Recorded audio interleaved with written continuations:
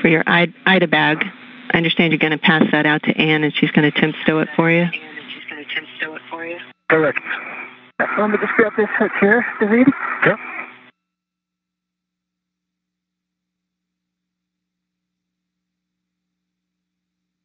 Okay, that bag is hooked to the port stanchion inside the circumferential handrail. You can release the from the airlock. Airlock set released and on the gearing extender. All right, I'm going to pull this out so it's out of your way. And again, I'm on the forward side. The bag's kind of in the middle. Okay. And then whenever you're ready, there you go. 82 egressing.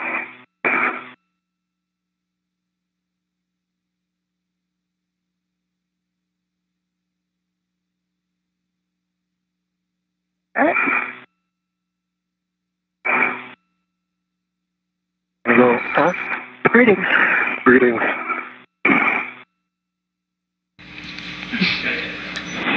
Five seconds from a 20-second handover.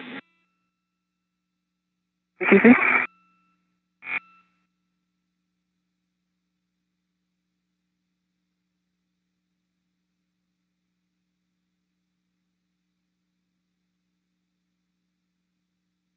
It's closed.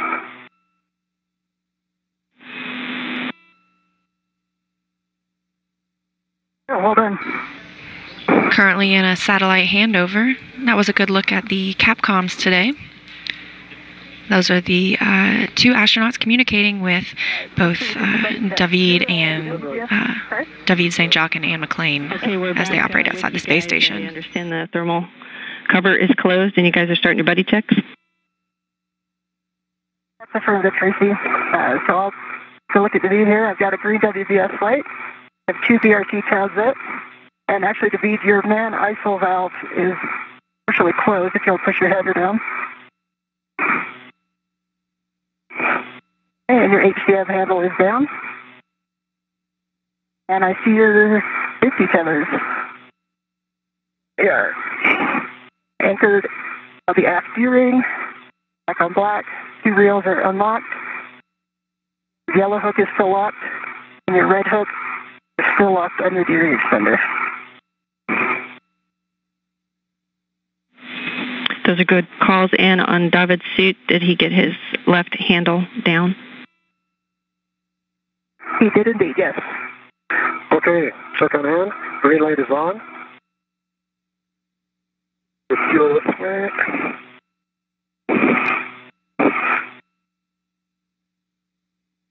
Three tabs are up. I'll just first the other handle. The side. Yep, both safer handles are down. Here's my tether. Tethers. See my anchor is black on black. Black and black. Yellow hook is black and black. Green hook is not locked. Red hook is locked. Black and black. Okay, and I see your waist tether. two reels unlocked. And no tangles. Copy all. I believe we're in a good config. And we agree. All right, give me a baseline glove and HAP check, starting with Ann. Okay.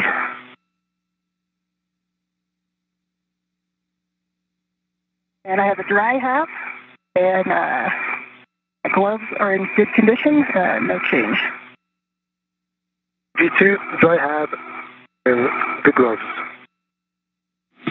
Change. All right, copy all. I think we're ready, guys. With that, and you have a go to start heading up the Cetus spur to the forward face, heading out port. And David, we can do your translation adaptation. Let me know if you want me to walk you through any of the steps. Yeah, I will start the translation. Yeah, go ahead, Tracy. I'll take the steps. Okay, David, you'll start off with some small translations. Go to the left, to the right, start, stop, and just try to control your motion. You want a firm and trusting hand grip, but you don't have to make it too tight.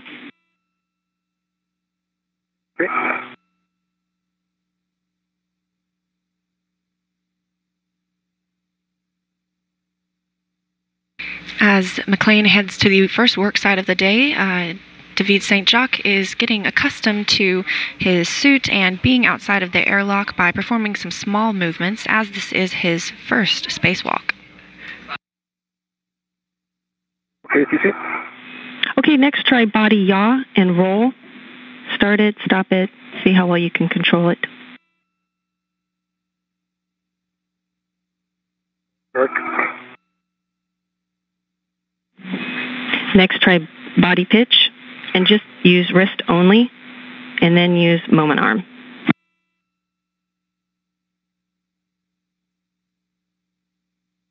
And EV1 is on face 1. I see you there, Ann. All right, you're going to head to the starboard seated cart, and then you're going to go south and set up your green hook. Copy.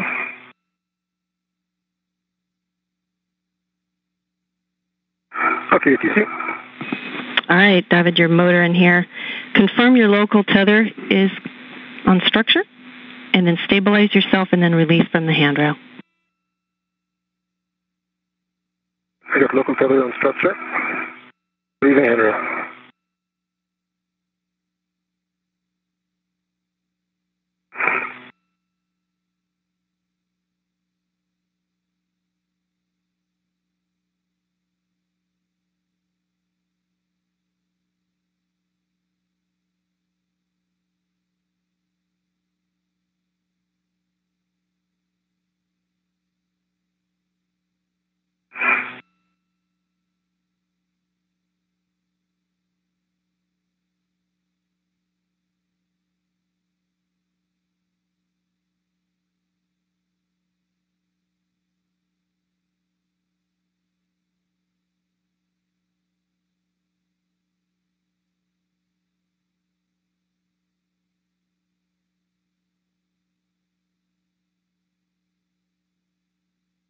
Okay, TC.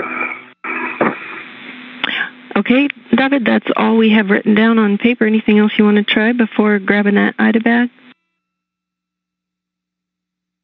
I think I'm ready to start my slow translation. Okay, I think we want you to get that IDA bag on your BRT if it isn't already. Not yet. I'm doing that now.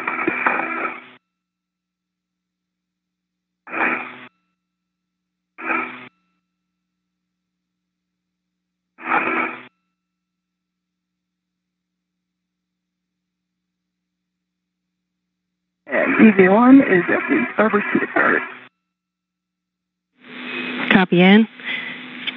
I think you know you're looking for handrail 3651. It's there on phase 6, right below the seated cart. Yeah.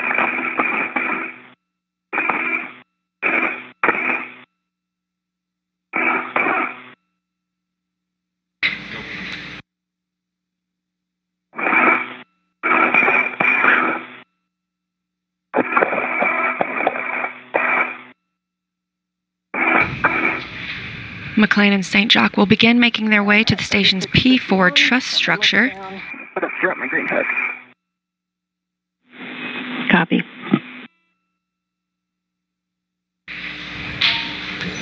Okay, TC, I have the idea bag on my BRT. Paddles out. It's rigid. Excellent, David. Now you can translate to lab on the port side to drop off the bag, so let me know when you're on phase 1 and at mile marker 7830. 7830. Yeah, and that's just above the port strut over the lab. Strut. Copy. Okay, I'm moving.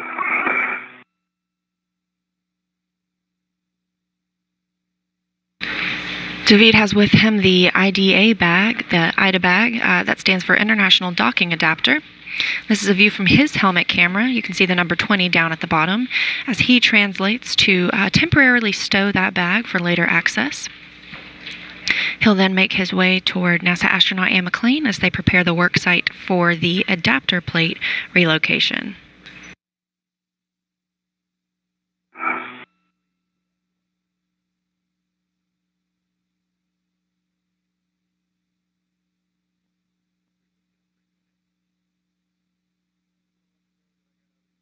Let's see the spur.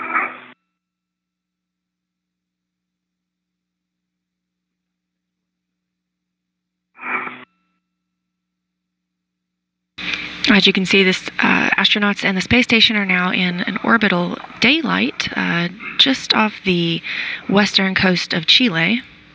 All right, Tracy, my green hook is on 3651. Copy that. All right, you can start your translation to P4. And as you get closer, I have some cautions to read to you once you get on the IEA. Before you cross the Sarge, you want to check your gauntlets are in place.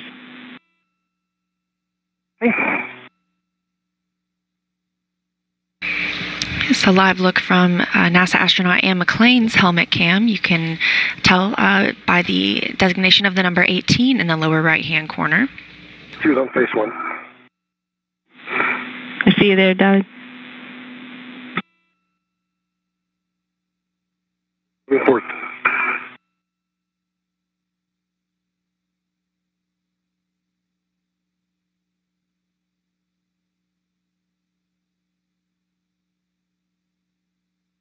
Moving under the MT. Copy.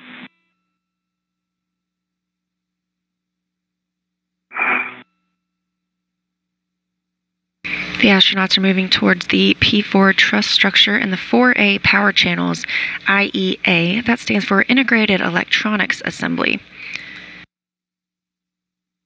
This task was not originally planned for this spacewalk, but following the failure of the battery charge discharge unit and the lithium-ion battery on the March 22nd spacewalk, this timeline was shifted a little bit to incorporate this new work.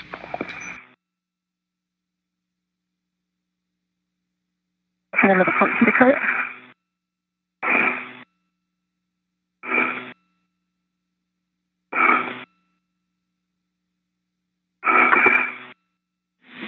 And David, you're looking for handrail 0259. I think there you'll find the gap spanner. You'll take port. Get on there. Coming down the gas spanner.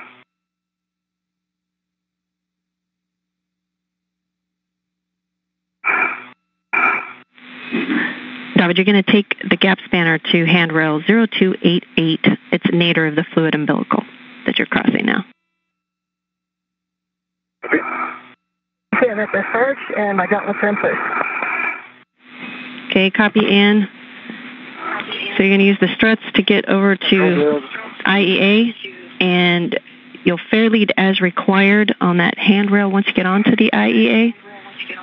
That's just outboard of those two whiffs. And I'll read this caution as you go onto the IEA. Do not translate on the inboardmost ORUs there until you've driven the H1 bolts. And do not translate on the AP stanchions. Copy. And Tracy, I'm at 0288, working on exploding the back. Excellent, David. And I'm at the VCDU. I'm going to get up here in a good position to drive the tool.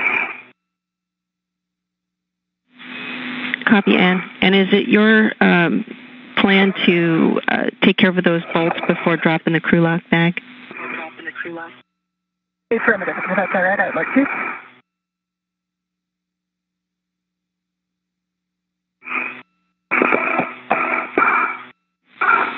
Okay, see you there at slot the BCDU. Let me know when you're in place and have your PGT ready. I'll give you settings. And David, let me know if you need any handrails called out. I think we put the handrail numbers on the straps, so far so good. I want the hinge zenith, right? You got it. There's also a note here that says you need the bag straps fully extended to reach those handrails. Copy. Ground IV Tracy Caldwell Dyson speaking with Anne McClain to work to configure the PGT, or the pistol grip tool, which is sort of like a driver to help secure and detach different bolts aboard the space station. Stand by. Any stanchion, David? Copy.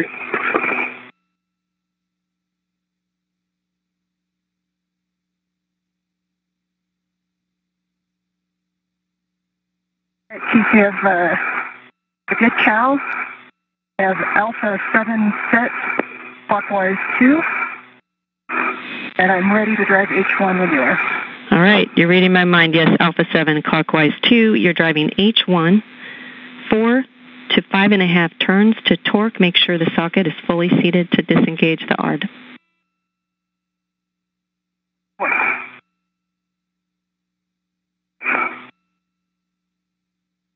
To prepare this work site today, robotics controllers on the ground removed and replaced the BCDU, that battery charge discharge unit that failed, and replaced it with a new one. And that is what Ann McClain is working on right now by tightening that into place.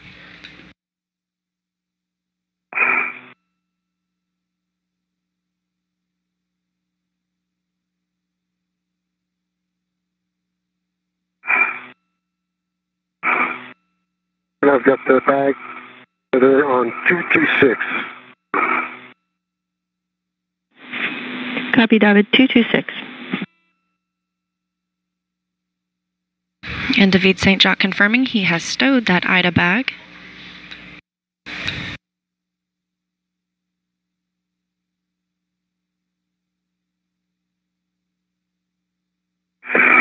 ATC, how am I doing for mid rates? Checking.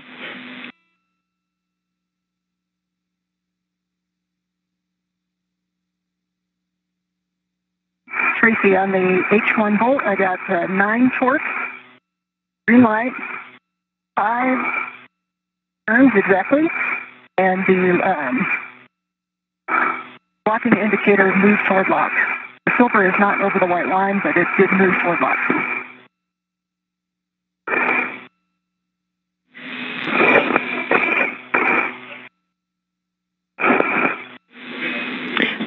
Copy, Ann. Those are good numbers.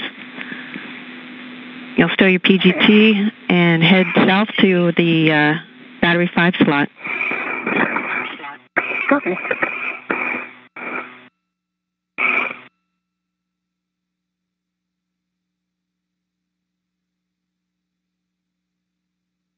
McClain is now moving to the nickel-hydrogen battery slot.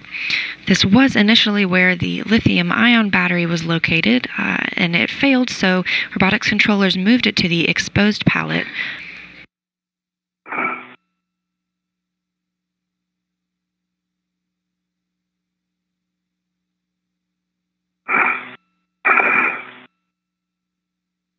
That failed lithium-ion battery won't be repaired or returned to the ground for further investigation, but the battery charge discharge unit will, hopefully on a future spaceflight, perhaps SpaceX 17. 07. Copy 0207. And I don't know yet about your met rates, but that bag's looking pretty good. Go ahead and do the 4th strap. I'm right there. Copy, David. Your met rates are looking real good. Okay, I got the 4th strap down on 0206. Copy, 0206. I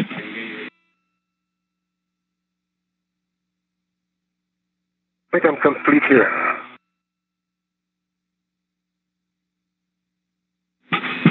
Okay, David, we're ready for you to head up to the forward face and out port to join Ann. And I'll have you stop to get your green hook anchored underneath the CETA cart. Okay. And Tracy, I have the PGT set up on Alpha 7, clockwise 2 on the H1 volt of the slot 5 battery. And you're reading my mind. Good config. You're going to drive 4 to 5.5 turns to torque. Work.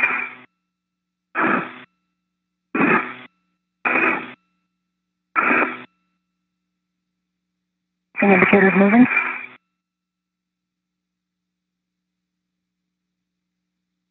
And Tracy, we got 5 turns, 9.2 torque, green light. Nicely done. All right, you can stow your PGT, and you're going to work on the bag next. Or did you want to work on the bag or get the adjustable off the handrail for the cable?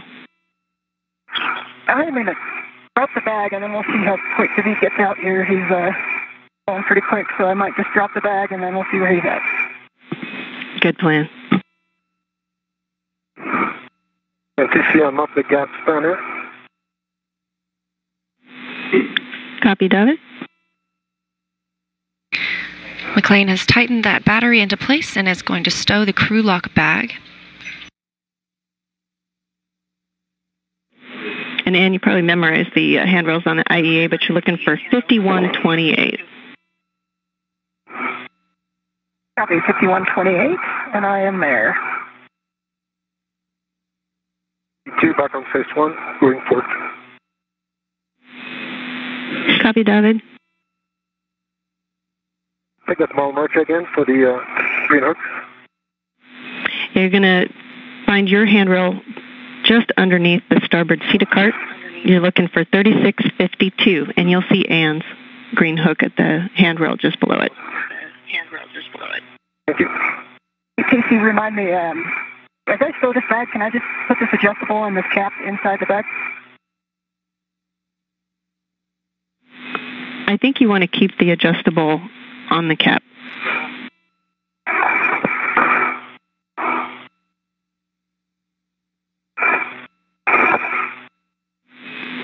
And you can relocate that tether, that adjustable tether, to the handrail next to 5120. I think it's 5124, but we need to keep that adjustable on the cap.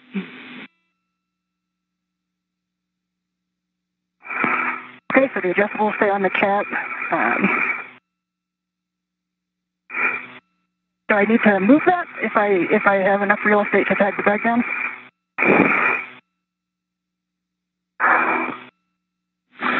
Yeah, you're good, and you don't have to move it. It's just if it was in your way with the bag. Yep.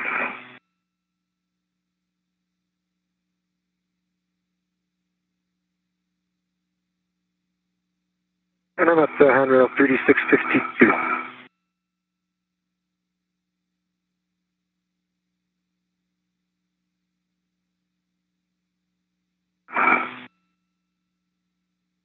Okay, the bag is on 5128, Tracy, with an adjustable.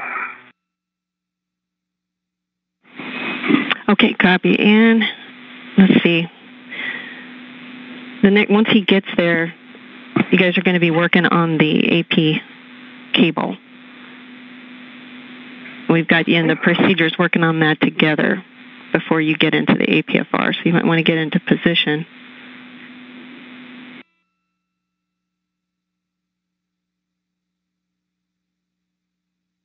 Okay, and so that AP cable is the one that's attached to this 5128. I believe we're going to be removing this cap and the cap on the AP. Is that correct? Yeah, and you can do both of those if you'd like. Okay.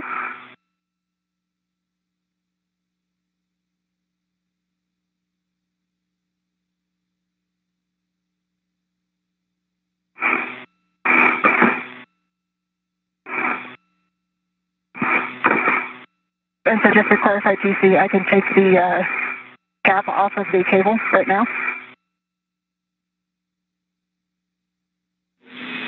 Yes, you can take the cap off of both the cable and the adapter plate.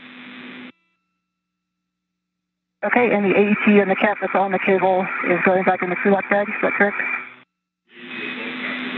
The AET with both of the caps will go back into the crew lock bag. Copy, okay. Actually, that'll save me, so I'm going to pick up this AET and the cap that's on the table. I'm going to put it on my mini workstation. And TC, 82, I have my green hook. It goes black on black on 3652. Both reels are unlocked. Good work, David. Copy. All right, translate port. Make sure your gauntlets are in place before you cross the Sarge. And once you're there, I can give you some vectors in terms of handrails, but you're going to go quite nadir on the Sarge before you cross the struts.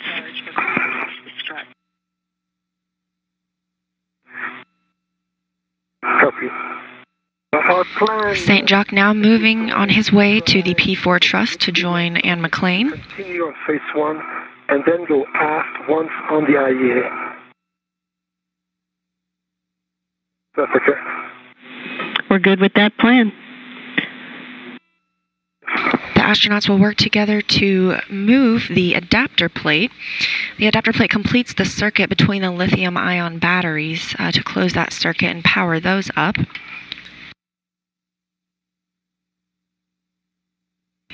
The adapter plate doesn't have a robotics interface, and so the crew has to move it and stack it on top of the adapter plate in slot 2.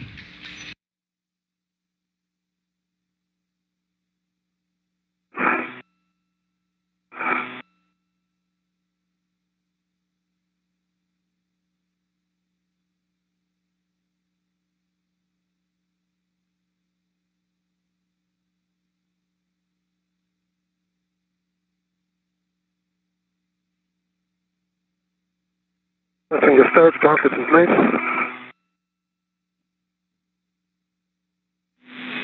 Copy.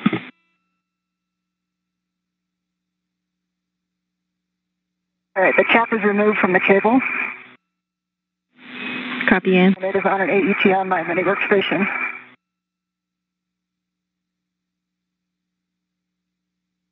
McClain is removing the adapter plate connector cable and will restow it into launch configuration since that adapter plate is no longer being used. And David, I'm going to read a caution to you, even though I don't think you're going to be close to the P4 radiator, but avoid kick loads and invert in contact with it. Copy. Reminder. And David, where are you at? Oh, you're right there. I'm just next to you now. Greetings. All right, so with the AT, if our tethers are going to stay clear, I'd like to translate back around where you just came from. Okay, I'm going to go your way. And watch your right foot.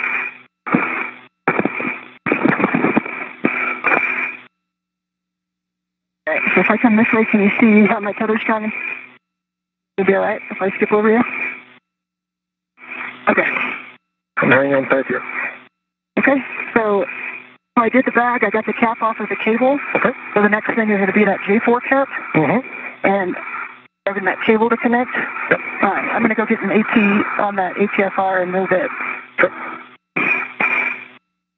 I'm going to put a trail lead here on handrail 5114. Just out of trouble. Okay. And I'm going to need your hand for a sec because this is not going in the right direction. See where my tether packs are? Yeah. You see where my tether packs are? Look better. Better. I think it's, I might just need to turn around. Yeah. They are, yeah, you need to do one turn the other way. But if you can also, yeah, if you point your legs at me, we'll probably swing out. Can you pull those? Yeah. Thank you. Right. You're right. Just want to get on it. See. Well, just one leg. Leg. There we go. Perfect. Thanks.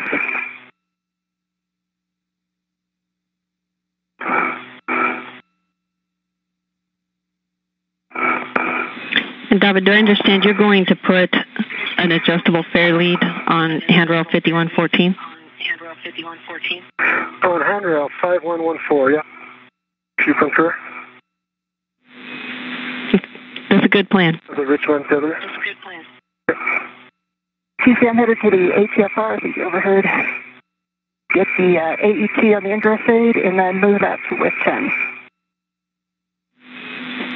Copy, Ann. And before you get into the APFR, or before you do any other work with the APFR, we do have some TA clamps and other work on the AP. But yeah, the V's are going to work on the app. And then we're going to, I believe we're catching the cable and then doing the 3 TA clamps.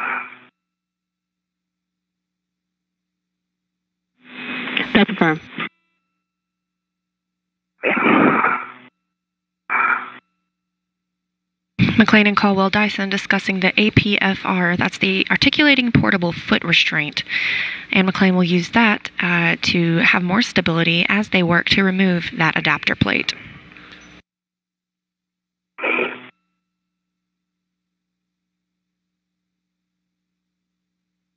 You see if that's all right. I'll work on the APFR while David works on that, and then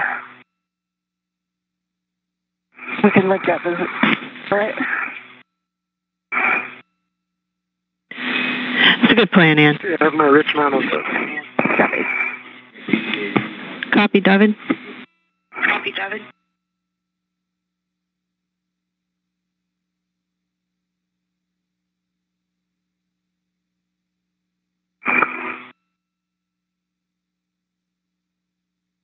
You're going to work on connecting the cable, right? We're connecting the cable on those 3 TA clamps.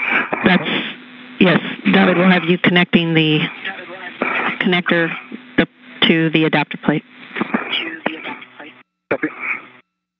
I have the cable. I see right there.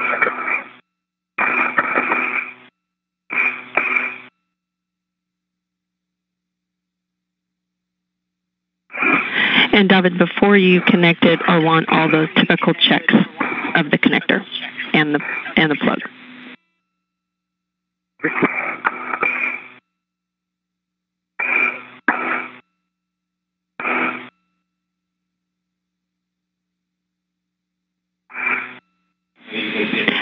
Yeah, and David, you'll see the connector cap on the AP, and you'll just read to that and put on your workstation until you can get back to the crew lock bag. Okay.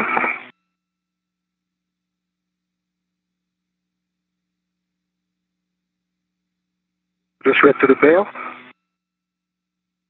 Okay. Okay. Now, did you already take the cap from the cable? I did. I have it on me. Okay, perfect.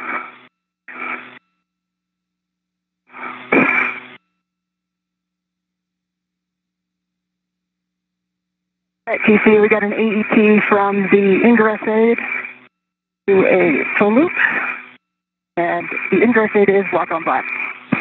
Excellent, thank you. And you're going to be relocating the APFR from WIF 14 to WIF 10, a clocking of 1. The clocking 1.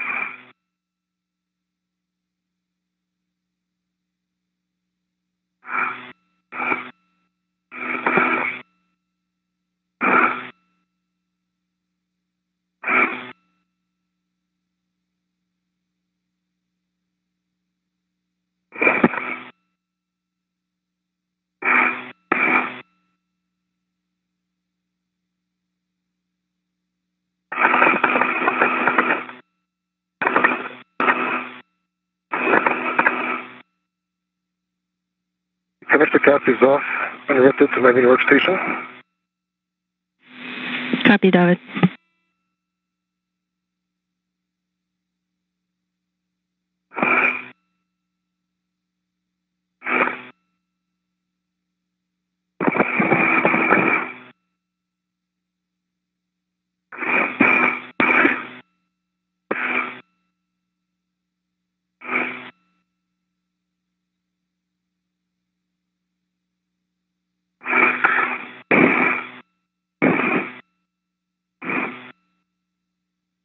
Forward.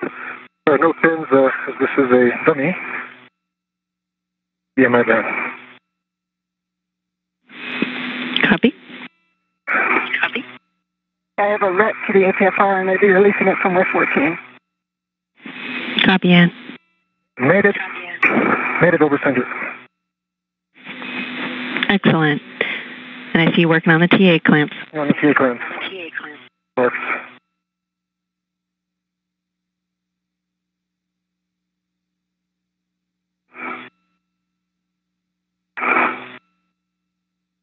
And the roll of Foxtrot is set on APFR. And I also see Romeo Romeo, Yard 12, and I believe you said clocking of 1, right? I did.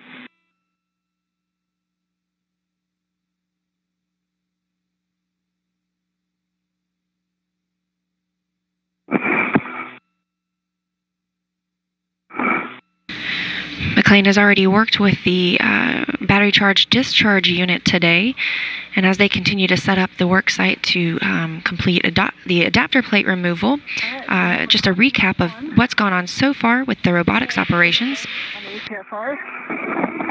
So far, 6 lithium-ion batteries have been installed to replace the 12 nickel hydrogen batteries. However, because one of the lithium-ion batteries was not charging along with the battery charge discharge unit, it was removed by robotics controllers last week. Both of you. And you've got to go to ingress the APFR. And David, when you're back in place to assist with the AP, you can give me a glove and half check.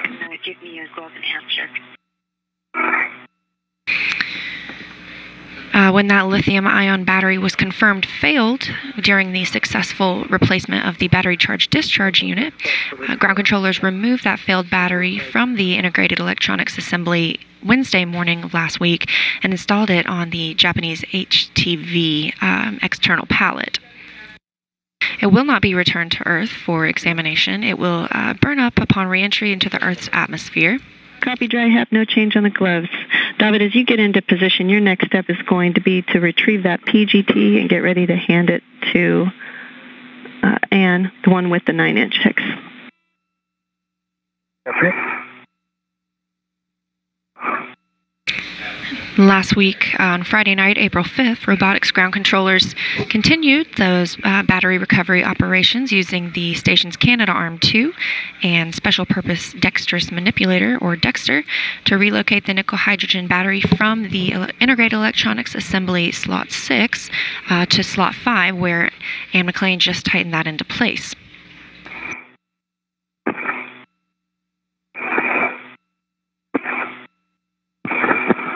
That brings us into our current configuration today, a mix of both nickel-hydrogen and lithium-ion batteries.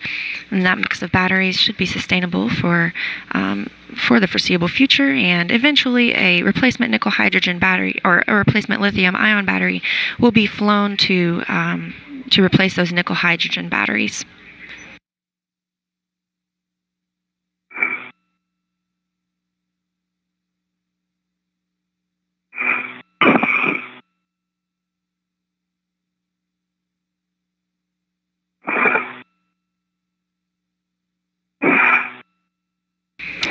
Anne McClain is now getting in place in that articulating portable foot restraint.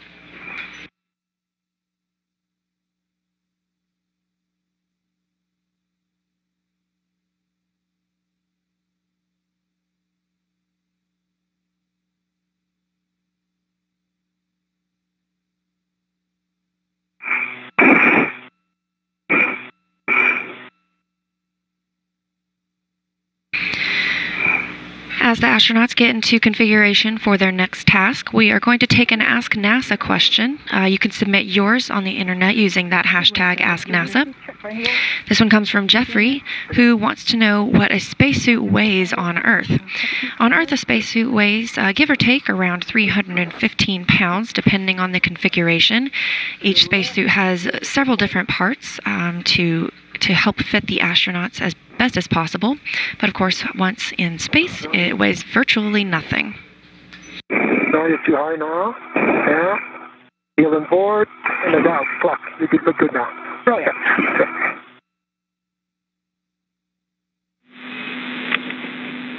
Nice work, you two.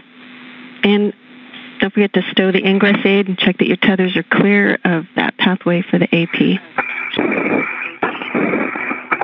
I see my tethers are clear. Ingress aid is back. I'll recheck that as we bring the AP out.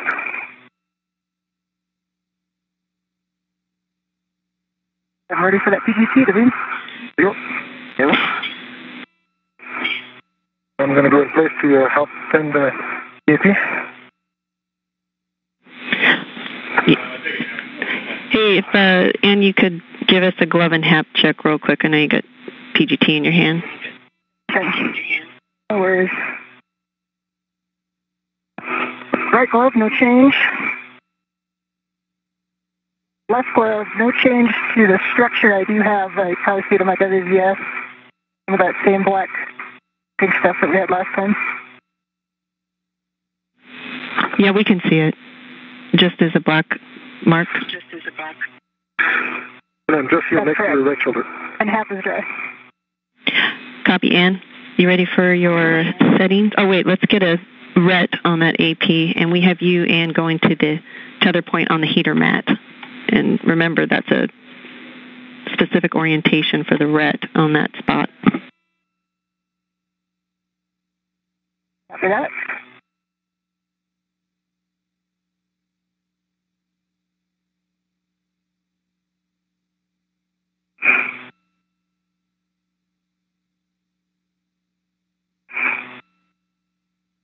Ann McClain will use the pistol grip tool to release 2 bolts and free the adapter plate. She'll then transfer that adapter plate to David Saint-Jacques, and he'll tether that to keep it close by. Hang on to that real quick. Yep. Thanks.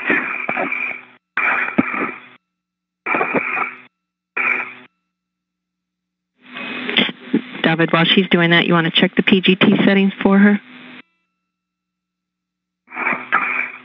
Okay. I already called it and got Bravo 2 in there. Oh, okay. Yeah, Bravo 2 counterclockwise too. Bravo 2, counter 2. All right, you see I am redded, and the red is locked out, so it's not imparting any force. Like you did this before. Yes. All right. Once you get that PGT, you're going to install into H1. Confirm 1 line flush and 8 turns. Copy. Copy. H1.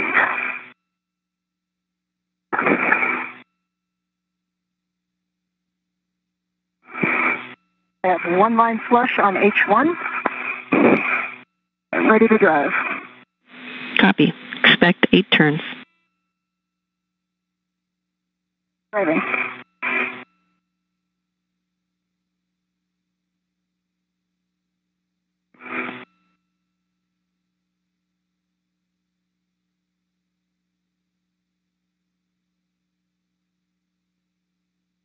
Okay, at about 6.5 turns, it started kind of jumping like it was fully released. Copy. See.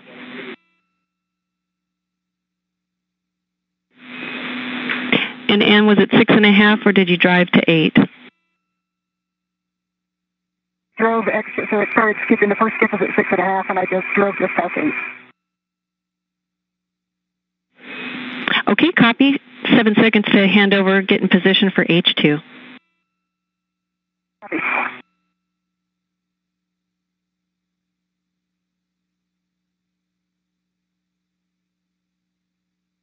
McClain and Tracy Caldwell Dyson confirming that the first of those bolts on the adapter plate has been released. Space station is now in a handover period between satellites, and McClain will take a moment to prepare for the second bolt to be released.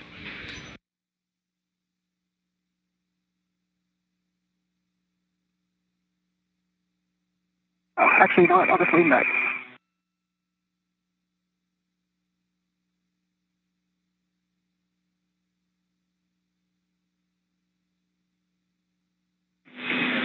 All right, guys, I got you back on voice only at the moment. How are we looking, Ann, on H2? We're looking for 1 line flush.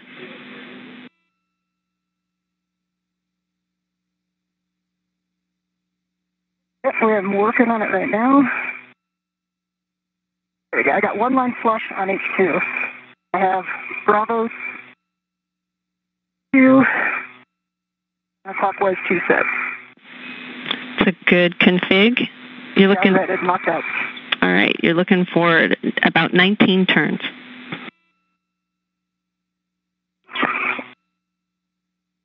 Mort.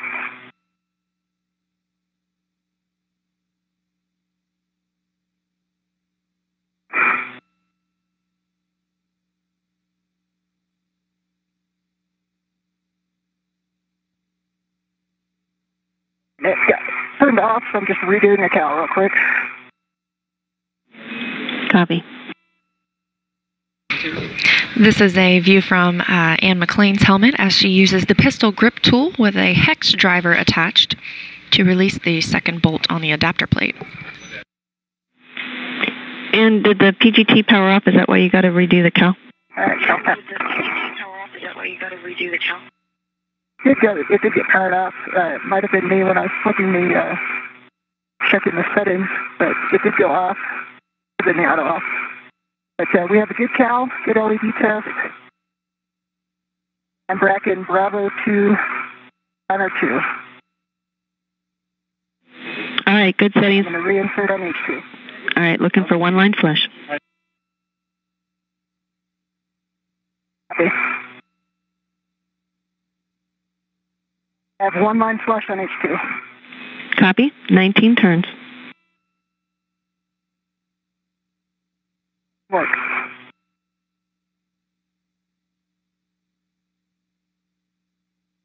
If you wouldn't mind putting a hand on it, I could already feel starting short building. 5 turns.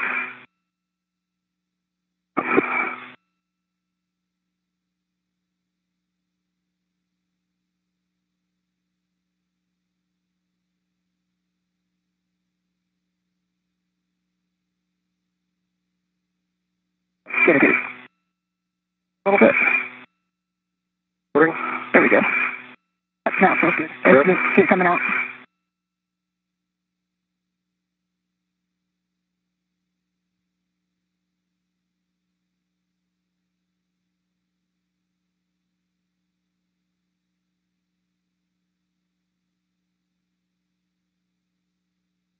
Okay, I got the skip right at 18.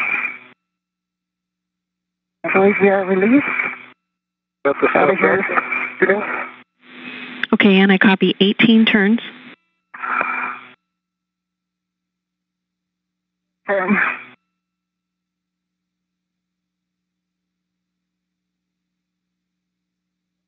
the AP is released. And David, why don't I hold it while you get in a good position? I'll go with a hand off. almost the other side. Sounds good.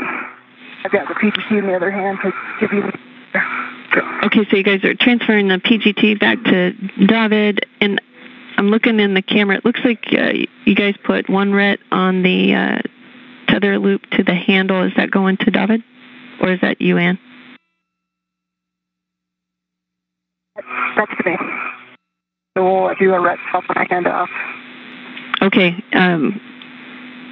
You guys are going to rotate the AP 180 from the position it's in there in slot 6, so just keep that in mind with the rets and being able to release those. Copy, will do.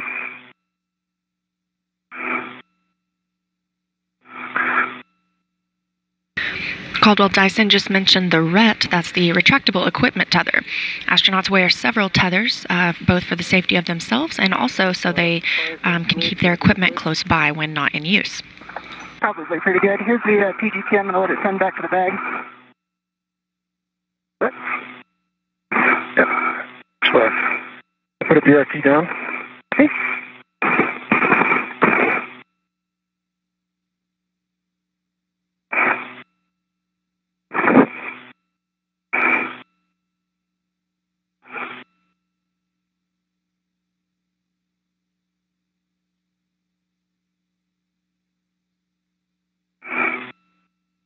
BRT to 5128.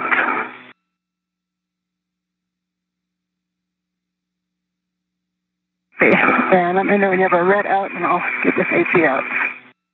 Yep.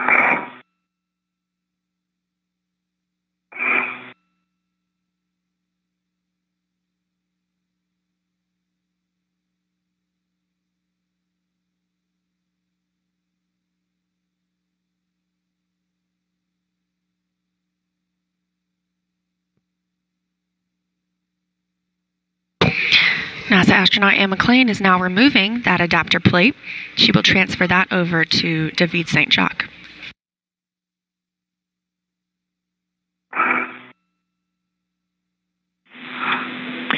And To the BRT. And we had you guys both reading to the AP, and it'll be your call if you both can fit a ret on that tether loop on the handrail.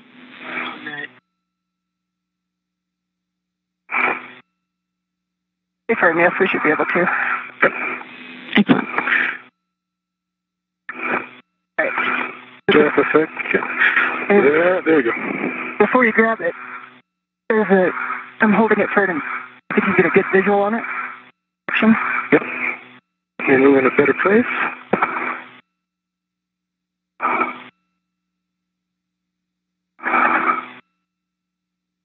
Good diag view.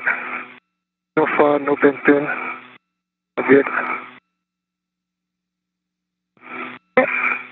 I'm going to turn it, the handrail facing me. Okay, guys, I copied the good checks on the AP interfaces.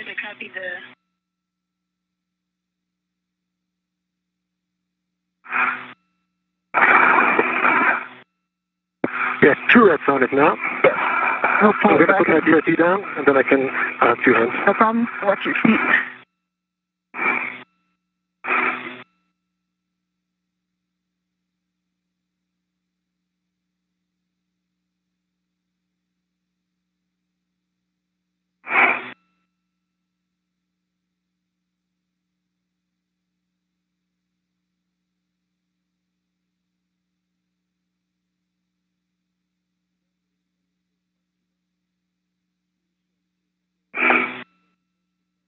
I'm ready. And off. Okay, coming your way.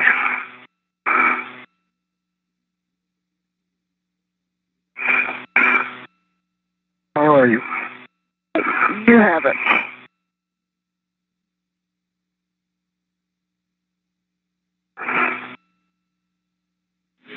And sorry to keep pestering you two, but is the red going to both of you or just to David now? Just about it. Copy.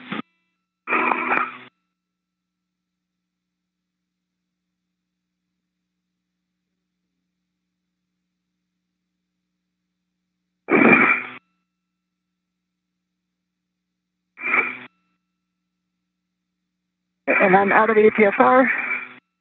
Move it to West 14, and I think I need to roll it to kilo. Is that correct? Yes, all the settings are the same, including the clocking, except kilo, the roll.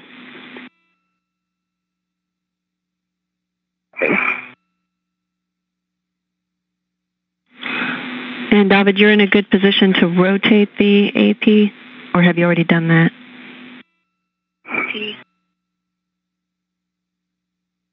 It needs to go dughouse inboard, and that's the way it is. Yes, electrical connectors will be pointed inboard.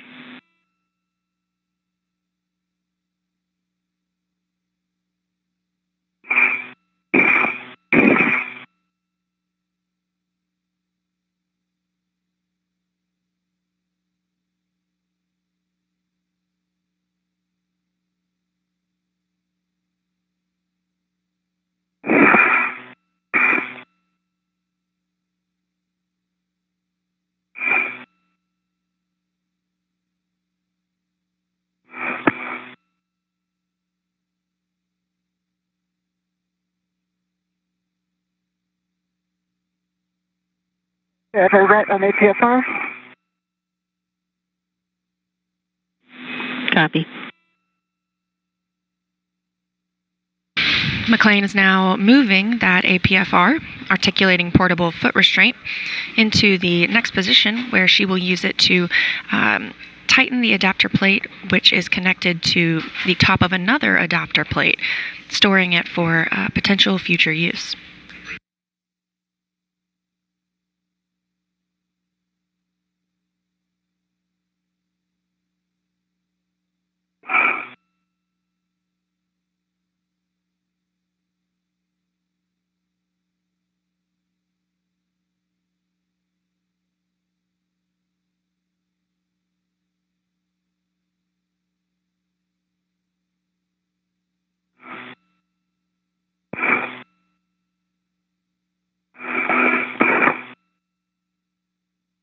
As the astronauts prepare to install the adapter plate in slot 2, we are going to take another Ask NASA question. You could submit yours using the hashtag AskNASA on Twitter. Augusta wants to know what the astronauts do if they have an itch. It's a good question. There's actually a small bar of foam on the inside of their helmet where they can scratch their nose or itch their nose or even lean in and use that to pop any pressure differences that's in their ears. It's called the Valsalva. Popping a kilo is set. Correction roll, sorry. Yeah, okay, thanks. Popping of 1. Inward.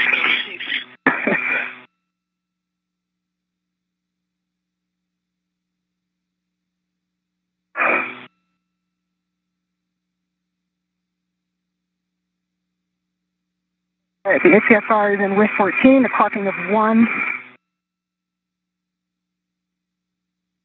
Black on black. Ballistic pulse test. Copy. And you said the roll was back in kilo, Romeo, kilo 12 it said. And then check your ingress aid is black on black. Copy, I will check that when I get to that side.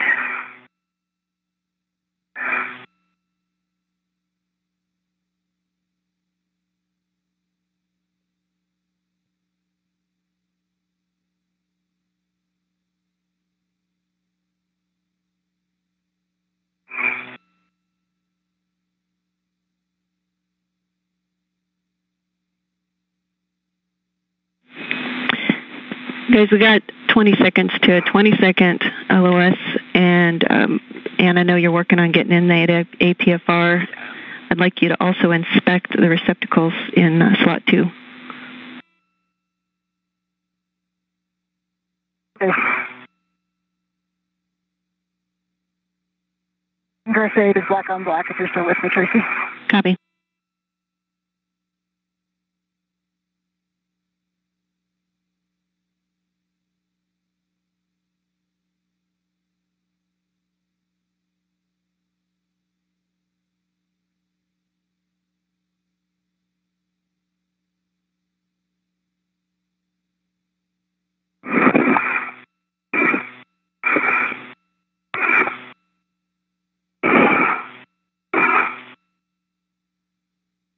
All right, how you doing, David?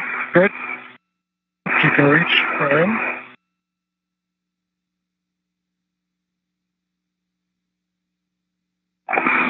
I'm back with you guys on voice only. With you, Tracy. I'm in the HFR. See the receptacles. Okay, EMI band looks intact. Okay, and make sure your ingress aid is stowed. Your tethers are clear. Okay, tethers are clear, and I think you might have been in the handover what I called the it is black on black. I did get it. Thank you. All right, and you've inspected the receptacles there, slot 2. It looks like you've got it in place. Nice work.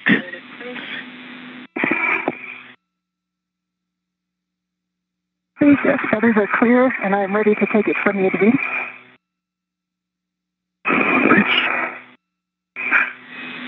Guys, you got 2 minutes to a night pass. Okay, thanks. If I caught on the cable on the trunnion. Yeah, move those cables away. Caught. There you go. Free. There we go. Yeah. Are we at the strobe? You're gonna. Yeah. Yeah. Let me get one of mine on there. I can move now. I don't need the beer too.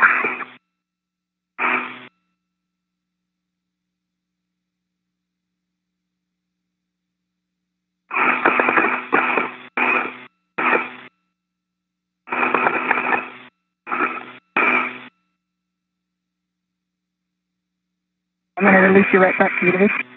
Okay. I'm going to get the TTT. Copy.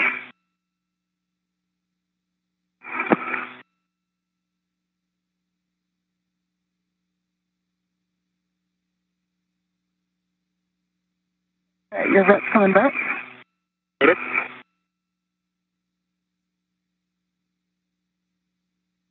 And you can, all the tethers are clear from what I can tell. Good. And let's get this cable. Cable will have to run on top of these connectors. This is these cables. Good.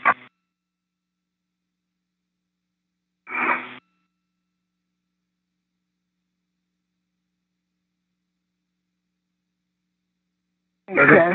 I got it here? I think like that, yeah? Yeah, can you see what it looks like down there?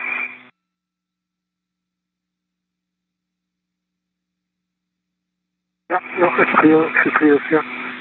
And So you can plug it toward your knee. Hey, Tracy? it's just a reminder to lock out your ret. Okay, thanks.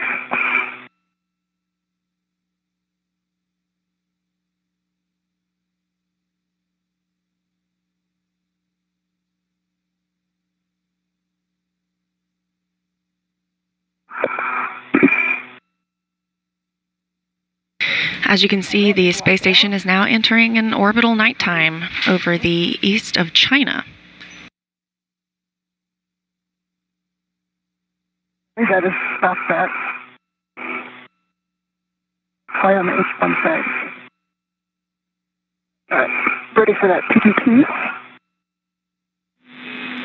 And you're going to start at the H2 bolt. Copy.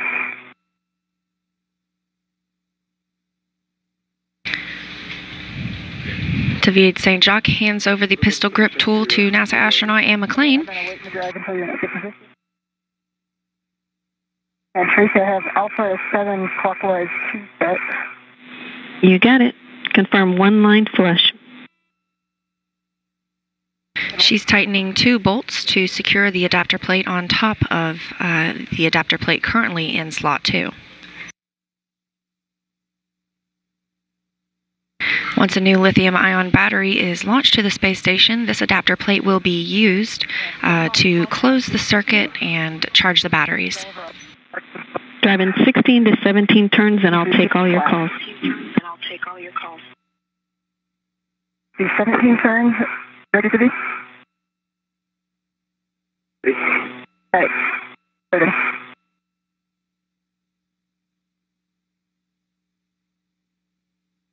Alright, we have a caller error. That was my fault. I just bumped it. Can we drive again? Ready?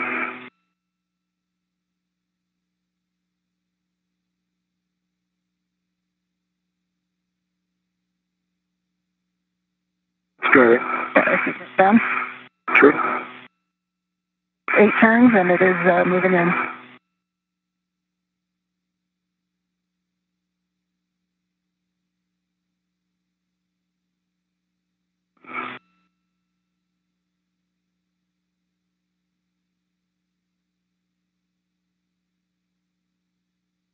All right, Tracy, we got a green light, 9.4 torque after 16.4 turn.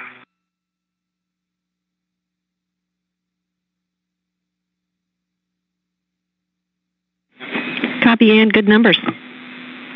Ready for H1? Copy. Ready for H1? On H1. Need that down if you don't mind. And you know it's same settings, Alpha 7 clockwise 2. Alpha 7 clockwise 2. I have Alpha 7 clockwise 2. Lines visible, 1 line flush on H1. Nice call. Drive 4.5 to 6 turns and report your numbers. Good work.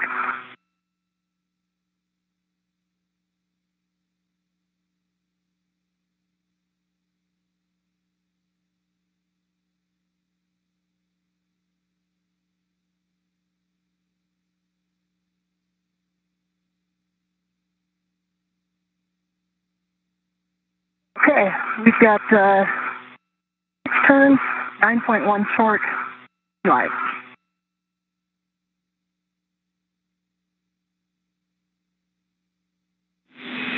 And repeat the turns. I think you said 6.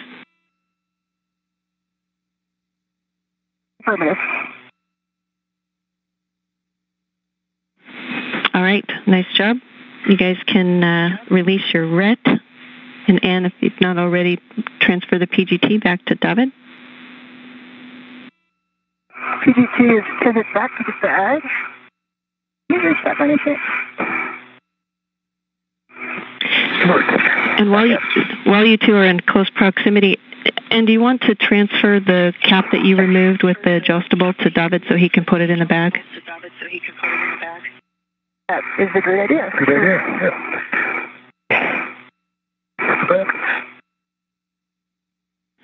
And just for the full adjustable, so I can just clip it onto your head. Yeah, confirm for me that you have also the adjustable that was connected to that cap and then the handrail, right? That's correct, yeah. And I'm transferring both the cap and the adjustable is now on David. Both on my main station. Excellent. Okay, in big picture, I think you both know, but Anne, you're going to be working on APFR, and David, you're going to be doing a socket swap on the PGT and doing a cleanup and inventory of the bag.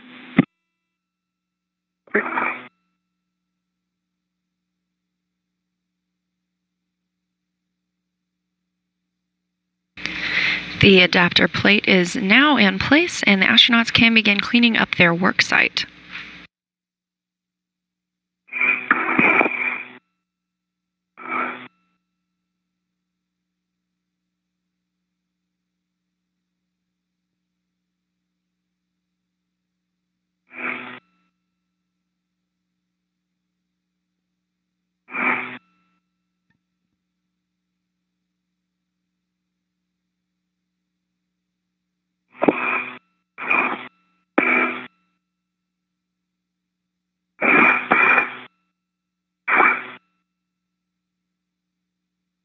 Before moving on to the next work site, the astronauts will perform inventory of the tools that they're using today.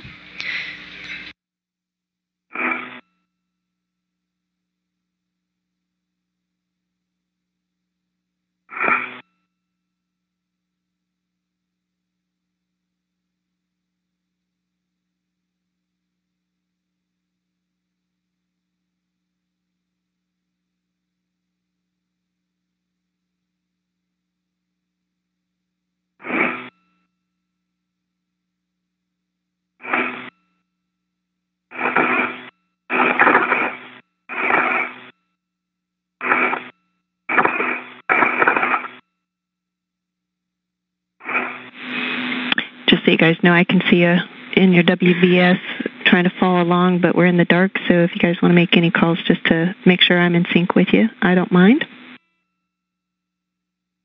Okay, I'm just working on getting the data for it.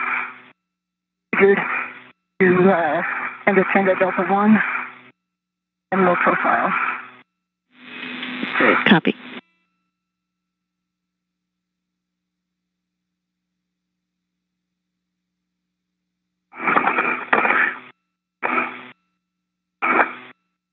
And then a BRT for stabilization.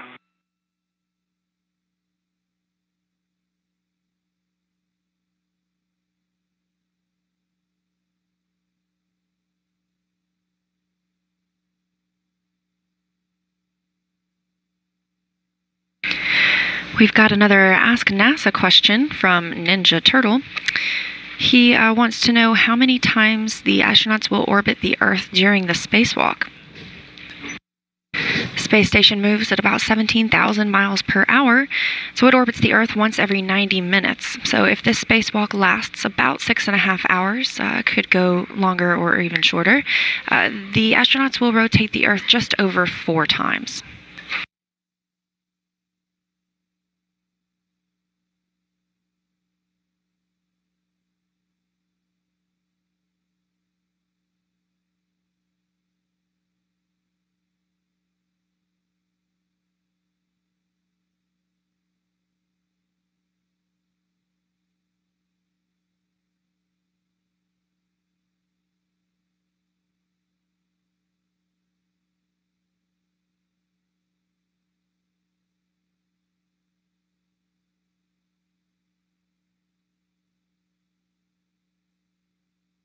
EV2 socket swap complete. Good, full test. Copy, David. You're going to put that PGT on your swing arm using the external ret from the crew lock bag. Okay.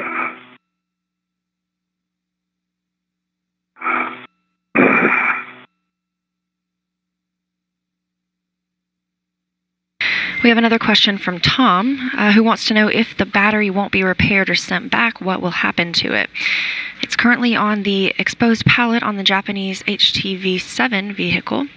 That vehicle does return to Earth and burns up in the Earth's atmosphere. So it might look like a shooting star, but we probably wouldn't get a view of that from Earth.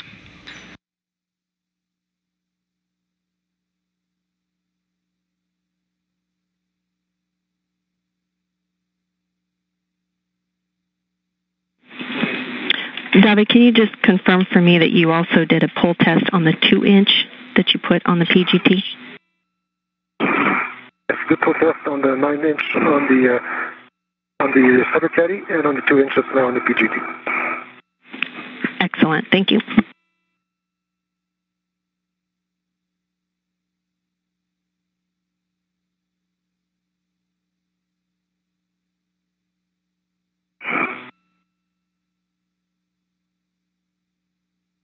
Yeah, I have Tango Delta 1 set on the APFR, and my BRT ret's on it. I'm going to pull it out and get it on BRT.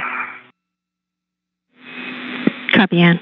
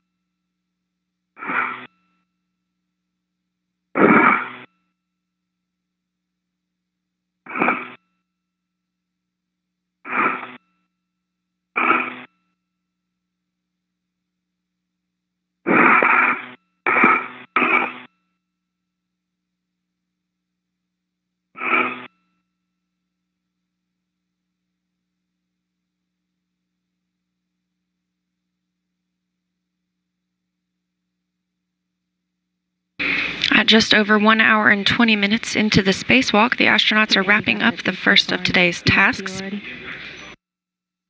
Affirmative. Okay, I'll be looking for a glove and hap check from you when you're ready.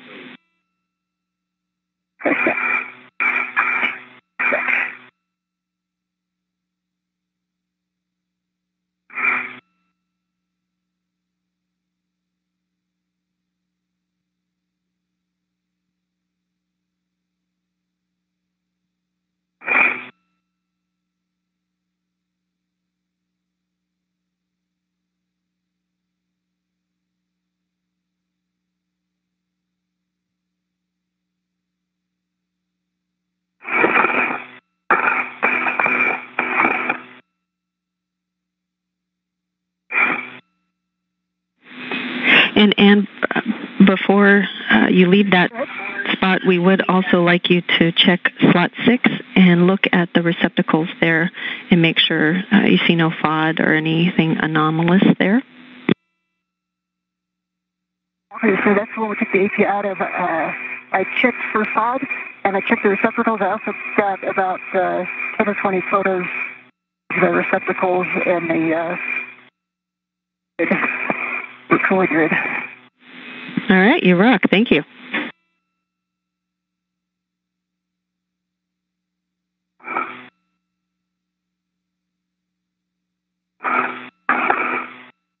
We go on, David. Yeah, I just I'm short on rest, so I have to do a bit of a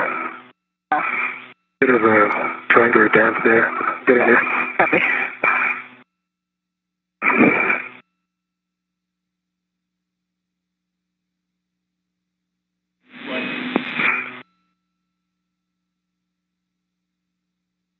We don't have enough as they wrap up this first task. So far, they've worked on the battery channels, just as the last two spacewalks have. And David, just so it's clear, the RET series that you had to the PGT that you had attached to the bag, we intended for you to break that apart, and one of the RETs would go to the PGT and be stowed on your swing arm, and the other RET would be to the cap that you guys removed from the... I agree, but I need one free RET to break that. So I've just generated that by using an adjustable, and I'll recuperate my adjustable later.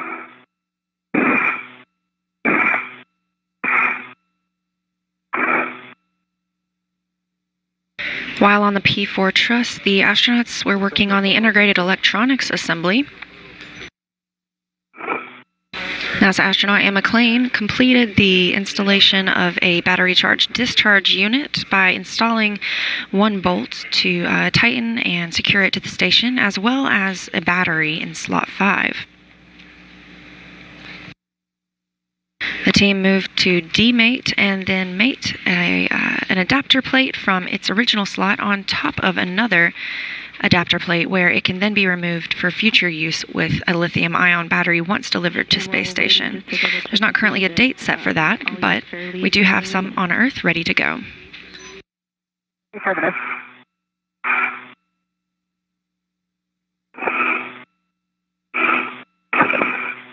fair lead is still attached. I'll get to you next.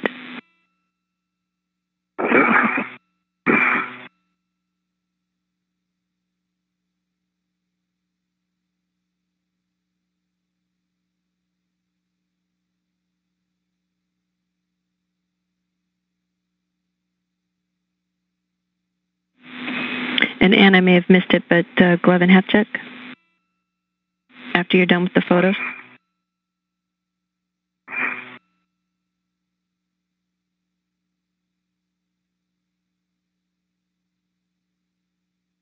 Only change on the back of the right glove, some of the white MLI is rubbed off, and there's a metallic substance showing right at the middle knuckle.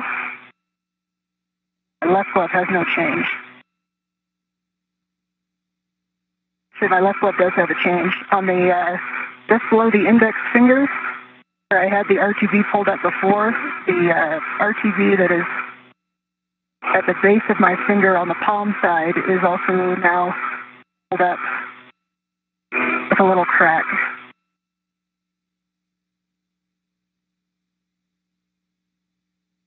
The Vectran appears unaffected. You see that in my WBS.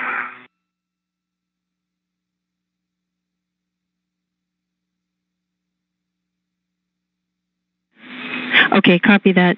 And we're talking about your right glove. Did you give me your hat? I have. Copy. I'll be ready for the inventory when you're available. I'm available. Right. Inside the crew note bag, I have a cup caddy with a 116 9-inch rigid hex driver, an adjustable with a plug cap, and a ret, a cable cap,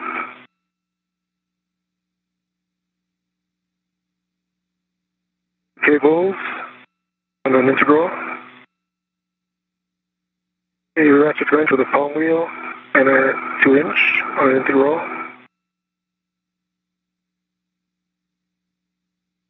and a pin puller on an integral. That's for the inside.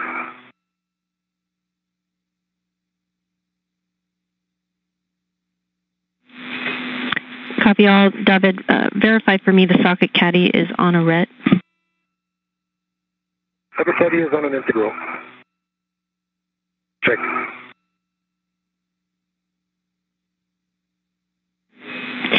On a ret, sorry. Okay, yeah. On a ret. On a ret, yeah. Got it.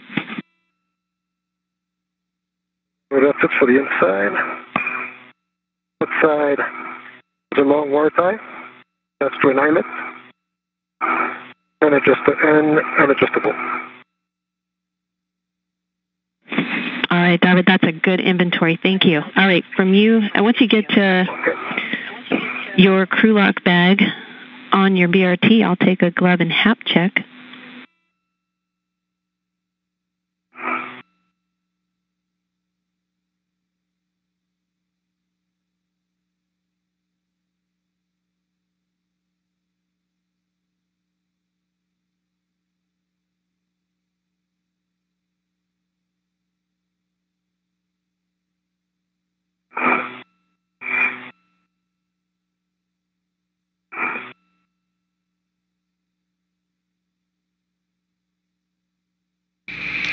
Saint-Jacques just took some inventory of the contents of the crew lock bag, and both astronauts have performed a glove and hap check. That's HAP, which stands for helmet absorption pad.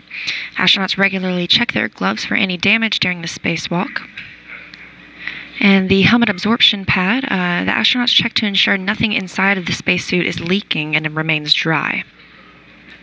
And Tracy, for your essay, I moved my cooling from 5 to 3.5. Thank you.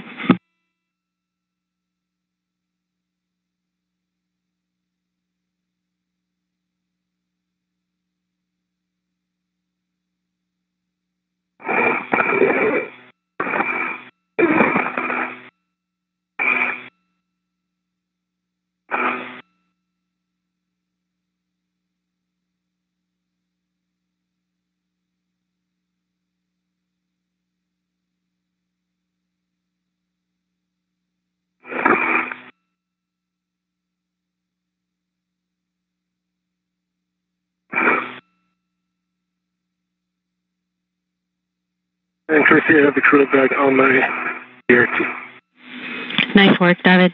Okay, when you're ready, I'll take a glove and hap check, and then I'd also like you to roll in your TCV and let me know what that setting is.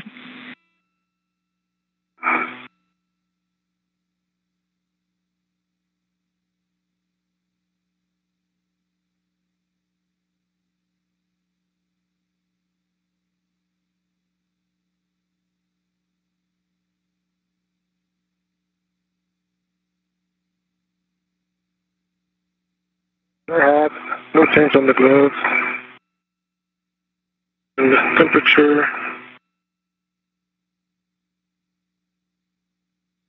At 5. Move it down to 4. Okay. David, I copy. Good glove and hap check. Your change in TCB setting. And for you, and back to your right glove, we would like for you to describe again what you're seeing on the back of your right glove.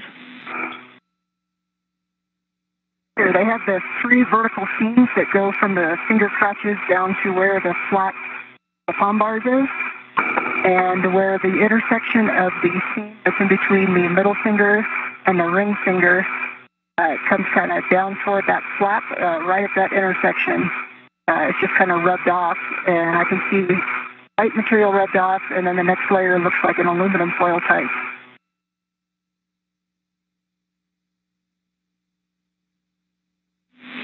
Okay, and we copy. That was no more than about 2 millimeters.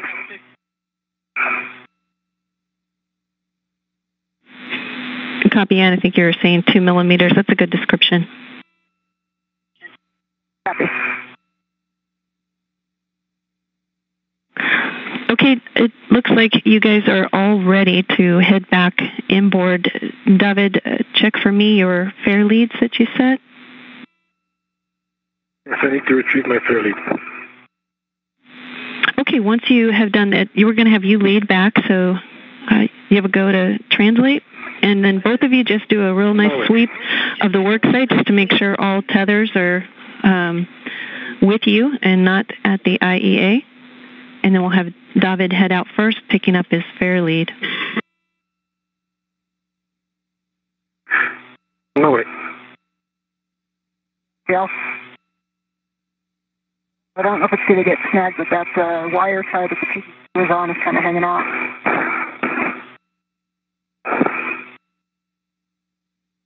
one? Prioritize from the TGT on the side of the coolant bag. Okay. And maybe I could put it inside the coolant bag.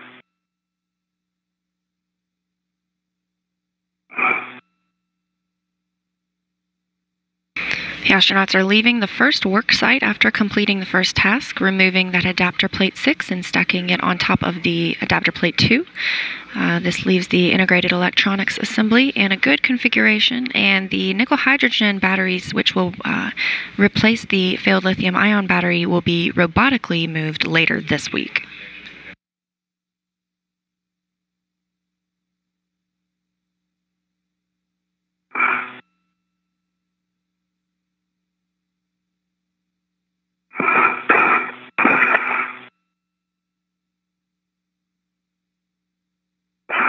The astronauts will next make their way to the outside of the U.S. lab to begin cable installation for some additional Ethernet connections outside of the space station.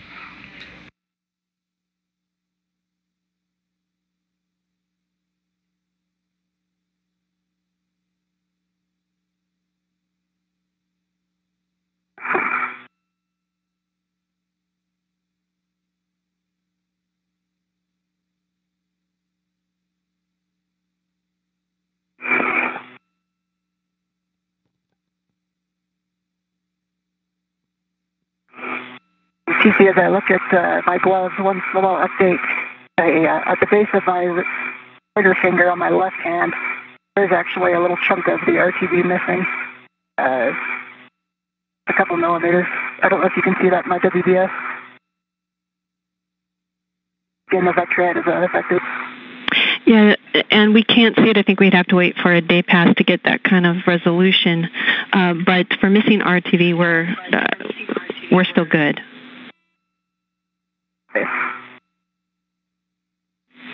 Yeah, as long as you don't have any damage to the underlying Vectran, you're just fine. And guys, I have a request for the area there around slot 6 where you guys just removed the AP. You guys know the solar array blanket box restraints, those structures that swivel back and forth. We'd like, yeah, if you could, can you stand those up a little bit so they're more vertical and kind of out of the envelope? Yep, so if you do return with your right hand. And you want them out of the slot 6 envelope? Or 5 envelope, rather?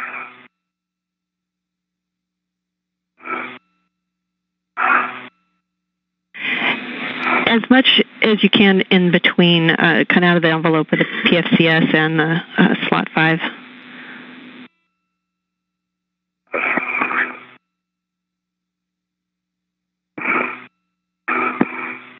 Man, I might need your assessment on my safety tether. I'm on my way. What you got? It's coming from my shoulder. Okay.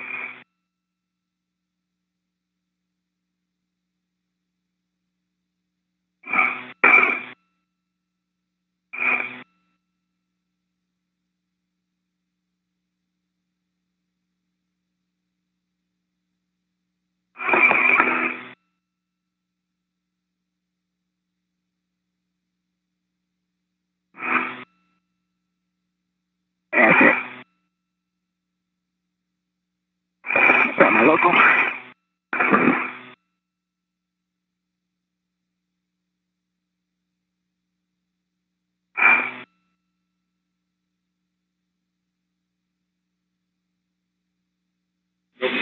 And David, I know you're working on your fair lead there. Just want to let you both know you're still looking really good on the timeline. Actually, fairly is retrieved. Kind of roll over to your left. Yep, it is. Voilà, thank you. So EV2 ready to depart the work site. Unless you have more tasks you want me to do. If you guys like how you left the place, then we are go for you to translate inboard with David leading. And you're going to head to the starboard seat cart. David, that'll be your first step once you make it back on the forward face, and you'll be picking up your green hook. Copy. All right, let me get out of your way, David. Tracy, I adjusted those fabs. They're up as vertical as I can get them. We appreciate it, Ann. Thank you. Thank you.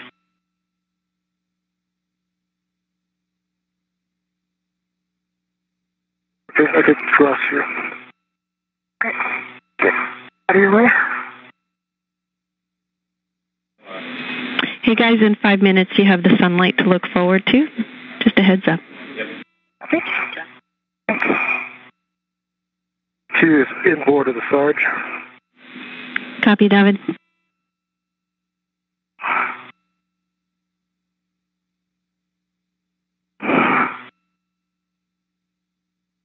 All right, my safety tethers are right there. You got it. I see it. Thank you. You are clear.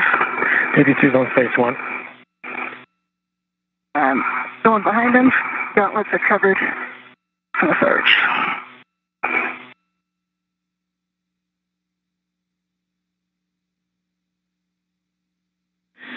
And Ann, I think you know your first stop is going to be at the port seat of cart, and we'll have you release the brake handle on the inboard side.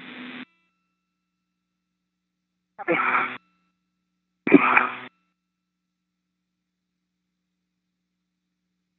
I'm inboard of the Sarge. Copy.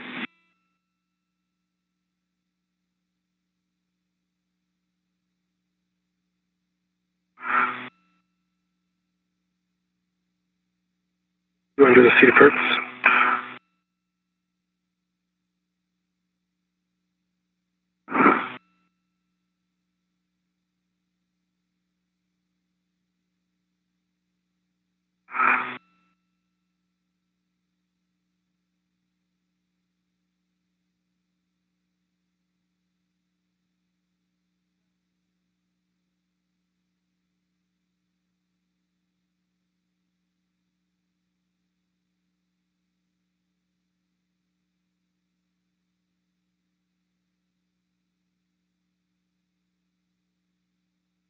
You at my green hook location. Leaving. Copy, David. And Ann, you'll be pressing that brake release twice to a hard stop on the port inboard seat cart. Okay, I give it an extra one. It's 3 to a hard stop on the inboard brake. Overachiever. Overachiever. Okay, Ann, and David's there picking up his green hook. Green hook. Okay, I'll kind of hold on the port side. Actually, I can drop the APFR. Yeah, and you know which whiff?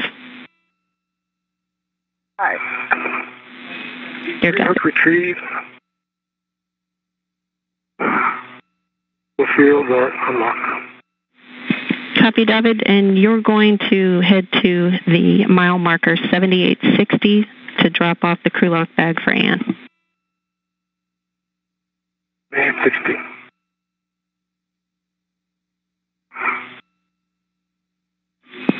Hey, Ann, how does the underneath of that MT look?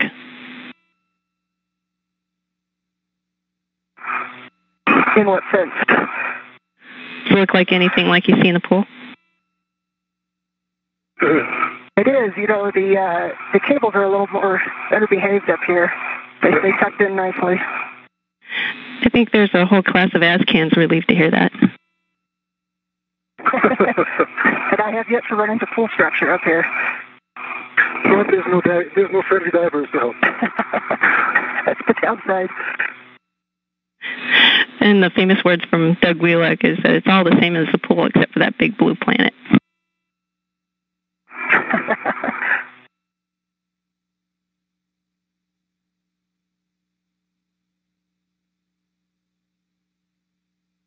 All right, I'm going to leave my green hook while I drop the APFR. Good plan, Ann. And you know this is any clocking. See the first? Beta clocking.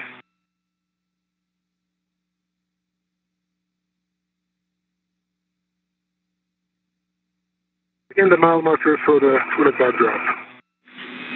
7860. It's just above that port strut. Port strut.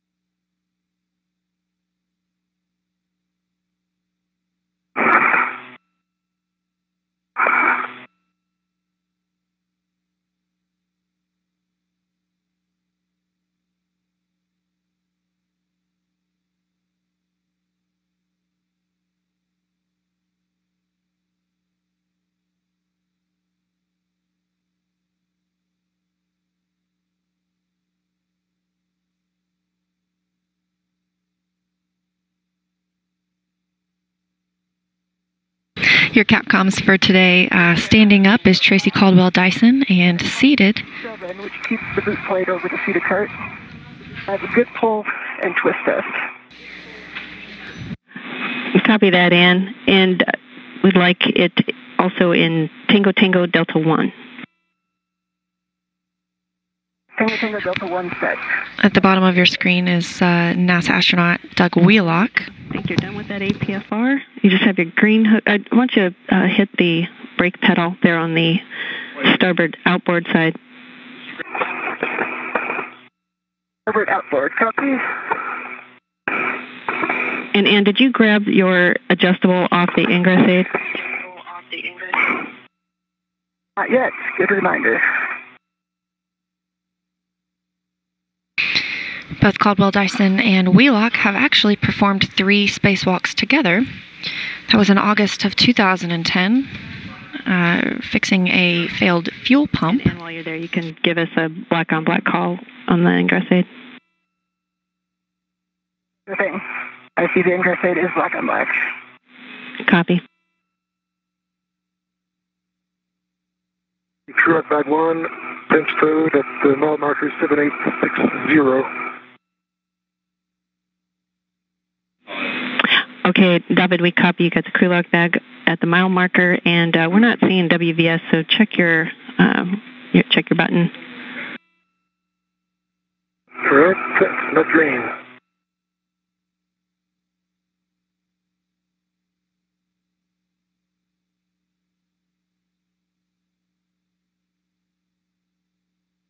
WVS will not come on.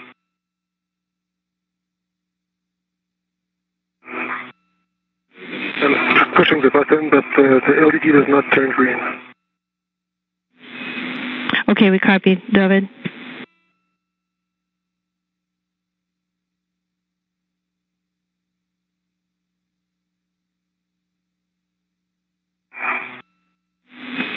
Hey, David, try it one more time and just make sure that your finger is right in the center of the button.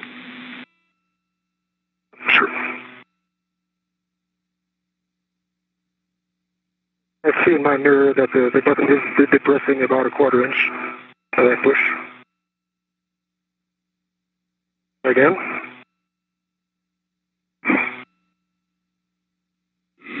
Yeah, try it one more time.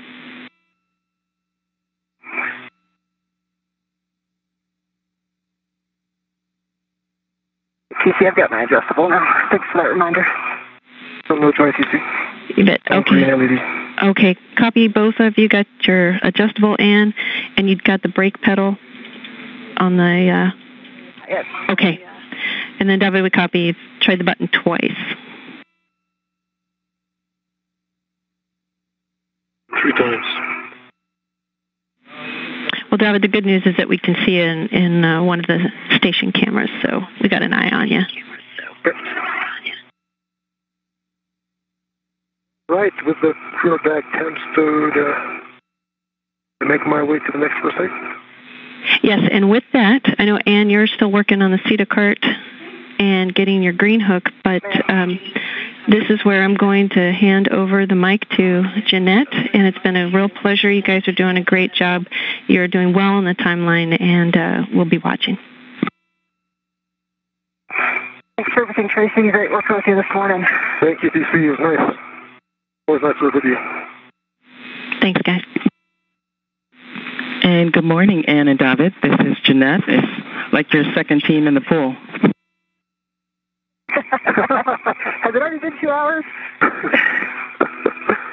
Exactly. So for you, David, you're going to go out to the lab MMOD shield, the Charlie 201 worksite, and you're going to get there by going later on the port lab struts and then forward. No, wait. And Jeanette, I released the CETA brake twice. Copy that, Ann. You've released the CETA brakes, and you're going to pick up your green. Work.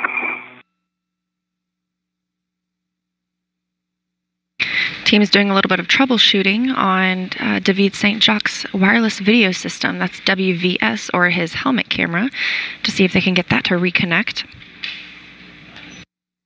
Meanwhile, McClain is working on the CETA cart, that's CETA, Crew and Equipment Translation Aid. Go to handrail 0259 and take that gap spanner across.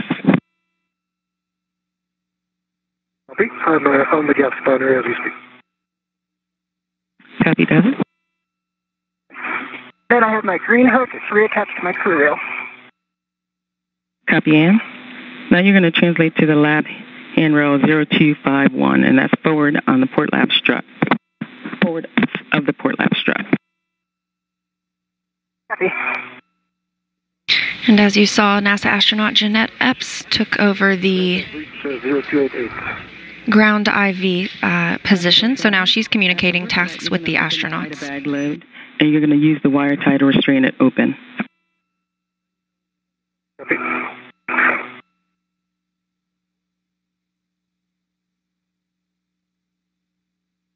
Okay, and before you translate out, can we ask you to hit the CETA brakes one more time? On my way back.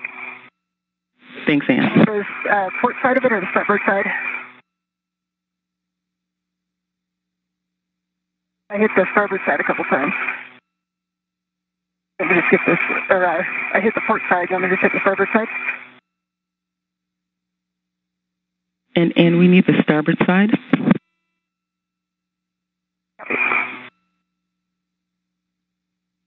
Complete. Copy, we saw that. Thanks, Ann.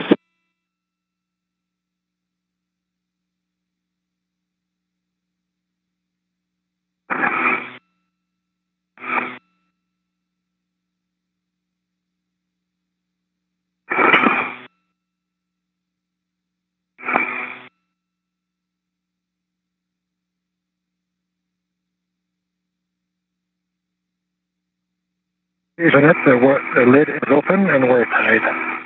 Copy that, David. And you can go ahead and grab the long T-handle tool with the adjustable and red and stow it on your mini workstation. Work.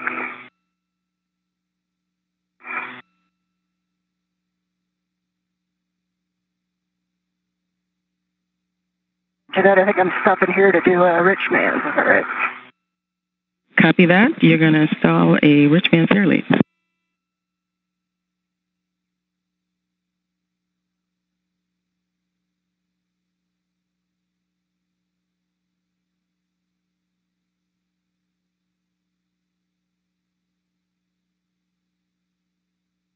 Jeanette, I have the long T-handle tool and the adjustable on my mirror station using the red that was in the bag.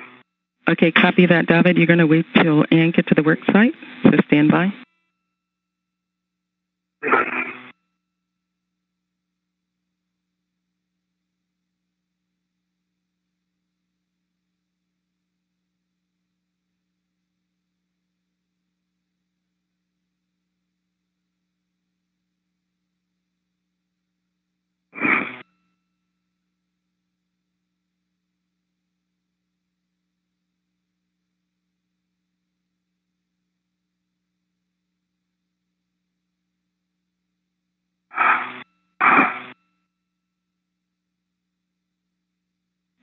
Hey, David, we're looking at some data on the ground, and we have a question for you.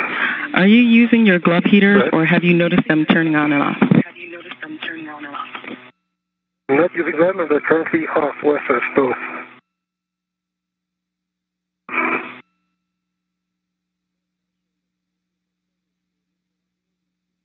Okay, copy that, David. We think that there may be a connection issue with the Reba battery. Okay.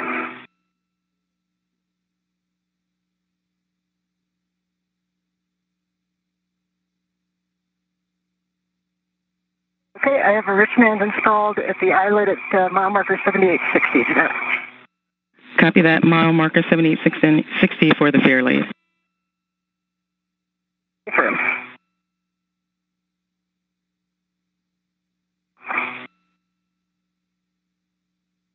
Okay, and as you know, you're heading out to the work site.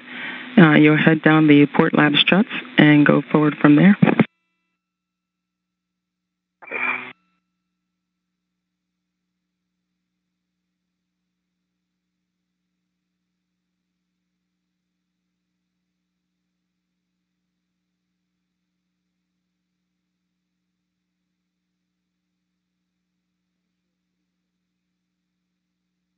All right, I'm at 251. Copy. I think I take this gap spanner to the left. That's affirmative.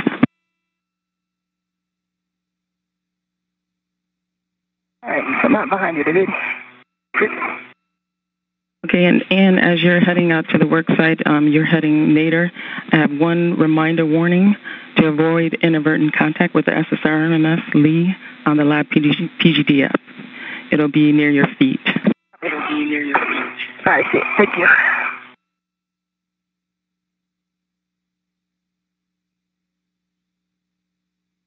All right, I'm at 286. No. I'll go further forward. Copy. And you want me to keep going around this gap spanner to 205, right? That's affirmative. You're going to drop your green hook in on the lab handrail 0205 or a better location if you have it. Okay. And David, one, go back if you have it. 204. Say again, Ann? Say again? I'm going to drop on 204. Copy, your green hook is on 0204. And David, for you, if you haven't already, you can drop your green hook on lab handrail 0268 if you need. 268. On the end cone. We'll do that.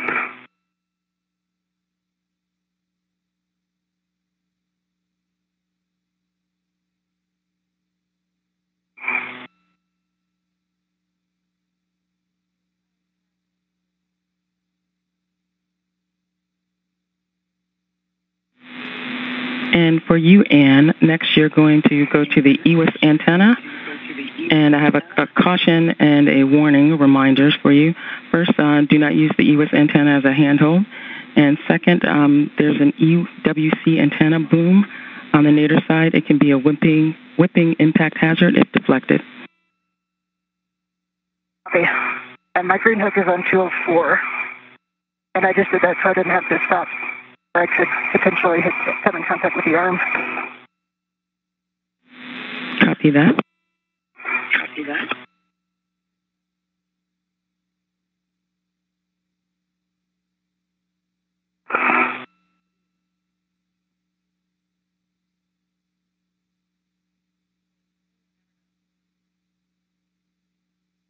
And I see that you're near the EWIS antenna, and what you're going to do there is you're going to demate the P1 from the EWIS antenna 11J1. I am still making my way for 204.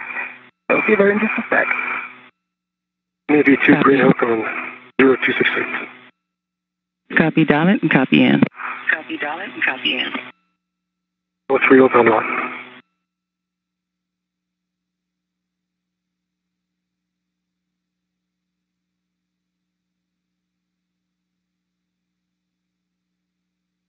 All right, now I'm right next to you. Anna?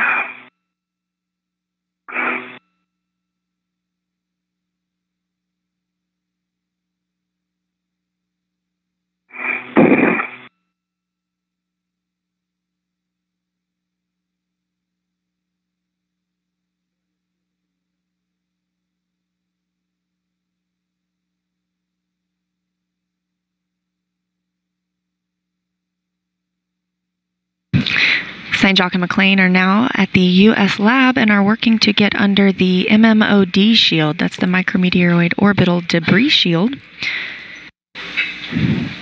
They'll be demating and mating some cables to provide additional Ethernet to the International Space Station. This antenna that's on handrail 298. I see the J1 connector. Am I good to disconnect that? That's affirmative. You're go to disconnect the P1 from the J1. J1.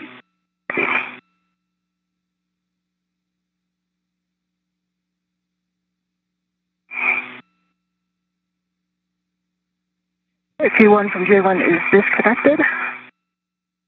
Copy. Could you give me the codes for the FOD, pins, and EMI band? Just looking at it right now. I see no FOD, get pin, and my band is intact. Okay, copy. Good calls. And if you can temp stow the cable away from the MMOD shield.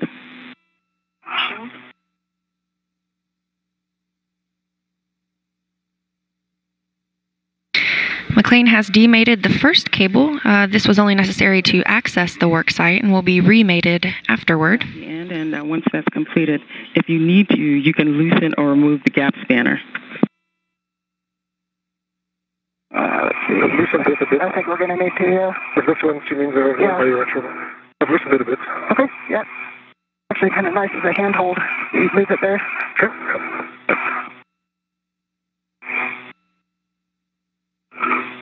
Okay, Jeanette, we are ready for the next step, which I think is all tethers. Okay, copy that. And before you do that, can you check your WVS? We've lost your signal as well as David's now.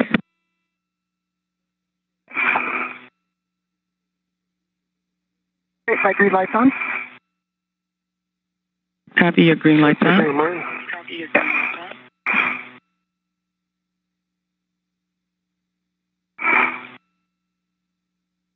And the green light's definitely not coming on.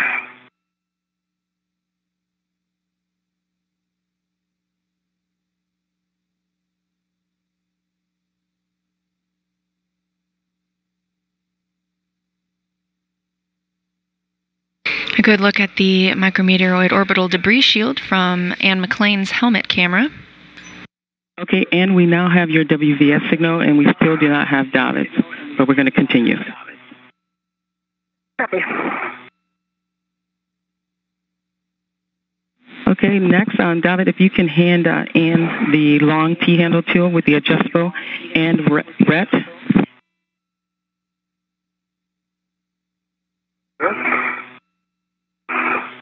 And you're going to install that T-handle tool on the center hex socket of the MMOD shield. Copy. Z can pop it in.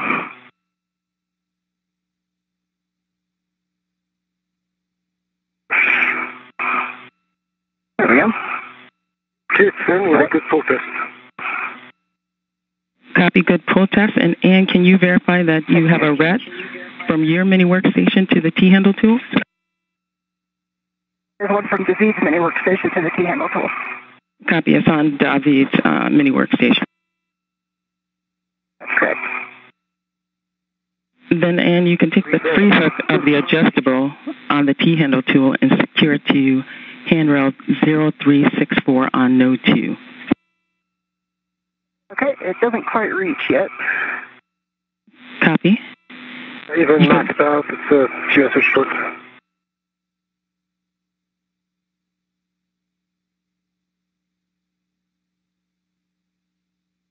Copy and stand by. Copy. Maybe if we clock it differently? Help? I don't Not think so. really, We're about pretty short. The astronauts use that T-handle tool just installed into the micrometeoroid orbital debris shield to help remove the shield and also tether it. It can kind of be thought of like a hold point. Okay, and we see that the adjustable doesn't reach to node 2, so what you can do is leave the long T-handle tool connected to David, the RET connected to David, and then once you get the shield partially open, you should likely be able to reach to that handrail. Understand.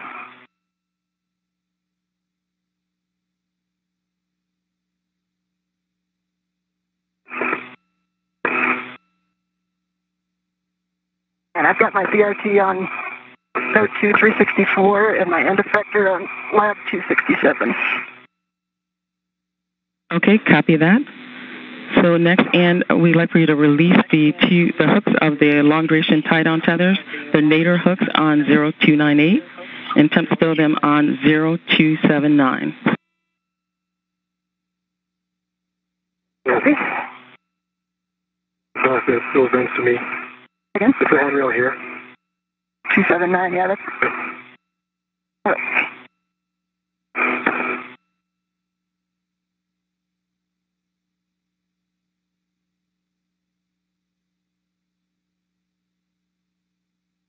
And Janet, you said the handrail is 298 or 297 or 279?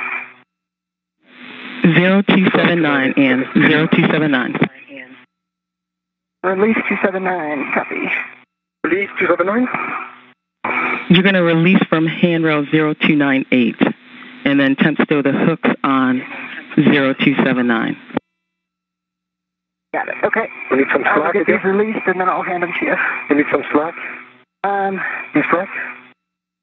Yeah, we're going to need slack. Okay. We'll work on that. I'll get the other one.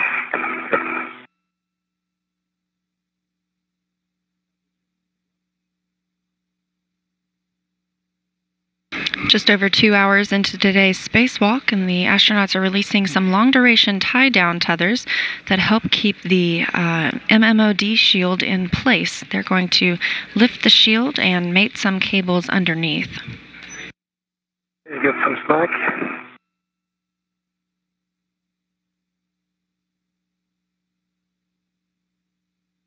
Got enough slack? Yes.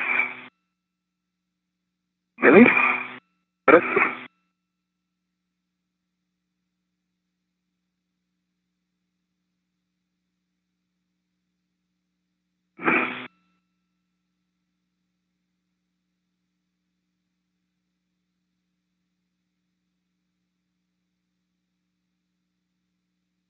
All right, and the other one's released now too.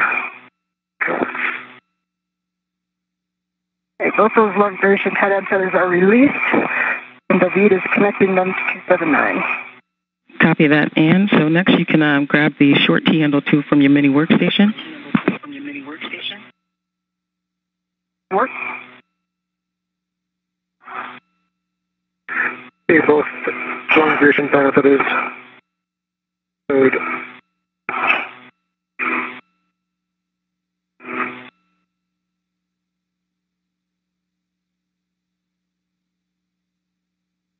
All right, I have the short T-handle tool. And David, one item, can you verify that you're closing the MLI over the buckle as you temp stow the long duration tie downs? I did, but I did not close the whole the wire tie. The MLI is closed over the buckle. Copy that, David. That's a good config. And what you're doing with that short T-handle tool, you're going to verify that the center and nadir Zeus fasteners are released. And you can use the T-handle tool to verify that the Zeus marks are aligned with the L in the lock, the word lock on the shield. Work.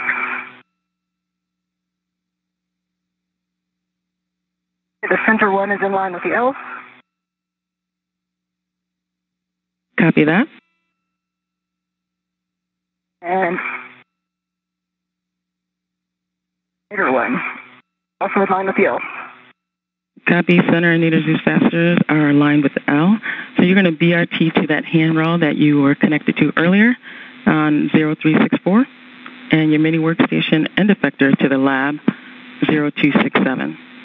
And while you're doing that, I have a reminder caution and warning for you. First, the caution, be sure not to put significant force into the shield. Because of the stuck fastener, moderate force can deform the shield and the tab, which could prevent reinstallation. And then the warning is that just a reminder that the Zeus fastener tings could have sharp edges. Okay.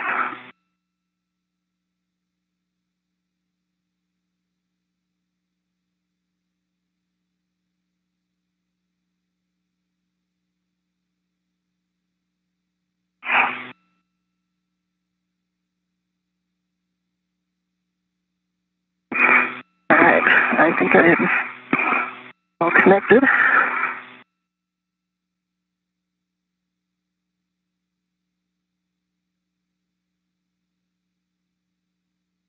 Okay, I am BRT'd and affected.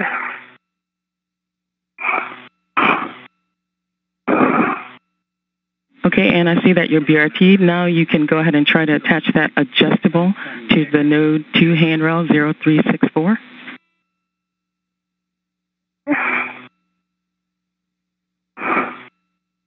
Come up and out.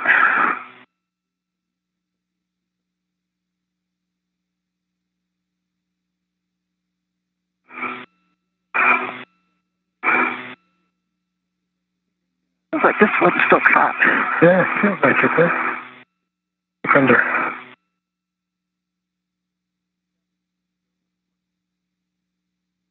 And that's not allowing it to come up right here. Wriggling it.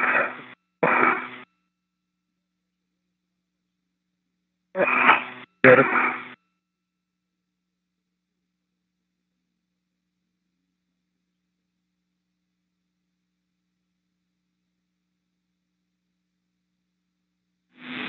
Okay, and we see that the center Zeus fastener may be a little stuck.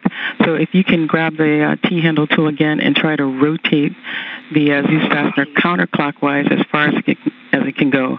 If it goes a little past the L, that's fine. Okay. And David's got that tool in his hand. He's working that. Counterclockwise as far as it can go. Okay. And then clockwise to the line.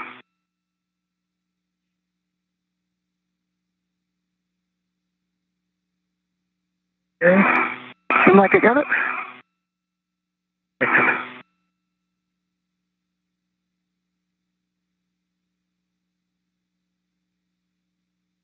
The BRT as well. Okay. Zip it back here. Yep. It seems like that's released. Yep. Let's see if I can have a look underneath.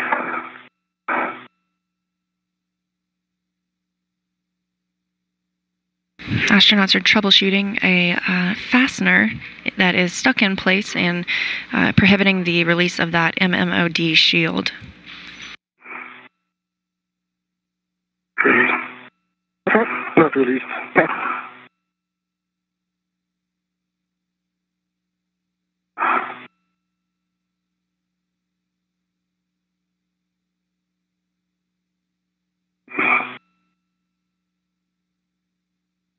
Okay, David and Ann, can you tell me if you see any motion relative to the structure in the center Zeus fastener? So we think that the center Zeus fastener is still connected. Copy that. Center fastener is still connected.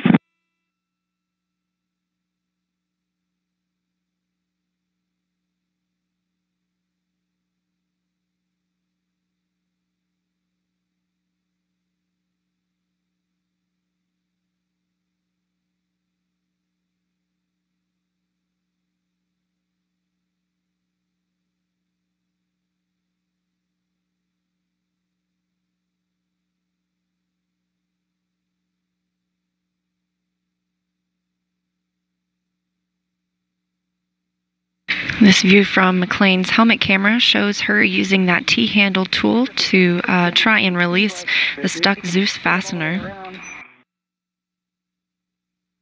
It's catching there.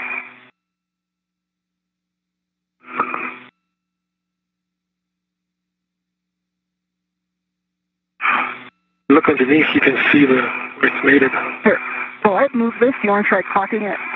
Okay. From here.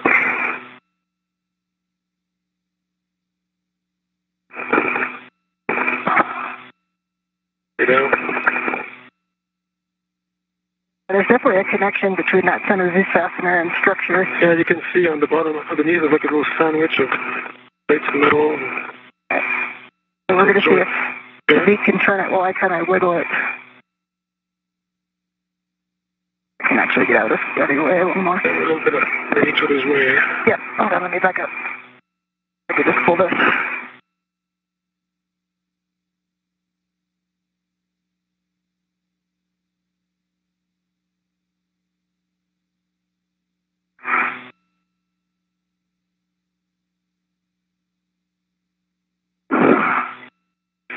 Keep constant tension and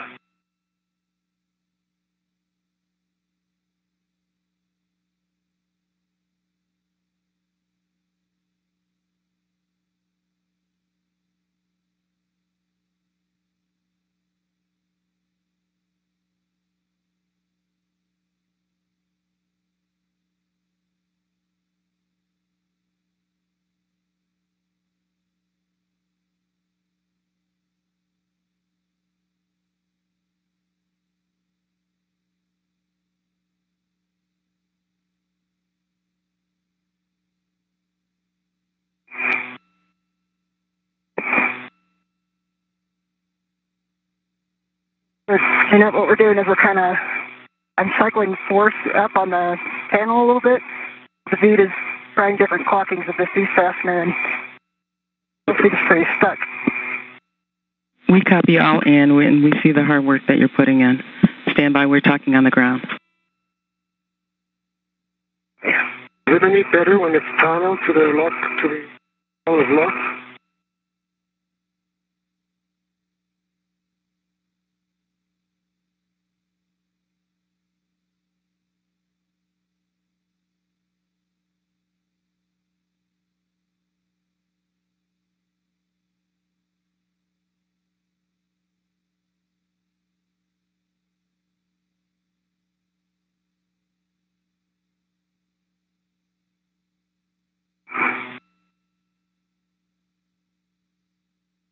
Okay, and we see that the Zeus fastener is really stuck, so what we'd like for David to do is go ahead and grab the pry bar and use the small trash bag to cover the Zeus fastener as you pry it open to catch any pieces.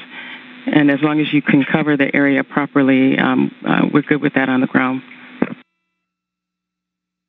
Okay. I need to, want to do a square swap on the long T handle? Sure.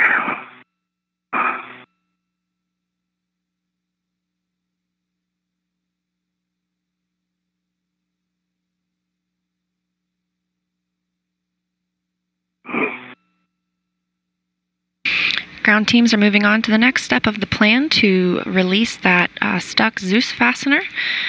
David will translate to the IDA bag, that's the International Docking Adapter bag, and retrieve the pry bar. The astronauts will use that to hopefully free the micrometeor orbital debris shield so they can access the work site underneath. You want to grab the pry bar? I'll get my little trash bag ready. Good. We copy that, Ann? Copy that, Ann.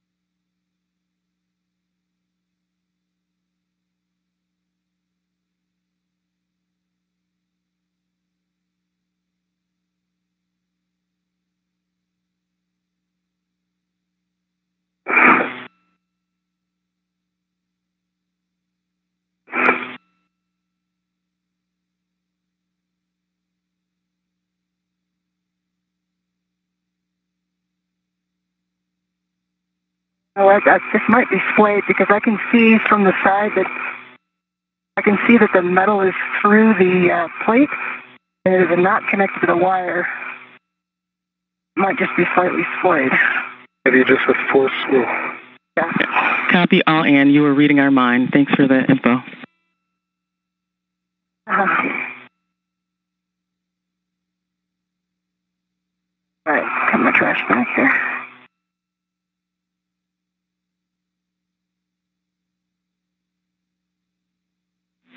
Okay, and David, we're in the crib sheet, so I'm going to read the steps to you as you perform. You grab the pry bar, and I see the trash bag is in place. So first, you want to verify that the Zeus fastener is turned counterclockwise to a hard stop. Can work.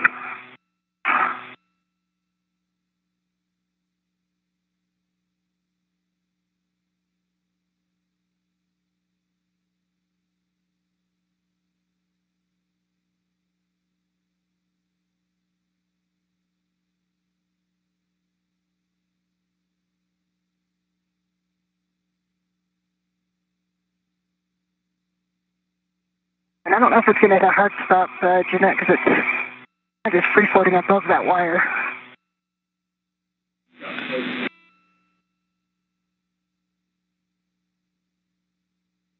Get a good angle? Can I do that your way?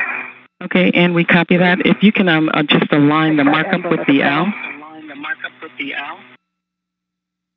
It is about 10 degrees counterclockwise with the L.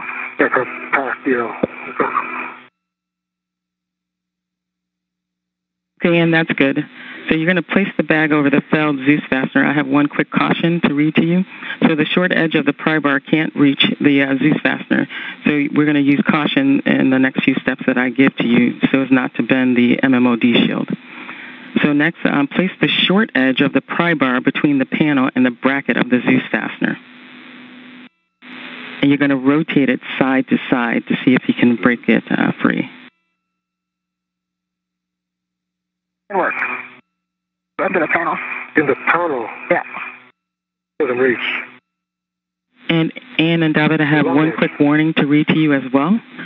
So do not touch the backside of the MMOD shield or the handle fastener. The fragments can be sharp. And then the fastener and shield tool interface must be covered to avoid potential projectiles. Okay. Got it covered with a trash bag. But just to be clear, you want the shield, the tool under the shield panel or on the top surface?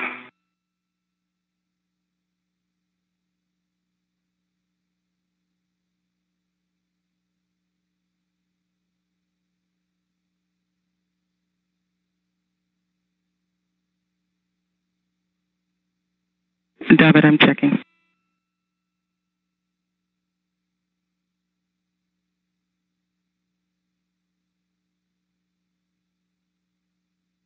So, David, we like for you to put the pry bar under the panel and then rotate it. Right, that's where we have it. Between the panel and the bracket. That's a good callback. I'm trying to go as far as deeply in as I can. Of course.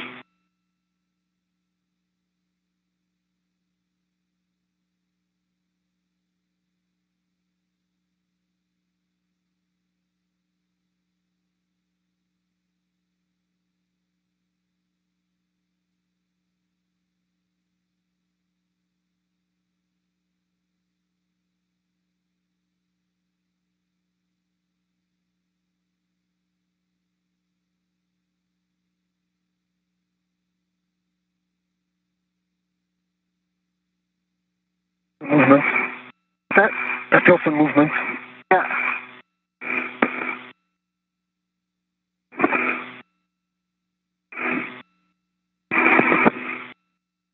A little further. Want to try it from your hand? Yep. Okay. All right.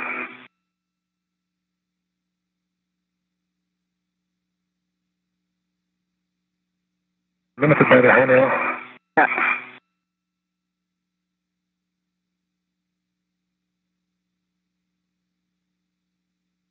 You try the other side from your edge of the handrail? Sure.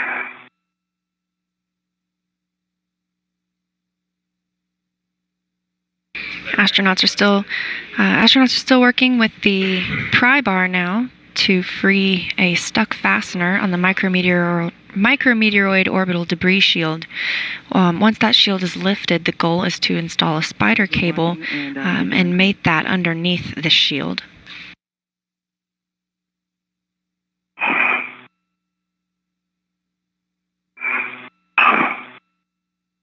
Not want to move, does it? No, it does not. Try locating the juice a little bit. The T-handle's right here. Kind of maybe do it simul? Yeah, let's try that. Well, we gotta keep the bag on when we put force. Yeah. And gently.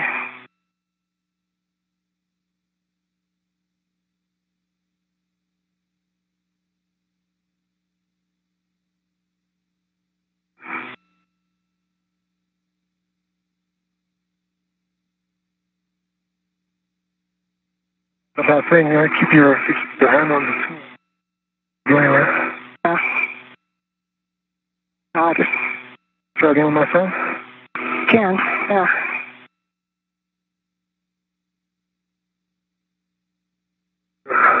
Seems like you got some movement at the beginning there, but it's hard to get something, yeah.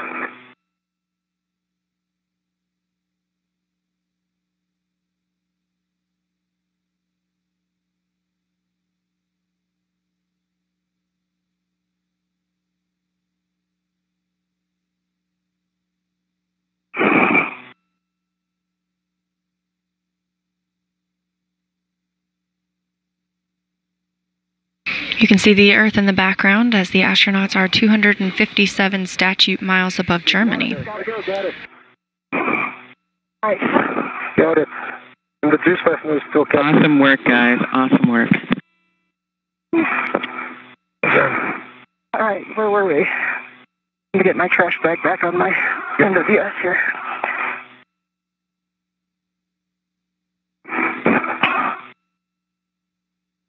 I'll go put the pry bar back in the bag. Okay. Okay, guys, as you're cleaning that up, can you tell us what method you used to get that panel open? What were we doing at the end? We had the T-bar playing with the clocking, and the Z had the pry bar kind of cycling force on it. We're having a handover, 20-second handover. Astronauts David Saint-Jacques and Anne McClain celebrating with a high five after freeing the stuck Dezus fastener from the micrometeoroid orbital debris shield. We're in a temporary satellite handover. Once we return, they will lift that shield and tether it, and then start removing the multi-layer insulation.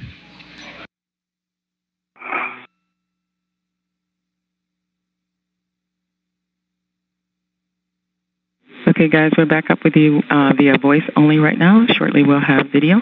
So if you can give us the method that you used to get that panel open.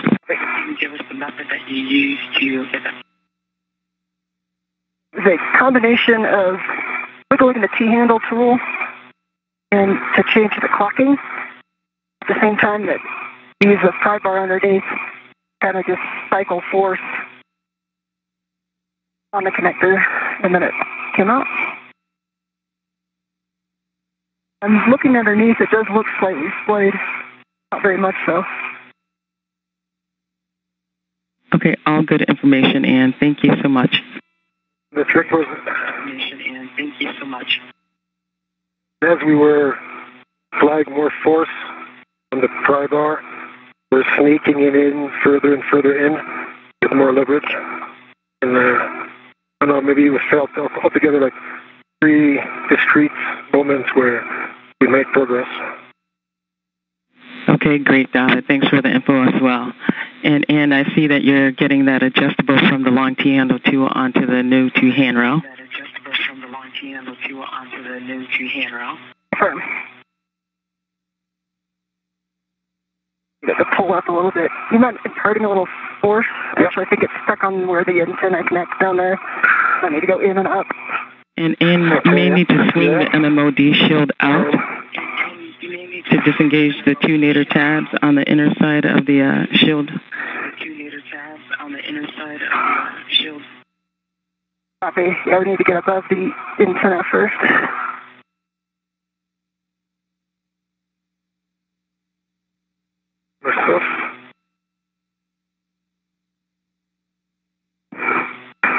to the corner there. I'll do the pulling.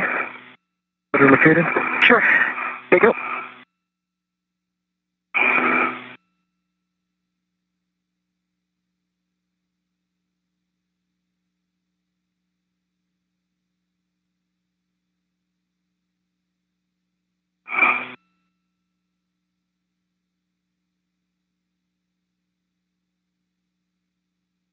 Also put 2 adjustables. Sorry? You can also put the second adjustable in series.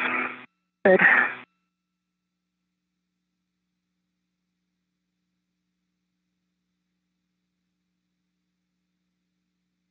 It's not really going back. You got it.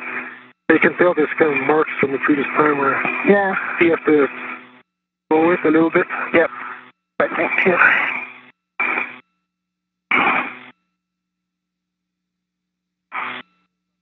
Oh, you're going to get it. We go. Got it. All right.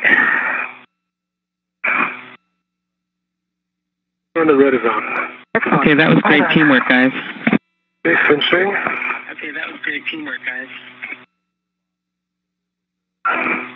It's cinched. All right. About as high as it will go.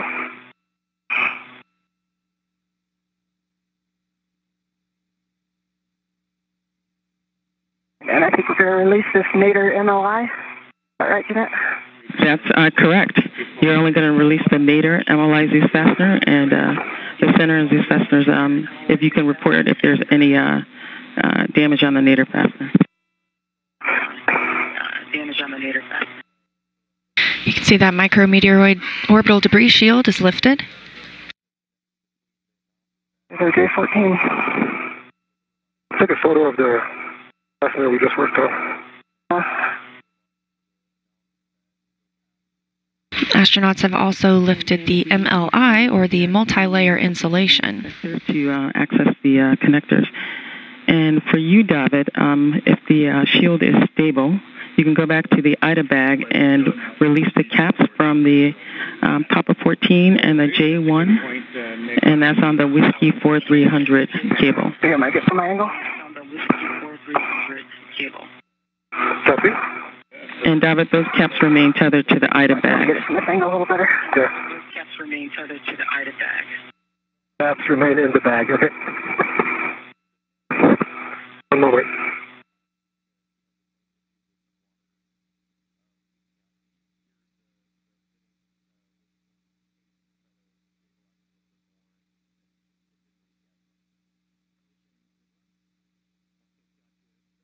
You can see the work site and some of the cables that the astronauts will be disconnecting and reconnecting under that multi-layer insulation from Anne McClain's helmet camera, denoted by the number 18 in the lower right-hand corner. You have a go to demate the Whiskey 2809 Papa 14 from the J14, and you can temp stow the cable underneath the MLI.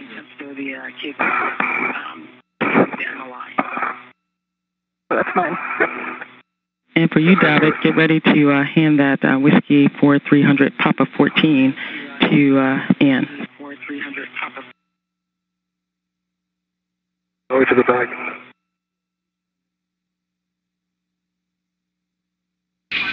At this work site, McClain will first demate a cable and then route the new cable once she is handed that by Saint-Jacques.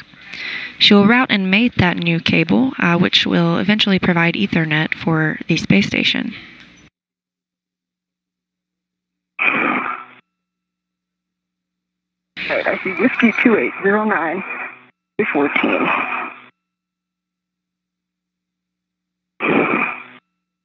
Just over 2.5 hours into the spacewalk, and the astronauts are outside of the U.S. lab performing this work. EMI band, no bent pins. Copy that. Good EMI band and good pins. Okay, when David has that Ethernet cable, he's going to have the Whiskey 4300 Papa 14. You're going to mate that, and you're going to route it under the handrail 0267.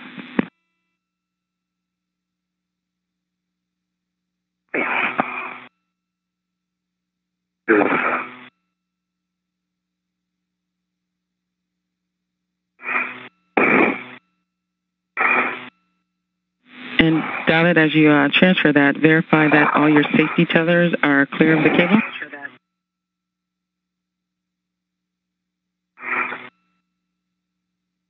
Reminder. Here.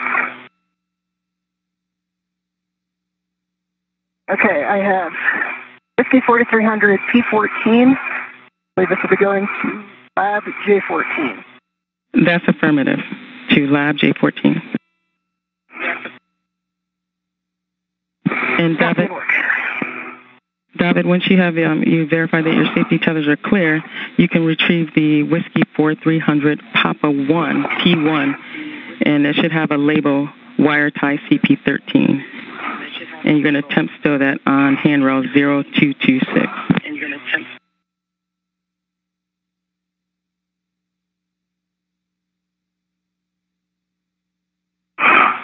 Do you need to we're going to need some help with a side loading here, because this could be severely side loaded. Yep. I'll delay a bit helping out here with this connection. Copy that, David. We see you there. Thanks for letting me know. We see you there. Thanks for letting me know. BRT down.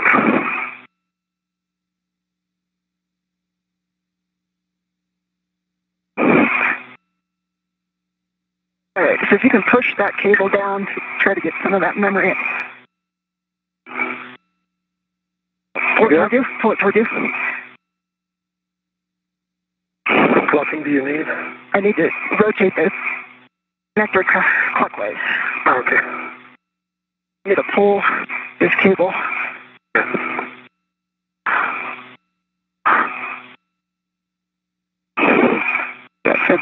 This is this cable right here. So if you could grab it like here, and then we got to rotate it clockwise somehow.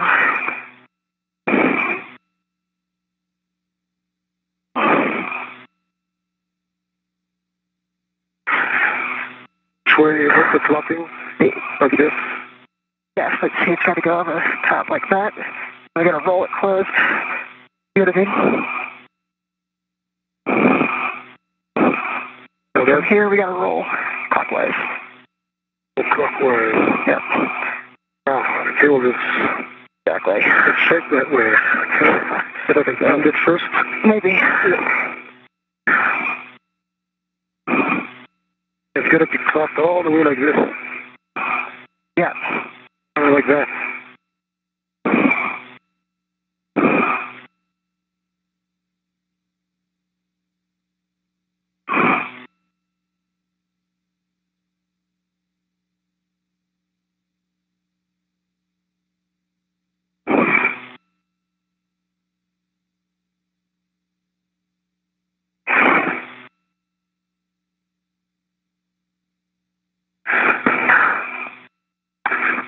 Basically trying to bend this very angle at a very short 90-degree angle right next to the back shell. Very short feed it in here. Both hands in here.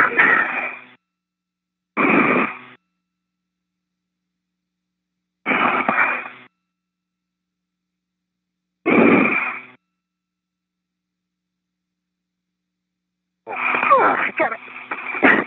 All right, I'm going to hold it. Can you reach the bail? Okay. I'm not. I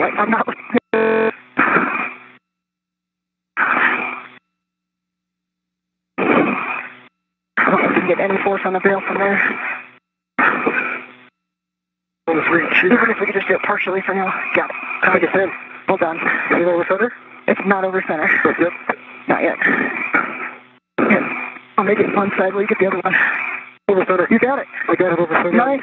Both sides. Good job. Good. Over center. You guys make a great team. That's excellent. You guys make a great. As Will said, teamwork makes the dream work. So, good job, guys. Teamwork makes the dream work. Makes the connections over center too. Okay. Next, below gas. Yeah, J1 to... At the leg, right? And that's correct. And you're going to locate that J1 on the Whiskey 4300 cable, and you're going to mate it to the J1. Make J1 to the Whiskey 280 P14. So to the Whiskey 280. Turn off the cable. 2809 P14 is in my hand. Yeah. All right, let's get the pins. I'll get the EMI band side. If you get the pin side. EMI band is good on the P14 Whiskey 2809 side. Good pins, no FOD.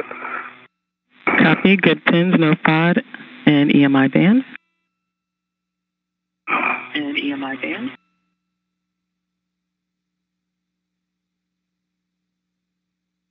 Over center. Made it over center.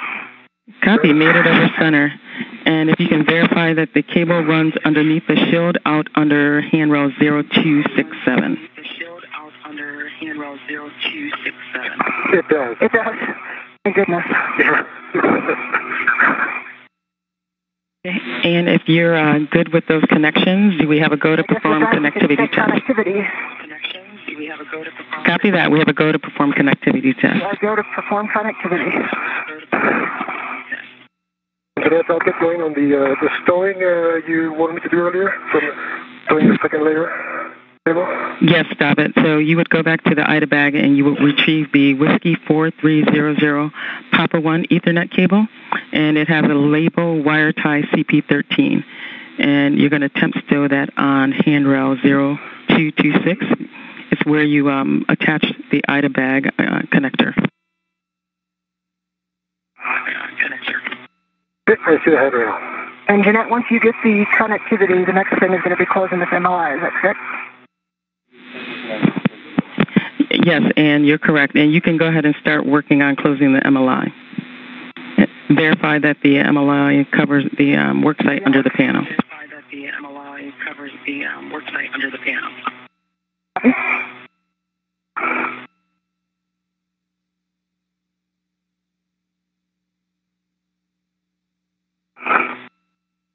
And so, give us a few minutes so you can go ahead and work on that MLI as you need and make it as tidy as you can.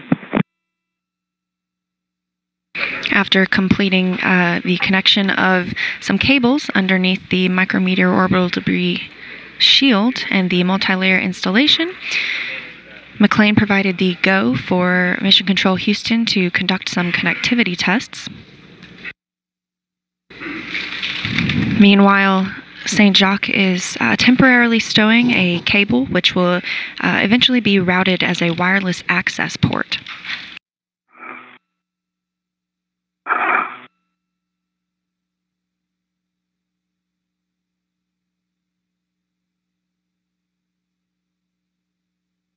And so, Anne, we've got a good connectivity test. Excellent. Oh, that's great news.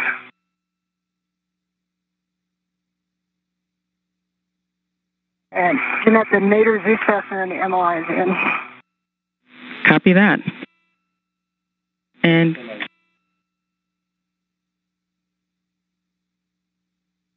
okay, Anne, that sounds great. And if you can stand by just 1 minute, we have to verify one more test on the connectivity.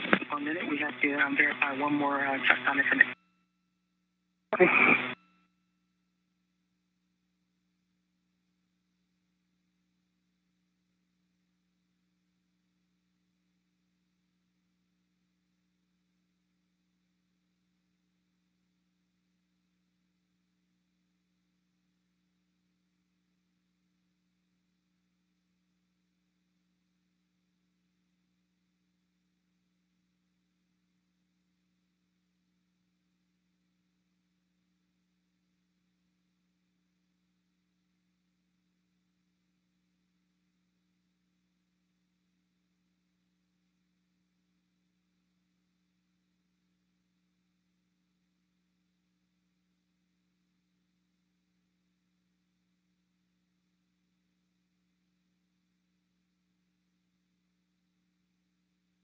And Jeanette, I have wire tie CP13 on handrail 0226. Okay, copy that, David. And can you verify that your safety tethers are clear of the cable?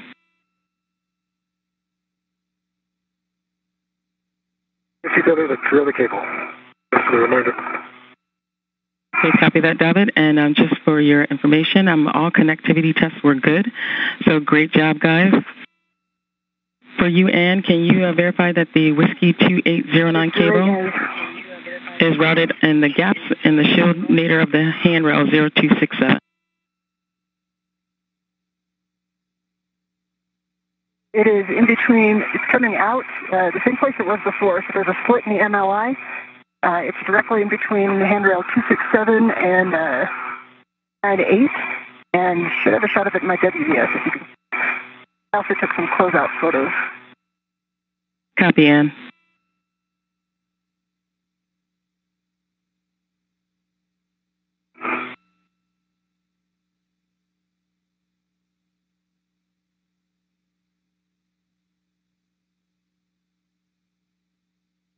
Okay, Ann, can you verify that you got the MLI Zeus fastener?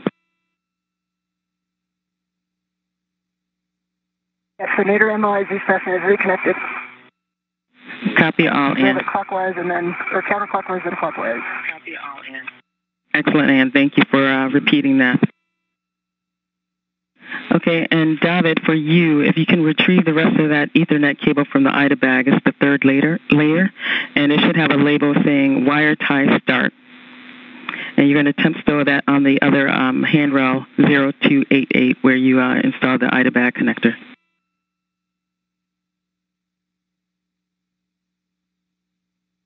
Do that.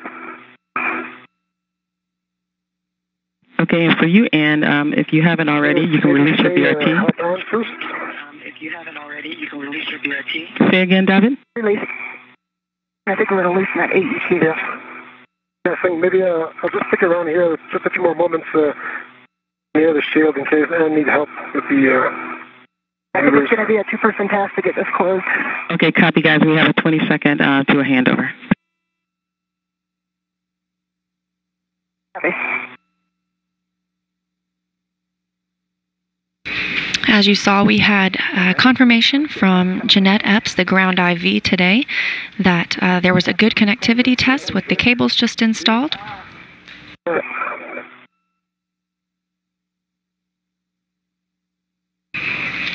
astronauts are now reinstalling that multi-layer insulation that was removed to access the worksite, and then on top of that, we'll reinstall the micrometeoroid orbital debris shield. Additionally, they will retighten those tie-down tethers on top of the micrometeoroid orbital debris shield and perform some worksite cleanup before moving on to their next task. Down there. What? Okay, guys, we're back up with you on voice and no video. Yes. Copy. We are just working to get the car head closed. Copy that. Can you verify that you have a RET to the long T-handle tool and your mini workstation? Yes, I do. And we released the AET from 364. I am ready to the T-handle tool and that AET so we can go with the next worksite. And we're working on getting the flanges underneath if that's our good next step. Copy all and good words. Okay, it's just clock it a little bit towards station and kind of bow it down. Okay. Yep, that's good. And actually now, let's get it down and then push. Maybe if I push it down and you push it in. Yeah, I'll try to go up in the crease. Go ahead. Push it in. Push further down, I think. Hold on, let me see if I can get over this connector.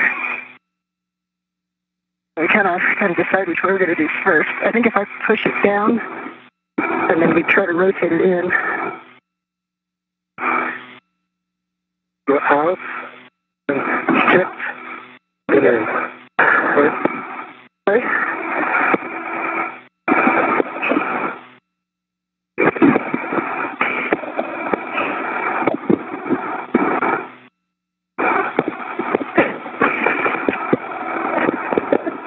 Great technique.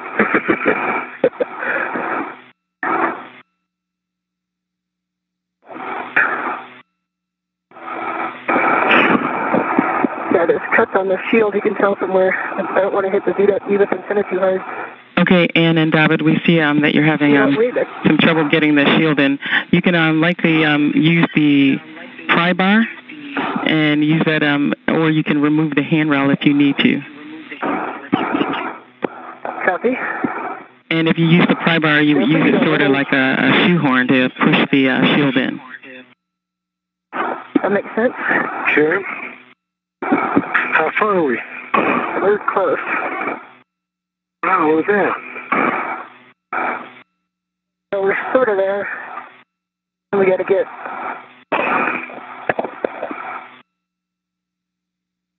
This is where we're going to have to kind of rebend this. It's bending on... It's the connector of the EWIS antenna that's catching. Yes. And it can tell it's caught there before. Not the first mark in the motor shield.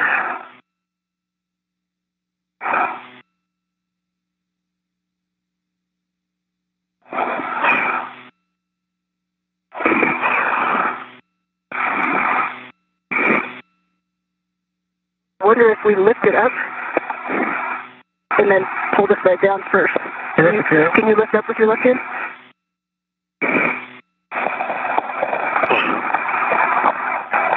Or maybe we should just redo that adjustable and then let it out slowly. See what I mean? Because it'll kind of, we can put a little memory in it and then stick it underneath. There's the friction.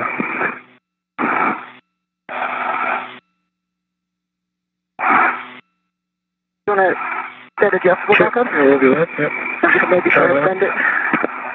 It's down. Right here? Yep.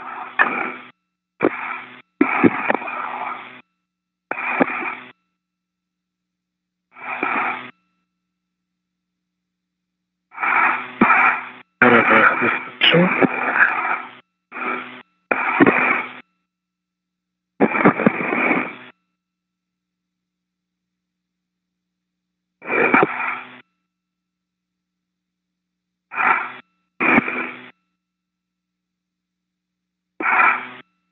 Okay, Ann and David, if you can ensure that the tabs on the inboard side are in before you push in, and then that may help you get it in. Yeah, Ben, that's the issue. Two of them are out. Copy that. We had it in, and the issue is actually not the handrail, it's the EWIS antenna connector. And I think it's because we bent the shield, not permanently, but just bent it on its way out, so we need to bend it on its way in, so we're just kind of figuring out a way to get... Back our track. Yeah, kind of work backwards. Copy all, Ann. So I think if this was connected, then we could bend this under, and then let it go. And Ann and David, just a reminder that if you need, you can remove the handrail. I think I found something that interferes. You see that trunnion there? Yeah. I think that interferes with us. That needs to go underneath the shield. Well, that pin? Oh, I see what you're saying. I mean, yeah. I think that's what we're putting it in. Yep. I think that's what it is. Yep. I concur. You slip that under. You need the pry bar? Let's see if I can get there. So do you want that T-handle tool to push on it? Yeah. Let's get the fear of my beer. T.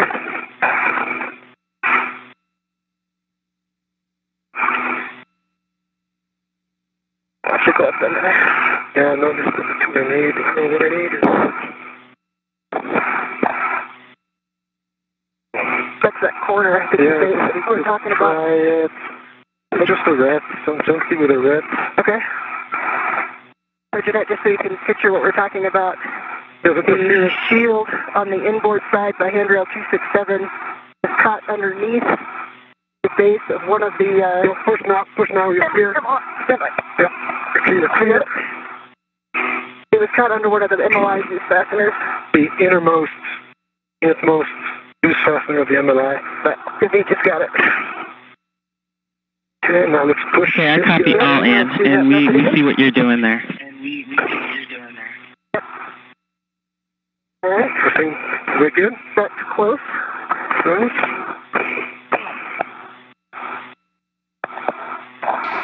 You can see McClain with red stripes around the bottom of her spacesuit at the lower end of the screen as EV1. and David Saint-Jacques just above her with no stripes on his spacesuit as EV2. The pair are working to reinstall the micrometeoroid orbital debris shield. And you would have to drive 2 bolts because the handrail is in a seat track. Copy. All right. Whoop.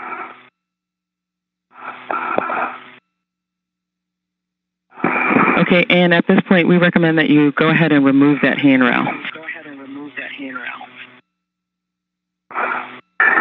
Okay, so I see a 16 volt right in front of me on this end.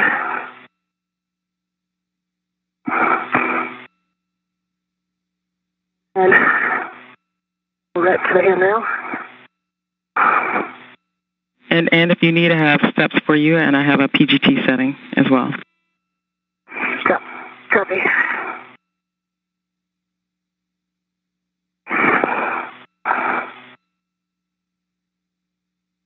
So is it far enough in, you think? No. Is it far enough that way? Yeah. Might be able to go more. Can you kick that part down a little bit? There we go. Oh, we're getting it. Yeah.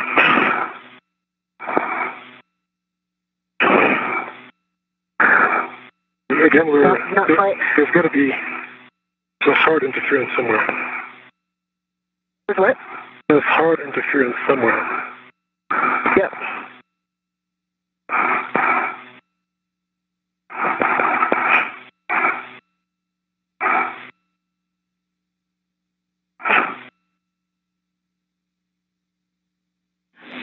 Okay, and you guys have done a great job in trying to get that panel, and we think that you should go ahead and grab your PGT and loosen the handrail to get that panel in. Copy.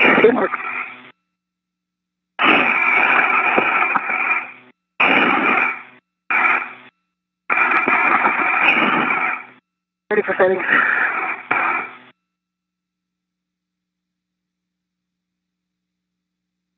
Okay, and in your PGT settings would be alpha 7, counterclockwise 2. And you should only have to turn the bolt about 1 turn. Okay, 1 turn. And if I just release this, the Zenith side, is that going to be able to swing out? Or am I going to have to release both sides? And you'll not be able to swing it out because the handrail is in a C-track, so you'll have to loosen both. Copy, understand. All right. Do we have to rect it? Or? I have it ret on it.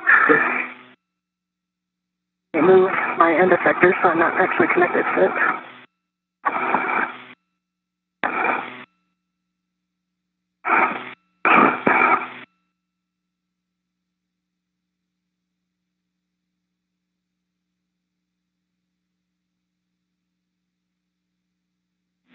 So, and just to clarify, I have alpha 7 counter 2 set.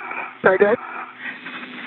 Those are good rebacks for the PGT settings. You're going to make 1 turn on each bolt, and then you're going to change your PGT settings after that. Copy and work. There's 1 on the Venus. You could probably find something else to hold on to.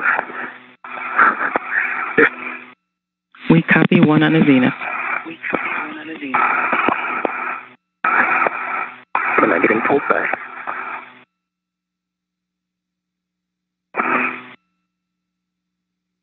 Waist tether. Waist tether, yeah, it's slid down to the bottom. Yeah, they're treated.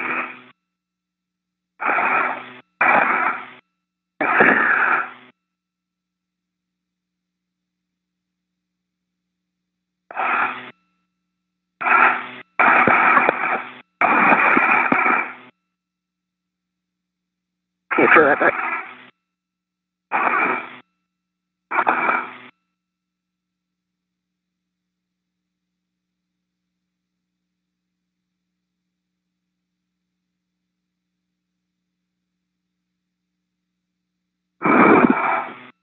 Okay, there's 1 turn on the nadir bolt. Okay. For the next setting. Copy that, Ann. So you're going to change your settings to alpha 1, counterclockwise 2, and then you're going to release both bolts to a hard stop. It's going to be about 6 turns each. Alpha 1, counter 2 to hard stop.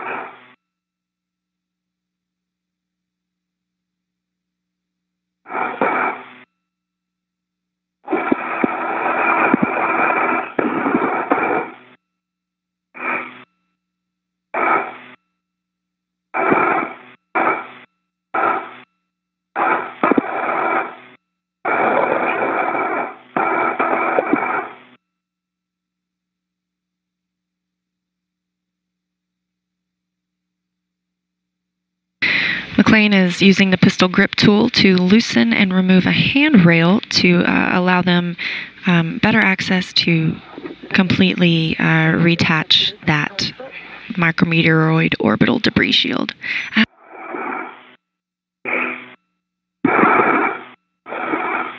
Okay, guys, great work. We see you on the timeline.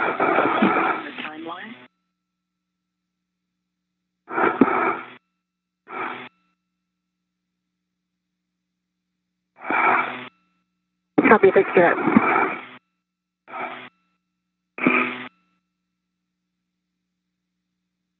Okay, there's our hard stop on that, is Venus.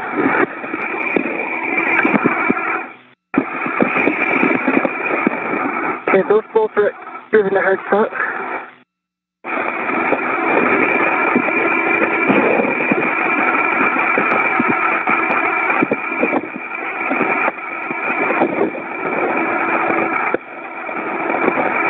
Okay, and in order to remove the handrail, you have to depress the release buttons.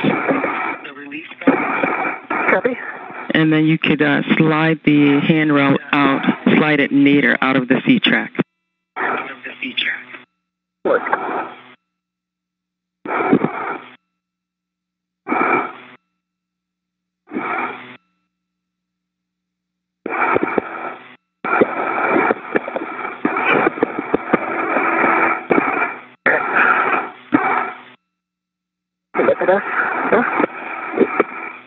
I just took off down the handrail and hold it up. Okay, I think we can get past that there, yeah?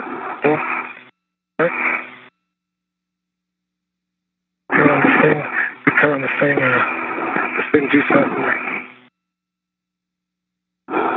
Same issue as previously. Sorry? You have the same issue. It peeled off. It peeled under the MLI juice fastener. Okay. Don't forget.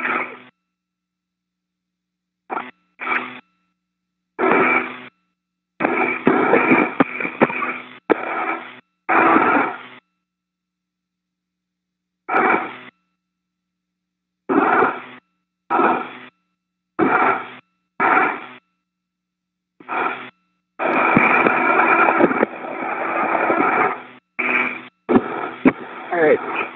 There we go. Get it down in the middle again. Yeah. The next point is, yeah. Okay.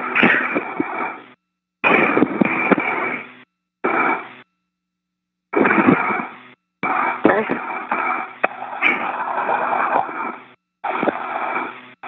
Well, that's good enough. There we go. Got it.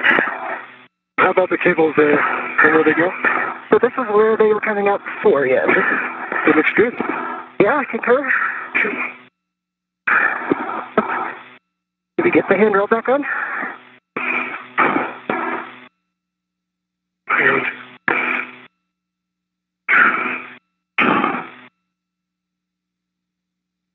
A lot easier to work here when there's something to hold on to. Did you get it? I got it. Oh, had it. I'll get this side, you get that side. And David, for you, while Ann is getting that handrail installed, can you verify that all the tabs are in on the inboard side of that panel? 3 tabs are in. The panel is flush with its neighbors. Copy, 3 tabs in. Thanks, David. And Ann, let me know when you're ready for PGT settings. Stand by. pull towards me a little bit so you can get out in the rail. To go toward you. Yeah, we've got to go both in at the same time. There we go. Now. Okay.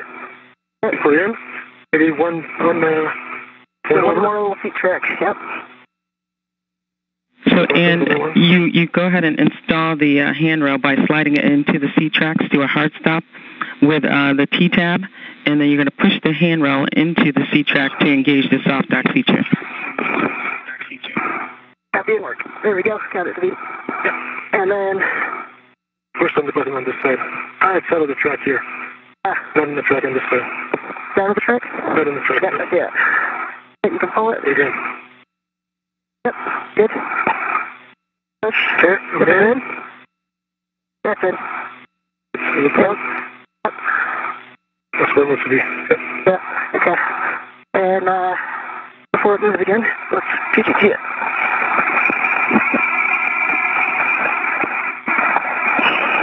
All right. Ready for settings, Jeanette?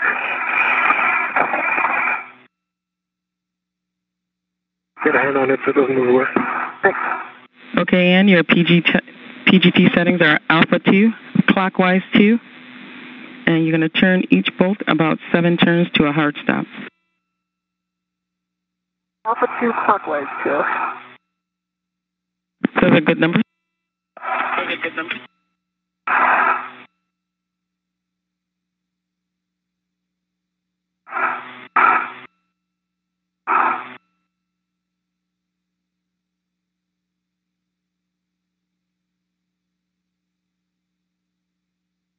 All right, it's tracking in.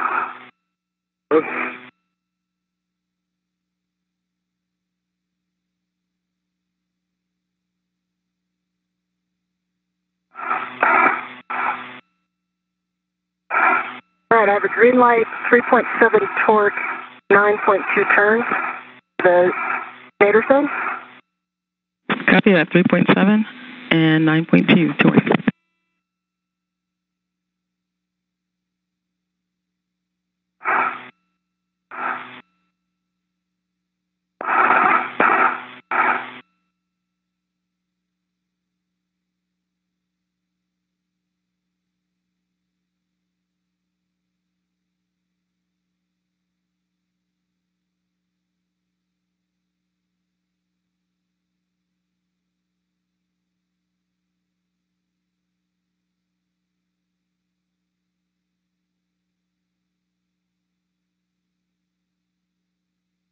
And 3.7 torque, 9.2 turns, green light on the Zenith side. The handrail is reinstalled.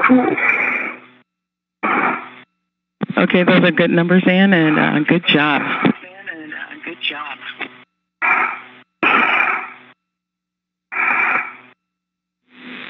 So next, Ann, you would go back and reinstall those long duration tie-down tethers on the lab handrail 0298. Copy. Throw me those. And for you, David, if you can retrieve that the rest of that Whiskey 4300 Ethernet cable and attempt to do it on handrail 0288. Handed me off the long duration head antennas at the moment. Copy that, Jeanette. I'll just finish helping. I think this is our efficient people here. Okay, that sounds great, David. Great teamwork.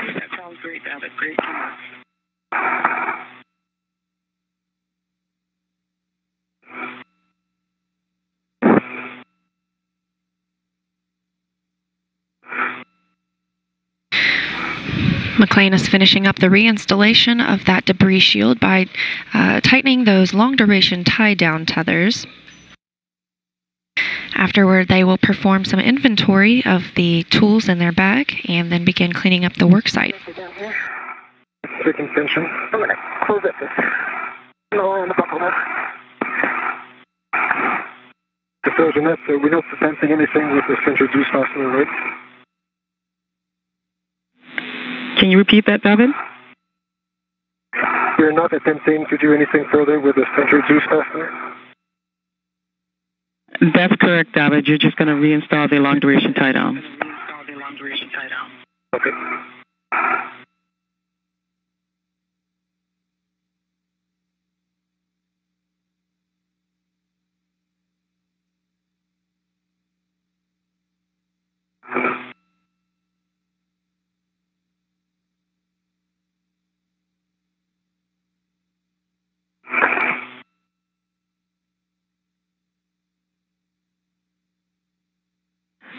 Okay, and can you verify that you cinched the long-duration tie-down tether after you got the hook on? Yeah, we cinched those.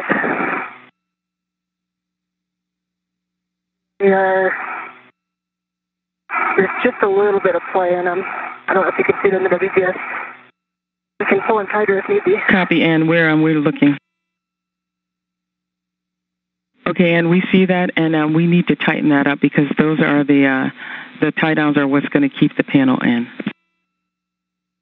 Copy. We'll switch them down further. Awesome. Thanks, Ann. No worries.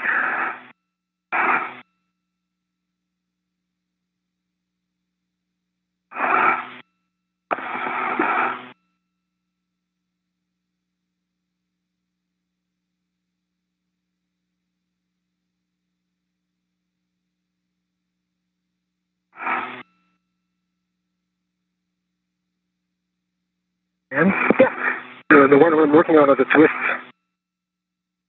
Sorry? Yeah, just to flip the connector half a turn. Yep. All right.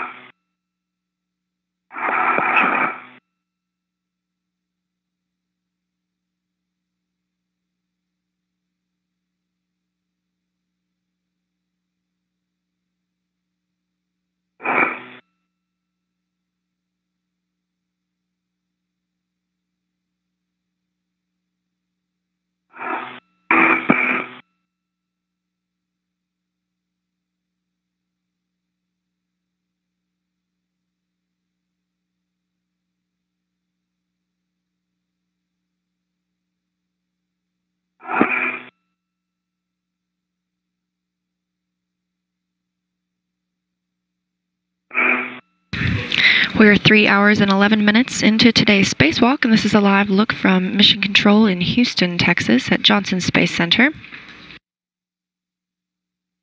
Astronauts have just installed a new spider cable under an orbital debris shield and are now cleaning up that work site.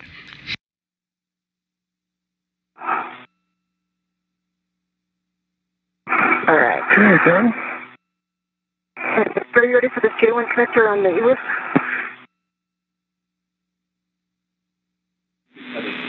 And that's a good teleconfig, and we are ready for the EWIS antenna connector. Work. And for that, I'm going to go back through the bag and say again the next steps for me, times per cable. That's affirmative. You're going to go to that third layer in that IDA bag, and you're going to grab the rest of that Ethernet cable, and you're going to temp stow it on handrail 0288. And you should see a label, wire tie start. That's on 0288. I got a headache band and no bent pins. Working on getting it inspected. And we are mated over center on the EWIS. Copy that, mated over center on the EWIS antenna. Okay, and if you loosen the gap spanner. My WBS. Right now, Ann, we don't have your WVS.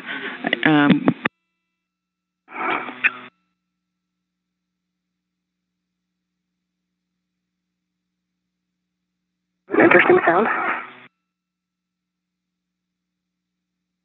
Now, you still with us?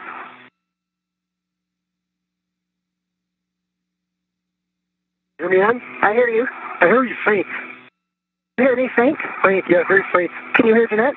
I can hear her faint too. David, how do you hear me now? I hear you. Yes, we hear you now.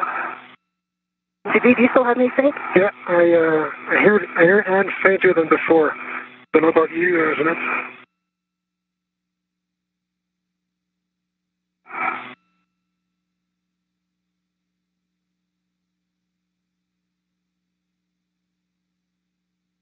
Okay, and I see you tightening up the gap spanner. We need a report on the other long-duration tie-down tether. We want to make sure that that is also cinched down. Yes, that is very tight. Yeah, cinched It is a down there. guitar string. I see that in your WVS. Thanks, Ann. Great. And clarification can we see the... Go ahead, David. So just one clarification for the cable that I'm lying down. I am leaving the adjustable in the bag. That's correct. You're going to retrieve the adjustable from the spider cable and stow it in the IDA bag. Great.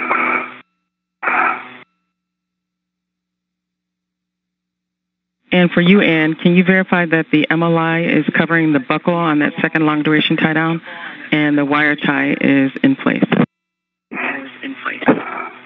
Yes to both, and I'm getting closeout photos for you of the whole area. Thanks a lot, Ann.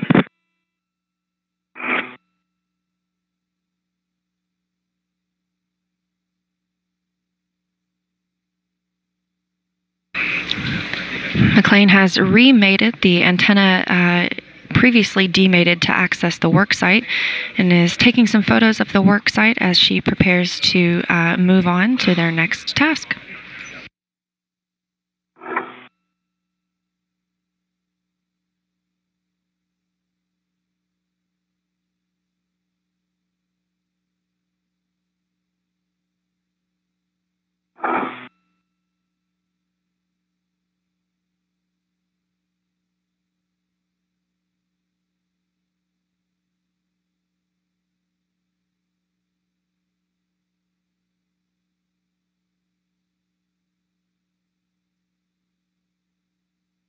All right, photos complete.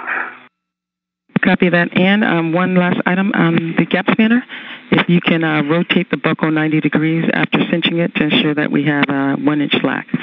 And we're coming up on the day pass. We do.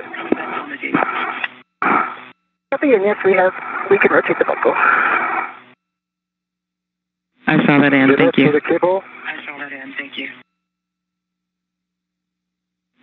Go ahead, David. I think I copied. I think I copied. I should look for wire tie start. I don't see that. I see wire tie number 1.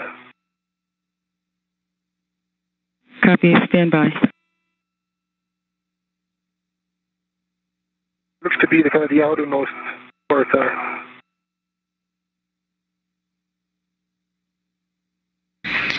McClain just tightened the gap spanner, which translation paths aren't always easy on stations, so sometimes in between handrails on the modules, gap spanners make it easier to move from one location to another. We are also entering a day pass over the South Pacific Ocean. And the adjustable is in the bag. We copy all, and if you can verify that your safety tethers are clear of the cable. Safety tethers clear of the cable. Clear the cable as well. Copy, Ann. And since you're done with that, Ann, can you give us a glove and hap check?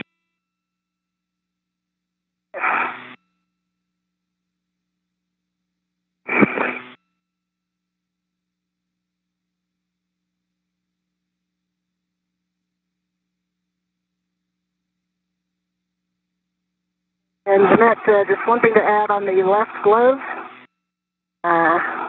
Again, my index finger, RTV, I don't know if you can see it in the WBS, where the out of my pointer finger is, the RTV is peeling back, but it looks like there's a second layer of RTV underneath it. Copy, and we can see that on your WBS checking.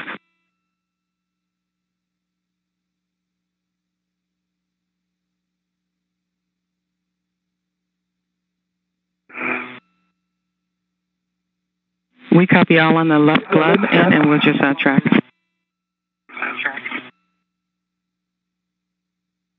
And Jeanette, I can give you an inventory of the IDA bag if that's next. That is correct, David.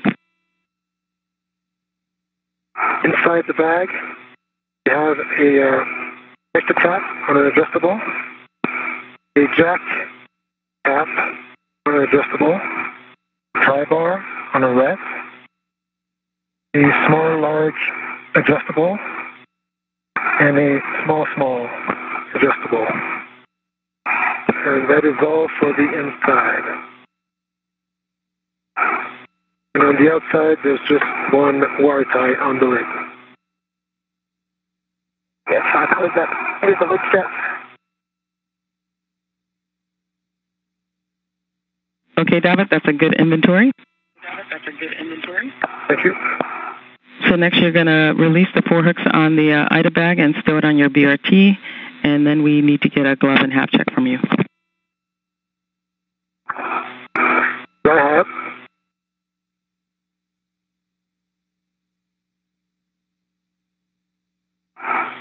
All right, the lid strap's closed. No changes on the glove. I'm going to release these two. You're up to it? Okay. And for you, we didn't get a check of your right glove, and we need a half check as well. Yes, the right glove with no change and dry half. Okay, we can copy right glove good and dry half. Right now, you want me to release these two?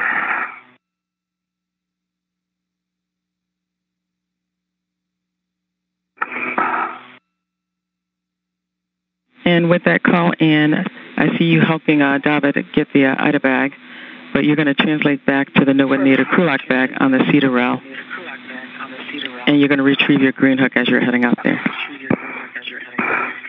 Okay, and you're ready to begin? Ready. Okay, I've released one. I'm going to go get the other one.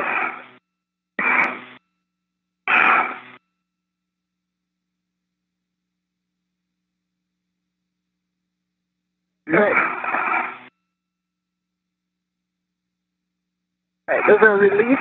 I did not hook them back to the bag. Bottom two released? Yeah, bottom two are released. I've not hooked them back.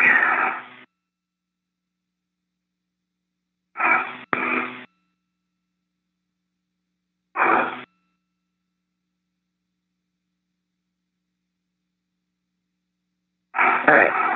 I'm going to start heading back unless you need a hand. I'm releasing the last one and I'm on my way. Okay.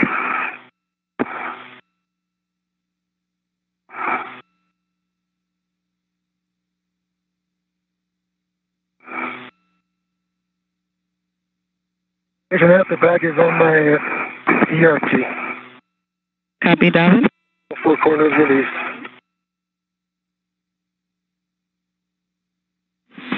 Okay, guys, we're pretty much on the timeline. 3 hours and about 20 minutes. PEP. Okay.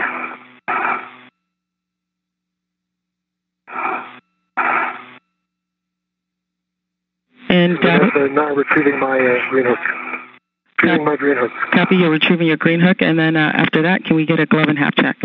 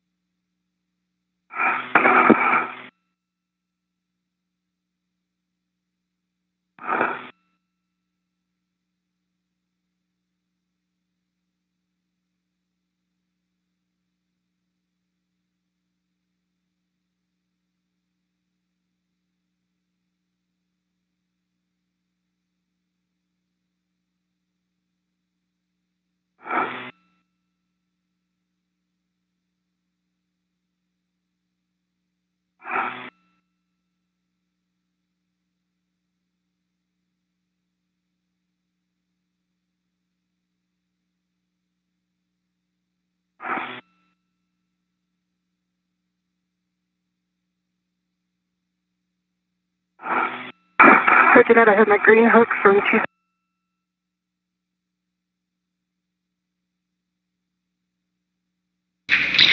We're currently in a satellite handover as the astronauts wrap up their work at the second work site of the day on the U.S. lab. They lifted and removed the micrometeoroid orbital debris shield and multi-layer insulation after having just a little bit of trouble releasing one of the fasteners. They then mated 2 cables underneath and routed one outside to provide Ethernet to additional Ethernet to the space station. And you're heading out to pick up the Krulak bag at mile marker 7860. 7860. Copy.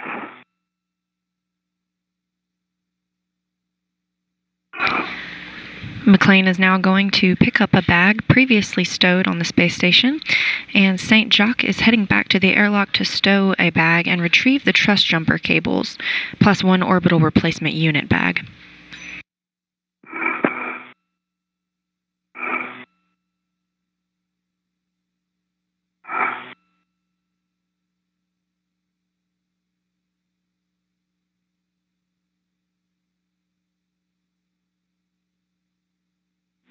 Okay, David, we had that handover, so we didn't get the glove and hap check from you. Dry hat, and no changes on the gloves. Copy, no changes in the gloves and the hap again? Dry hat. Am I cutting out? Copy, dry hap. And David, I see you're heading back to the airlock, and so you're going to go back to the airlock and stow the IDA bag in the airlock. See, I'm on phase 1. Copy, phase 1.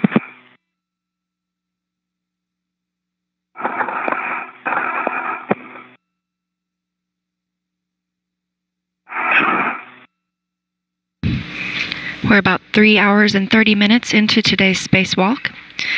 The astronauts are now leaving the U.S. lab segment and are heading to the Node 1 portion of the space station. That's the Unity module.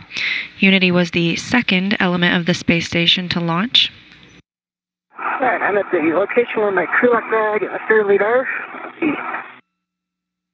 Dressing both. Copy that. You picked up your spare lead as well. Copy. So you're going to head to the Node 1 nadir work site via the airlock. So you're going to go past the high-pressure gas tanks beneath the ESP2.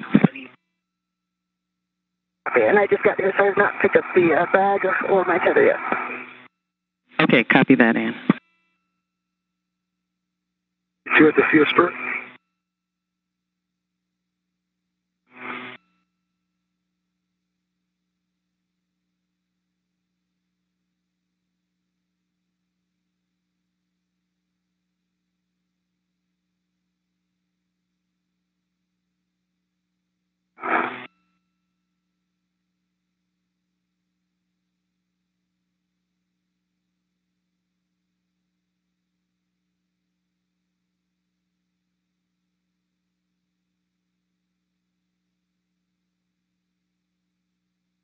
Meet you at the airlock. Copy, David. You're at the airlock. You would go to open the thermal cover and stow that IDA bag in the airlock. What?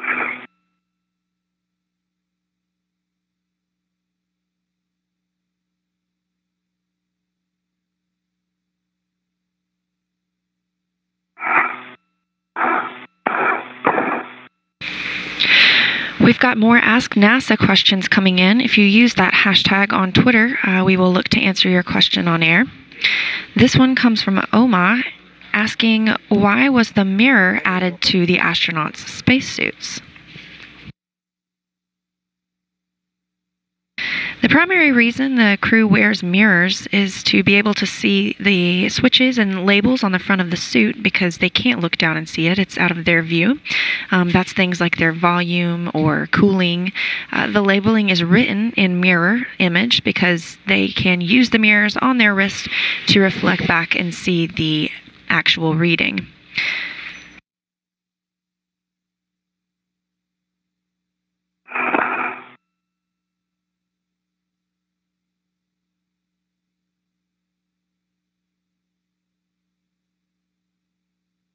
All right, I have the crew lock bag. It is ready to my BRT, and it's in my BRT.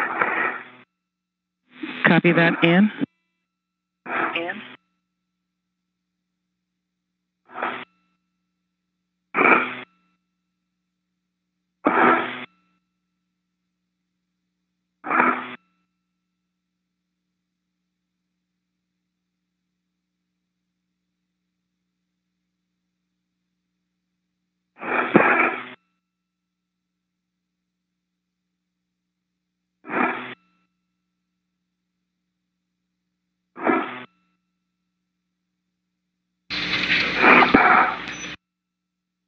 So far on today's spacewalk, the astronauts have relocated an adapter plate to complete some battery work that has occurred over 2 other spacewalks in the last few weeks. They just installed a new spider cable to extend Ethernet further on the space station, and the next cables installed will provide backup power to the Canadarm2. And as I said earlier, you're going to head back towards the airlock, and then you're going to go nadir past those high-pressure gas tanks to get to the work site.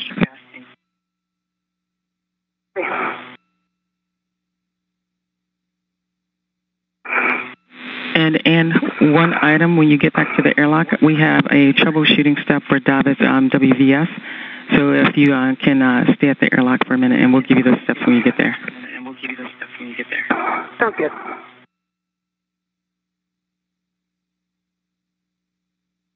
EV2, the IDA bag is in the airlock on a large, small adjustable.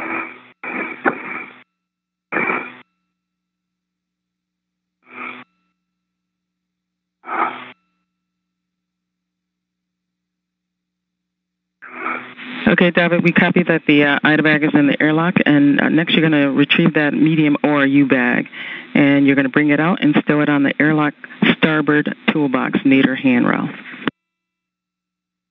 Starboard toolbox, major handrail, good work. All right, I'm back toward the airlock. Jeanette, if you wanted to walk us through the WVS troubleshooting. Yes, and what we're going to have you do is we're going to have you pull the tab on David's Reba battery, and you're going to pull the right one towards his right shoulder. Copy.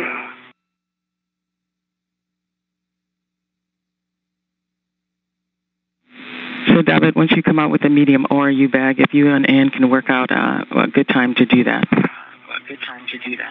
Cool. Okay.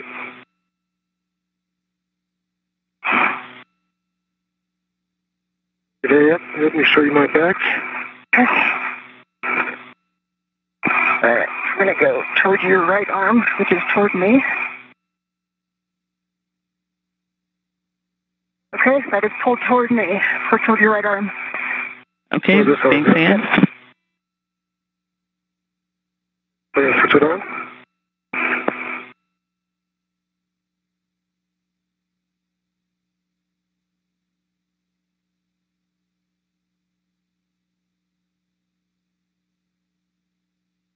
On the button.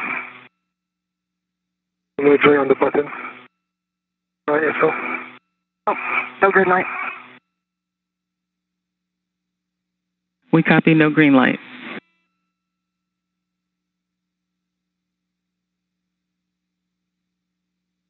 And should I stay here or get to translate?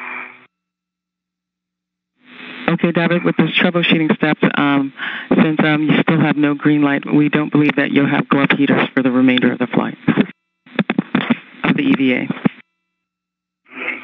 Thanks for the heads up.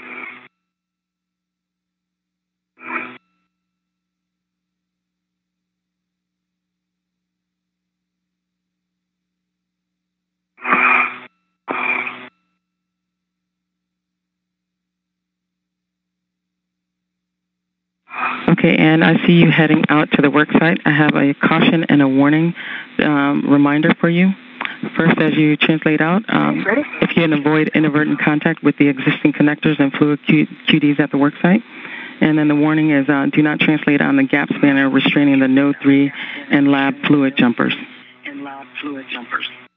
Okay.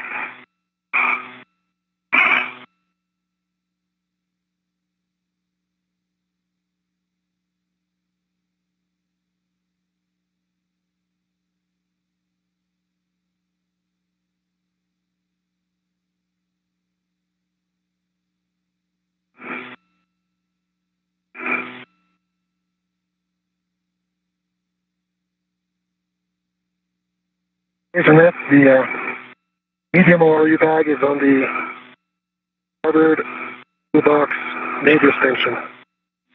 Copy that, David. So next you're going to go back into the airlock and you're going to retrieve the truss jumper cable with the cap keeper. Sure.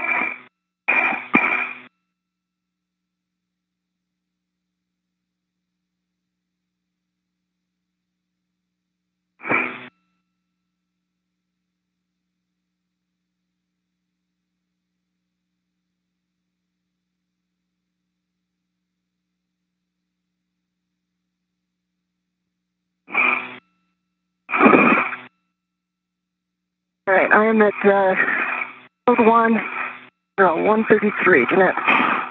Okay, that's a good handrail. And you can release the gap spanner from that handrail and stow it on handrail 0132. That will work.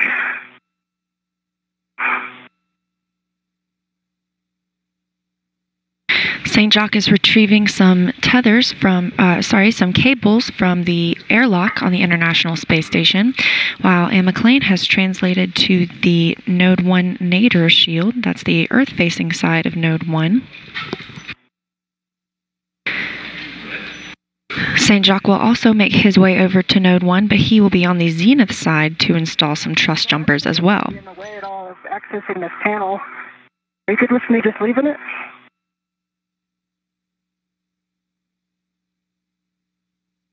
Checking in. So, Ann, that's your preference. If you don't think it's going to be in your way, then you don't have to remove it. I don't think it's going to be in the way. It's loose and it's just kind of right at the edge. Okay, copy that. Then you can leave it if it's not going to be a problem for you. But I see those wire ties. So next, if you need to release the wire ties to move those existing cables in front of the shield there, and we're talking about shield Charlie 208, you can release those wire ties to get them out of your work site.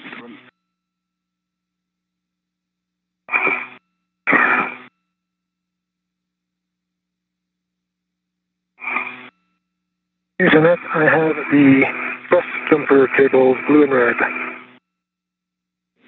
David, repeat that. Message to the cap keeper.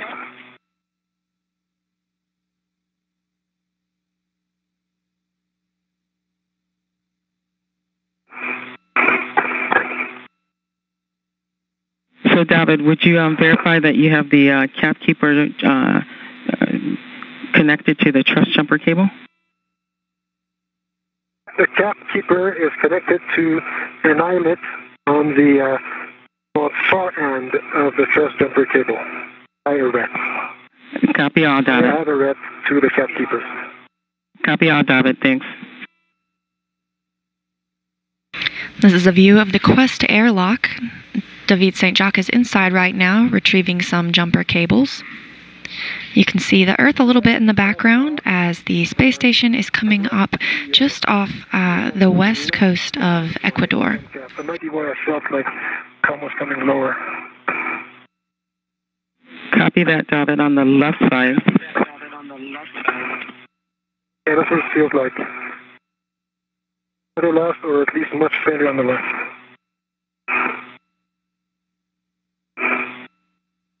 Okay, David, can you report whether or not you feel like there's sweat on your head?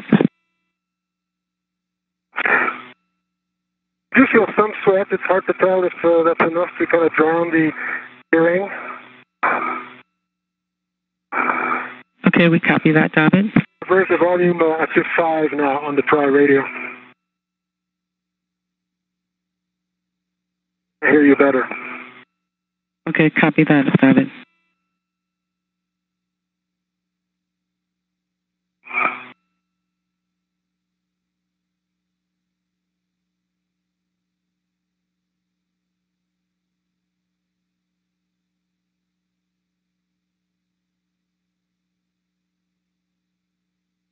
Jeanette, the long handle tool is connected to Charlie 208. Good pull test. Copy that, Ann. Thanks for that. Okay, now if you need to, you can BRT to the handrail 0133. Yeah, I will probably do that in just a second. McClain is working on Node 1 to remove another micrometeoroid orbital debris shield. Copy that. That thermal cover is closed. Copy, thermal cover is closed. Okay, while at the airlock, can you give us a check of your safer handles?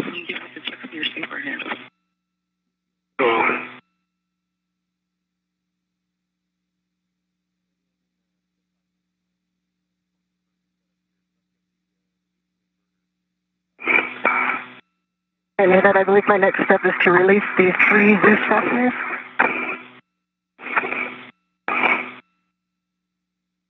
Copy that, Ann.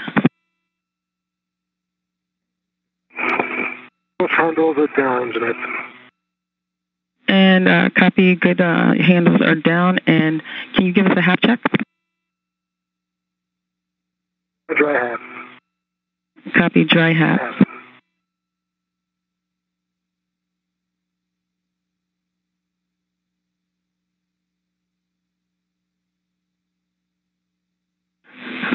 Okay, David, you're going to head out to the Node 1 Zenith forward end cone, and you're going to be looking for handrail 0137. 0135. And we see that you're working on those Zeus fasteners, and just a quick reminder again, warning that the Zeus fastener tings could have sharp edges.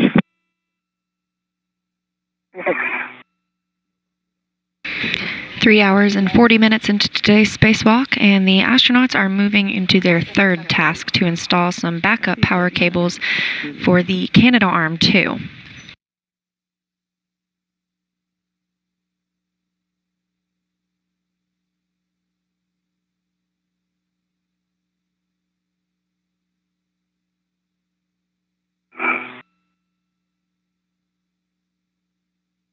Starboard released as well.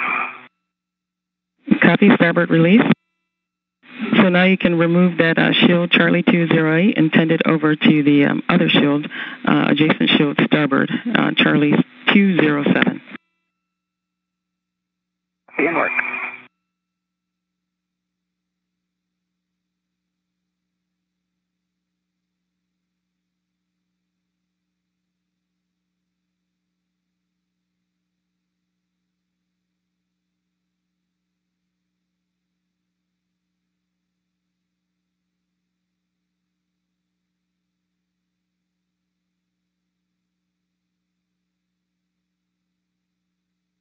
And Jeanette, unload the high-pressure gas tanks. Pass on to the feeder spur. Copy, David.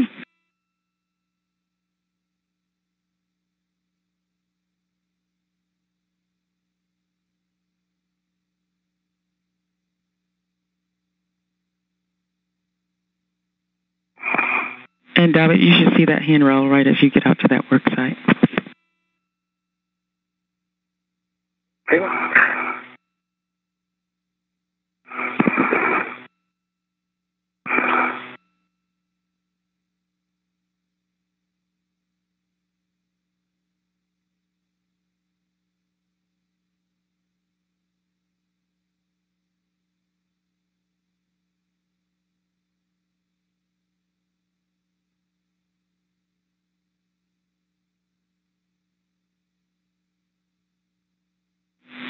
And you can take that adjustable that's on that long T-handle tool and connect it to handrail 0133, and that would be on the starboard stanchion.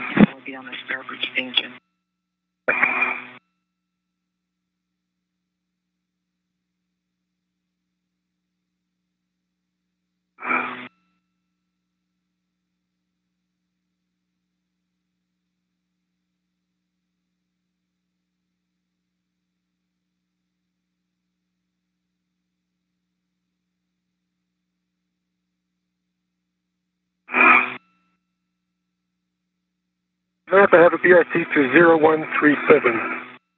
Copy that, David. And now you're going to demate two Z1 connectors from the Node 1 Zenith, and you're looking for Papa 140. You're going to disconnect that from the J640, and you're looking for the Papa 141. You're going to disconnect that from the J641. These are the two outboardmost ones.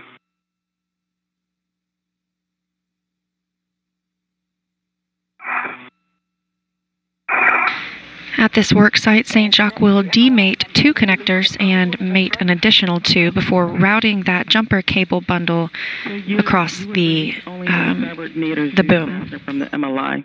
And first, before you continue, we need for you to connect the adjustable from the long T-handle tool. It looks like it's connected to the gap spanner. If you can make sure that it's on the starboard stanchion of handrail 0133.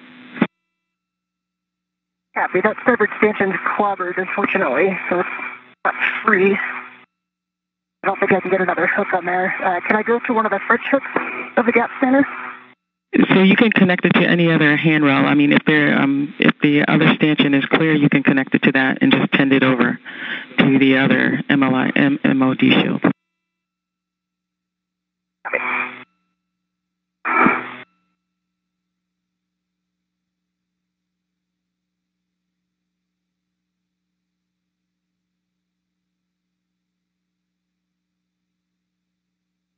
Agent Papa 140, Papa 141 disconnected. Copy, and can you give me a report on the FOD pins and EMI bands? Pins, open pins, no FOD.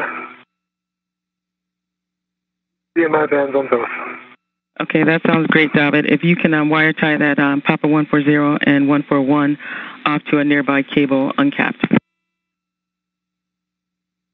Okay, and Jeanette, I got that AET on that starboard stanchion by releasing. There's an AET that was connected to that starboard stanchion that's connected to a connector, but it's also wire tied. So I just released that AET and it's just staying right there, so I'll reconnect it at the end. Okay, we copy all in, and we're fine with that. So if you need to, you can go ahead and release your red hook from the T-handle tool.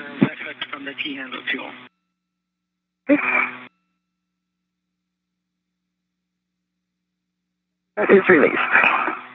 Okay, we see that, and so you are going to release that starboard nadir Zeus fastener from under the MLI, and remember not to release the other two inner MLI Zeus fasteners, just one.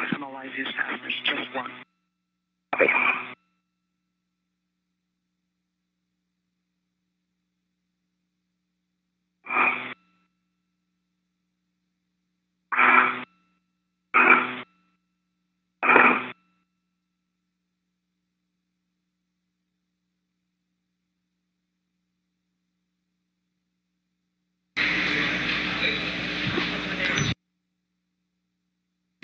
Once McClain accesses the worksite underneath the orbital debris shield and the multi-layer insulation, she will begin demating the currently connected cables and mate them to the new adapter one at a time.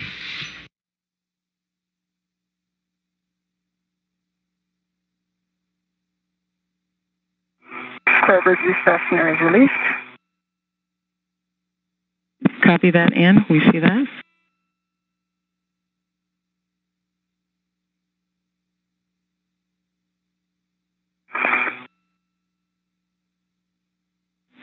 So, Ann, for you, next we're going to demate the starboardmost pass-through connector under the shield.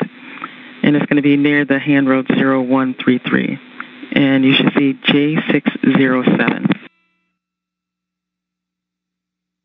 Okay. And for you, David, after you've wire tied those cables off out of your worksite, you can retrieve that jumper cable bundle and release wire tie start, one twist. Copy, I'm just finishing the wire tying. Okay, copy, David.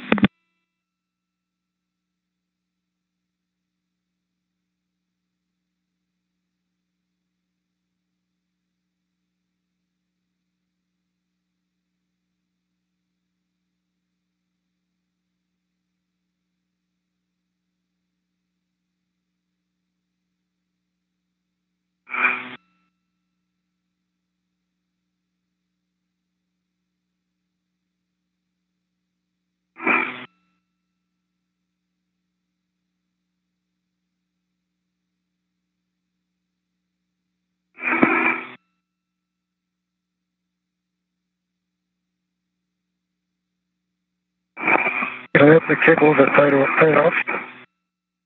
Copy that, David. The cables are tied off.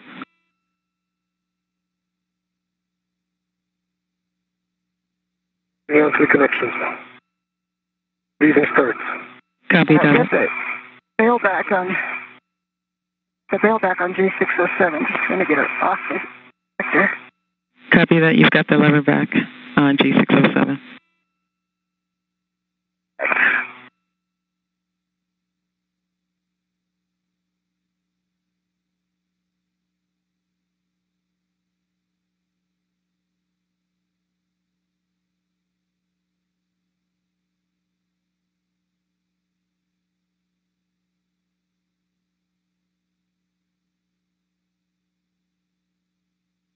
Putting the caps from the red and blue ends. Copy that. You're removing the... 641 and P641. Copy that. You've removed the caps on P640 alpha and P641 alpha. Correct. All right, J607 is removed. Copy that. Can you give me a report of the FOD pins and EMI bands? Don't have a great view inside of the sector it was removed from. But we've got good pins, 3 good pins on the J607 side. Copy that, Ann. And if you need to, you can go ahead and slide that shield farther out of your worksite starboard. It looks like it's difficult to see in there.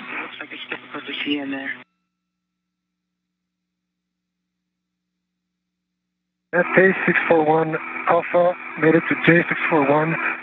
No band pins, alpha, within my band. Copy that, David. Good call. And you did the blue one first. Thanks. And then you're going to connect the P641 alpha to the J641.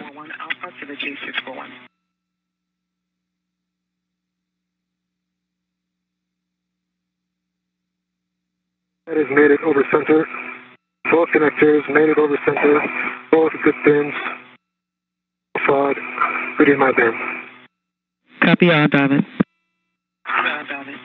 And for you, Ann, after you've got that disconnected, you're to retrieve that jumper Whiskey 1010 from the crew lock bag, and that jumper remains redded to the crew lock bag. Copy. And for you, David, now that you've got those connected, you're going to route the jumper cable bundle across that cable tray, and you're going to install wire ties number 1 and number 2 to the cable tray boom handrails on the nadir side, and ensure that your safety tether is clear of the cable. Copy and work.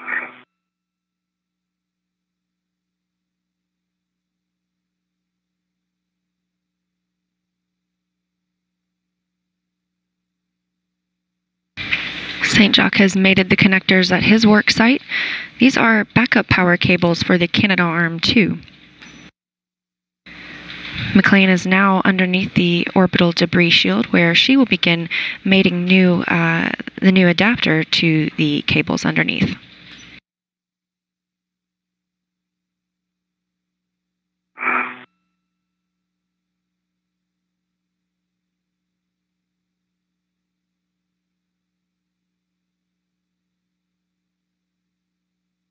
All right, I have the C1010 cable Papa 609 connector.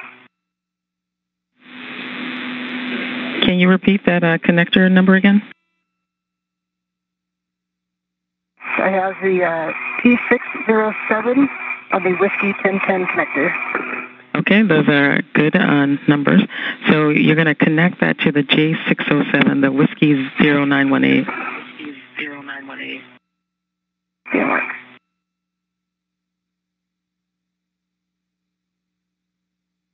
And you're going to check that the lever on the 607 is forward and over center. Okay, and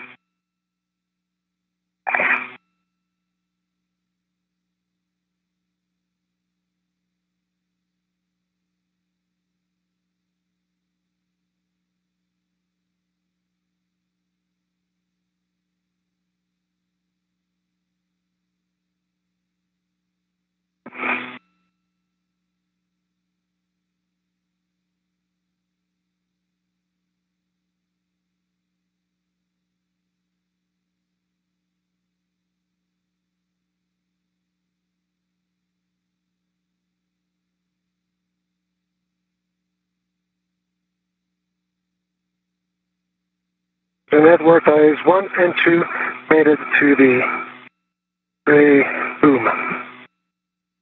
Okay, excellent, David. So next you're going to route the cable bundle behind the strut, and you're going to release wire tie start again, 1 twist.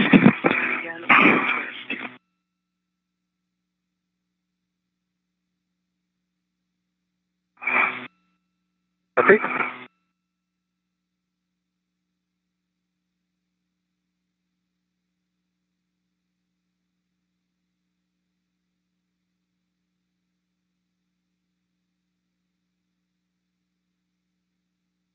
Saint-Jacques is going to be installing some wire ties on handrails. Both sides of that connection. Copy all of that, Ann. The cable Saint-Jacques is routing, he will ultimately bring to the S0 truss section, temporarily stowing it there where McClain will access it later. Okay, I see it.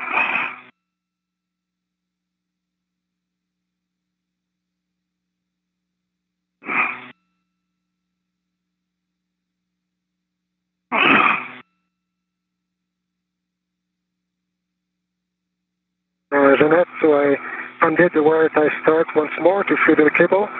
Confirm where does wire tie 3 go? Okay, wire tie 3 is going to go to handrail 3461, and it should be port of WIF 14. 3461.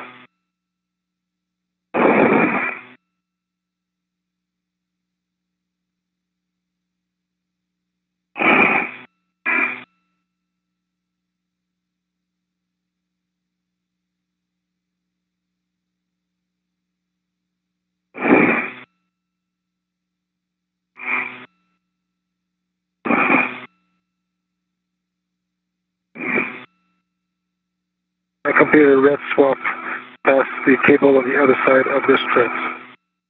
Copy, David.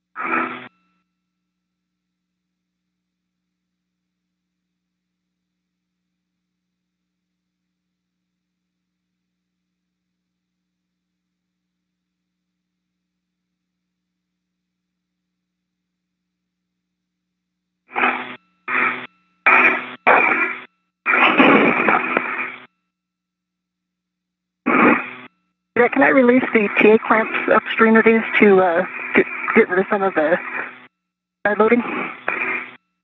Checking in, stand by. Okay, Ann, you can go ahead and release those TA clamps. Thank you.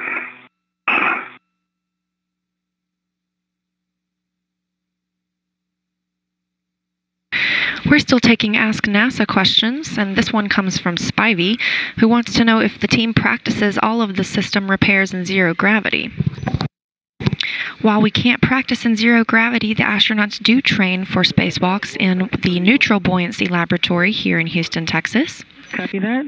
Next, you're going to route and release wire tie start and wire tie 4, 1 twist, and you're going to install wire tie number 4 on handrail 3460. The Neutral Buoyancy Laboratory is a very large pool, and it has mock-ups of the space station underneath, so the astronauts can go in, suit up, and get the closest thing to microgravity as possible on Earth. J609 D made it.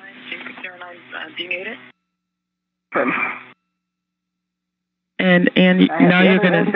1010 in my hand. That's affirmative, and you're going to connect that to the J609 and confirm that the P609 is forward and over center. Okay, Mark.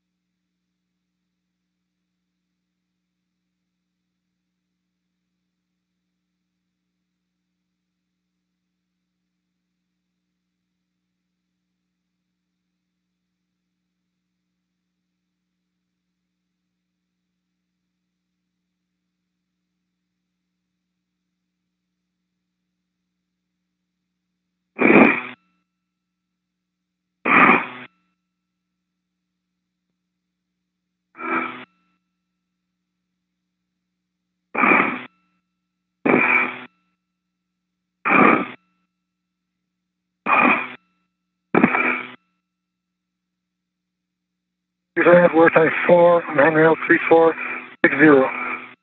Okay, great job, David. Next, you're going to go to the MLI, and you're going to open that flap near width 13. And this is where you're going to stuff the truss jumper cable bundle and the cap keeper into the truss. Yep, I see that opening, and I see the handrail. Excellent, and you should see handrail 3451, and you would use wire tie start to bundle that cable inside the truss. I see 3451 inside the truss. Good read back, David.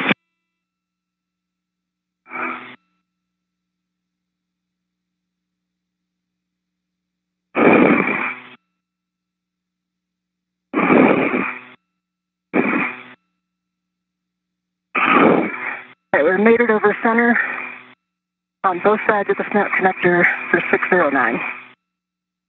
Copy that. Made it over center on the J609 and the adapter P609. So next you're going to release the ret from the jumper and let it tend itself back to the crew lock bag.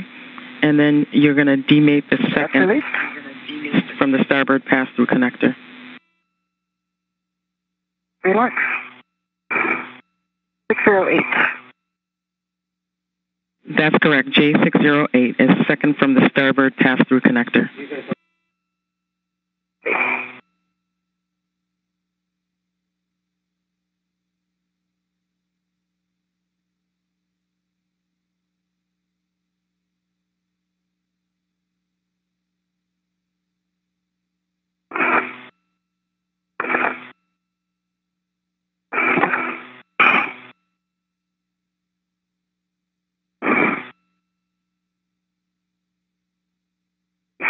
Is demated? Copy 608 is demated. 1009. And copy you're retrieving Whiskey 1009 from the crew lock bag. Okay.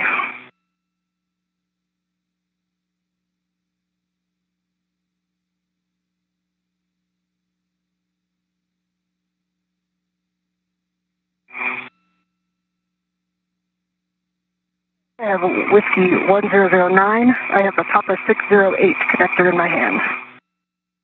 Okay, you are right on track. You're going to connect that to the J608 and confirm that the P608 is forward and over center. Copy. And I have good pins, no FOD. Copy, good pins, no FOD. I don't see an EMI band. And good EMI band, copy. I said I can't actually see the EMI band. See just a little bit of it. It's pretty recessed in the snap connector. Okay, we copy all, and that's what we expect.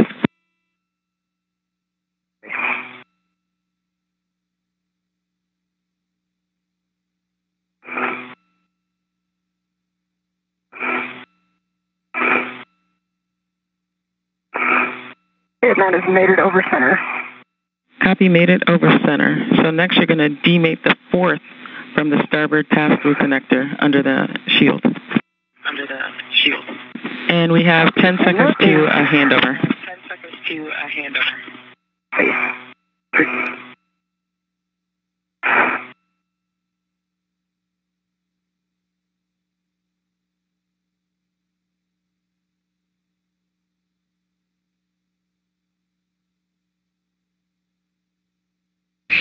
We've just entered another satellite handover while the space station is flying 257 statute miles over Ukraine.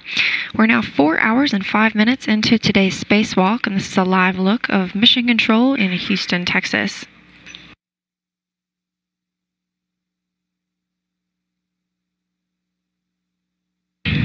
Everything is moving as planned today, minus a few modifications with some shield removals.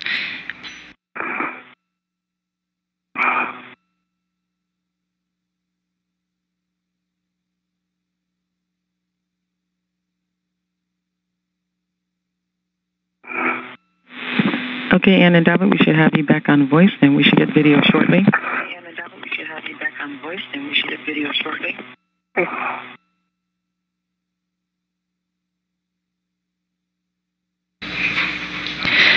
We are continuing to answer Ask NASA questions, and this one comes from Miss Zippel's class.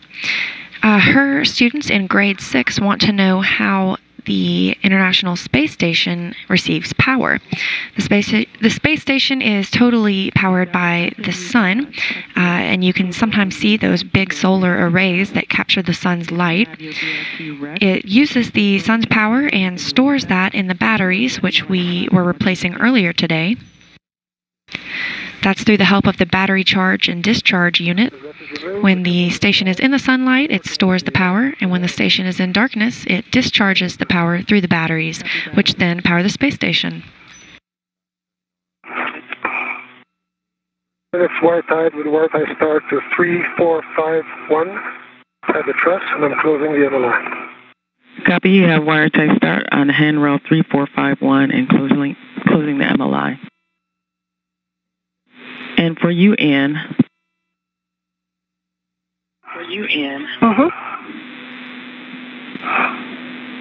You should have disconnected, demated the fourth from the starboard pass-through connector. Yeah, working on it. Have to reposition me. Copy. We're way down here.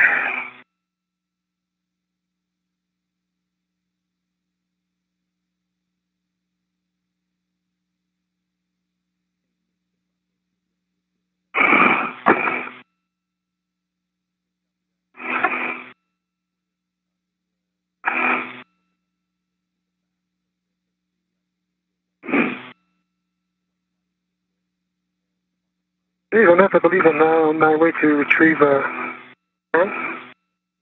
And David, before you do that, could you give us a glove and hat check? Of course, yes. Draw hat.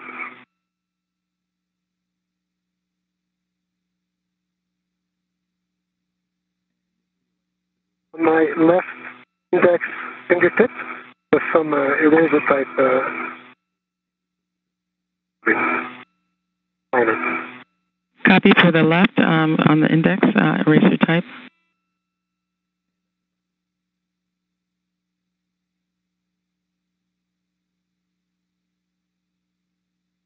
I have 610 disconnected, and in my hand I have Whiskey 1009, 610 ready to connect. I have no spod, in my band, and no bent pins. Copy that J610 to the adapter in the P610 and confirm that the P610 is forward and over center. It's forward and over center. Work. And David, I'm sorry, but I didn't hear for your right glove. No change on the right glove. Copy, no change on the right glove. Thanks, David. And so for you, David, next if you can head out to help Ann, and she may need your help to reinstall the MMOD shield on the node 1 meter location. No way.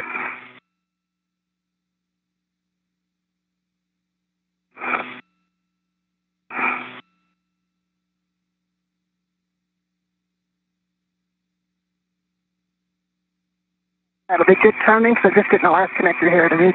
Okay.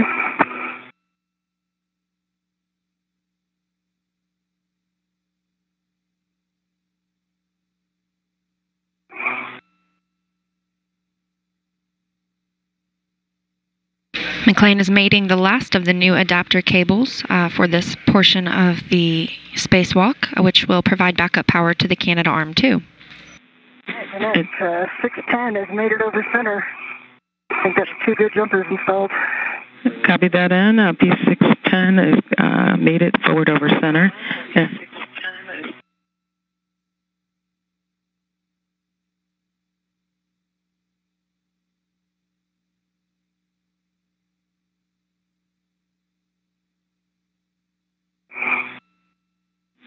And one quick question.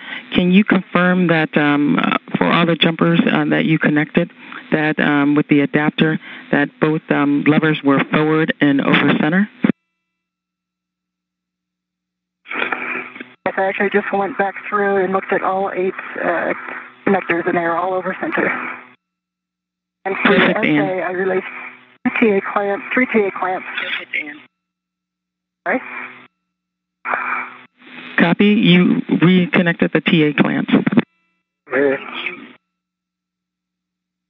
That I did not. I released 3 TA clamps. Copy. You released 3 TA clamps. Thanks for the correction.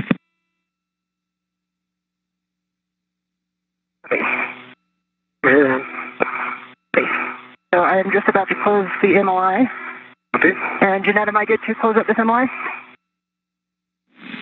And yes, if you can restrain the jumpers behind the shield, and if you need to, you can use those TA clamps, and then you can install the Zeus fastener on the MLI under the shield if you removed it, and you did remove one.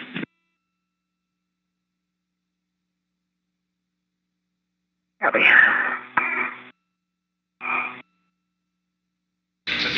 You can see David Saint-Jacques has joined Ann McClain to help reinstall that micrometeoroid orbital debris shield. David, can you confirm whether or not you changed your TCV settings?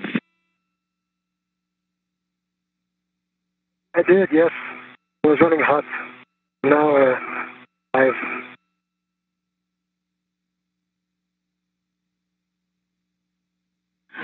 Okay, we copy, David. Thanks for letting me know.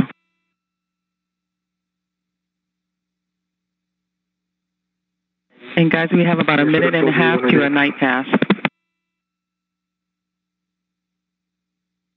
Okay, thanks. Alright.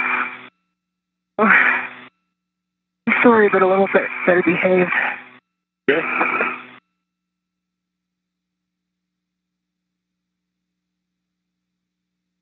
You can move to the right if you want to come in. Well, yeah, what do you envisage? Sorry? What do you think would be most helpful? I think if we both reposition it. Okay. Should I be here? Stable? Yeah, I'm just kind of getting the MLI down.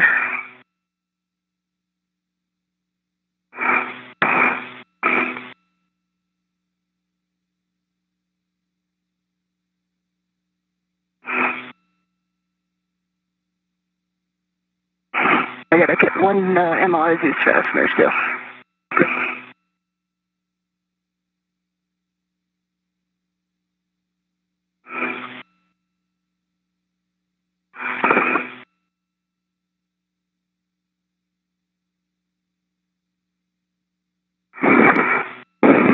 Guys, we're coming up on sunset in about 15 seconds.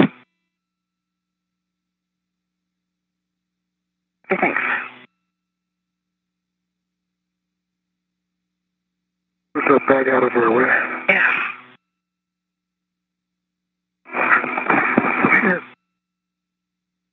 Alright, get this TA clamp back.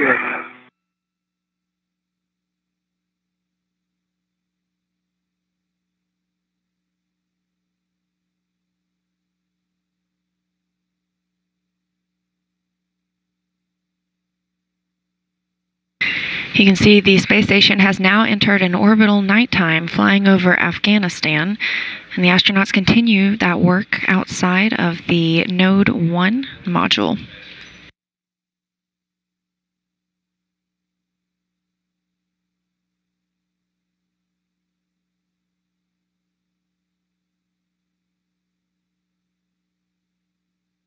You sure?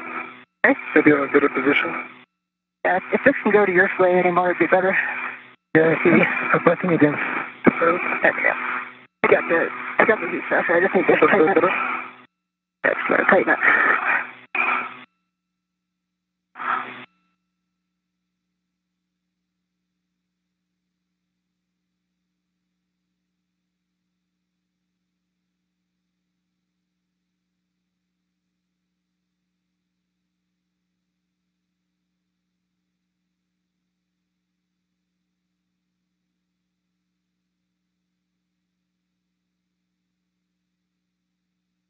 Looks good. That's good. We can slide this over. So this is connected on an AET. You see the long T-handle here? Yep, see that? So, Ann, you should red to the long T-handle tool with your mini workstation end effector, or David, And just a quick reminder that the Zeus fasteners have to be connected in the proper order. You have to do the center Zeus fastener first. Okay. Get it. Right, so there's a ret from V's workstation to the long key handle now. To the handle or to the adjustable? The tether point. The capped on tether point. The adjustable, yeah. The capped on tether point. To the toe? Oh, to the tether point. That makes sense.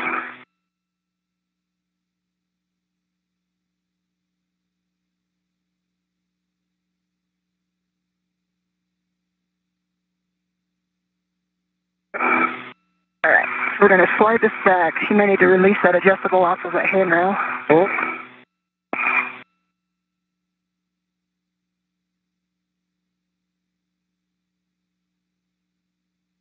These? All right. And then got to just kind of go past all those cables. What's underneath here at the gap spanner? Yep, and that gap spanner just slides right under that gap spanner.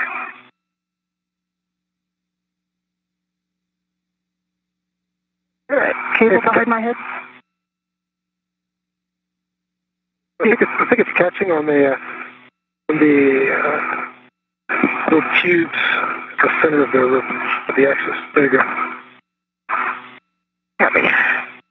We're going to need to pull it toward us in order to get the flanges under again.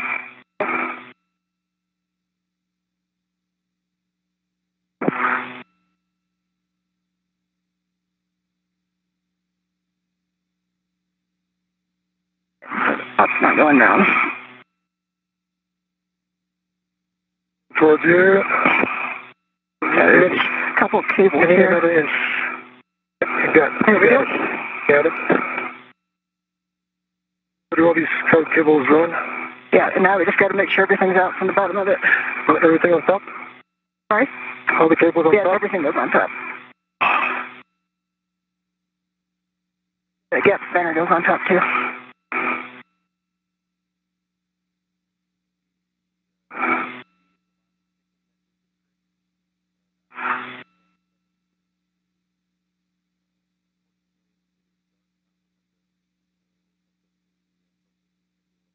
So, Ann and David, if you can ensure that the 3 tabs on the inboard side of the panel are in, and that should help you get the panel in properly.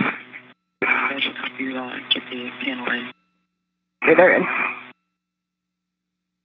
Copy, Ann.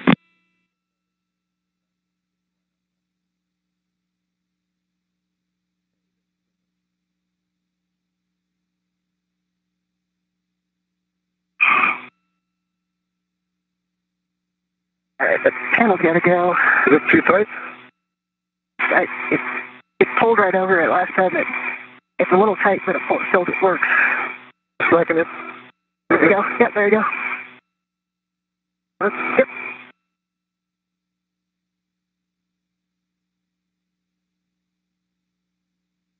This juice is not bad here.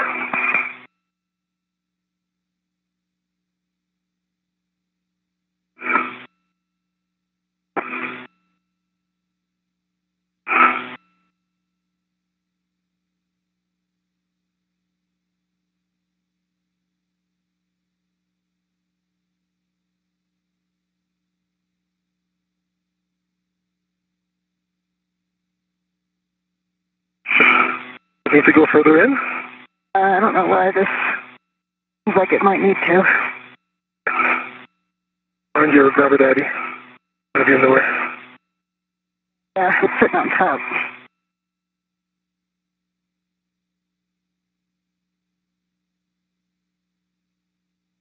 Go. Alright, so you're going to do the center of the fastener first.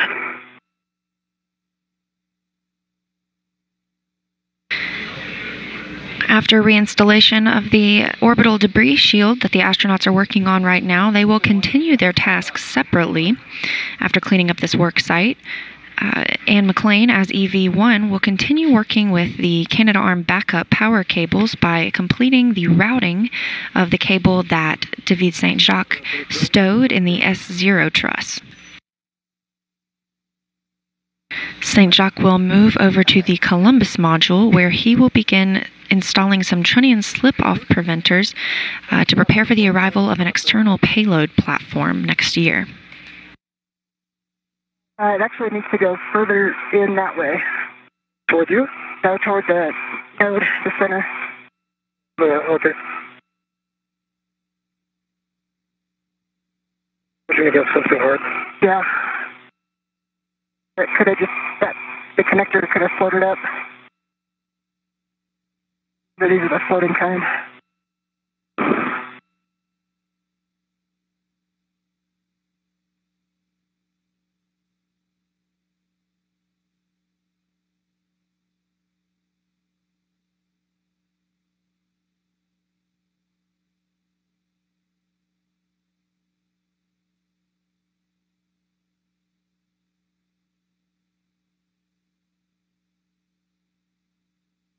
No. You have to go further in, radially in now. Radially in, yeah.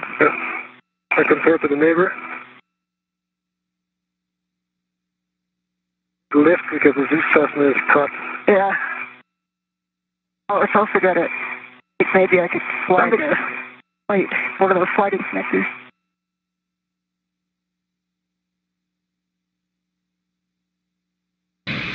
While the astronauts complete this orbital debris shield reinstallation, we've got a question from Ray from using the hashtag AskNASA. Ray wants to know how much training it takes to become an astronaut. After initial selection, astronauts go through about a 2-year training period through multiple systems and processes, anything from Russian language training to training for spacewalks in the neutral buoyancy lab, as we discussed earlier. This corner looks like it's in the right place. Once they are assigned to a mission, the astronauts continue their training, and they are always keeping their skills sharp. It's very close.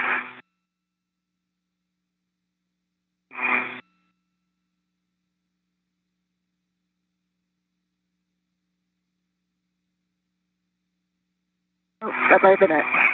What? No, that might have been it. I think that's going to work. All right, do me a favor and put down the pressure a little bit if you can. Holding it.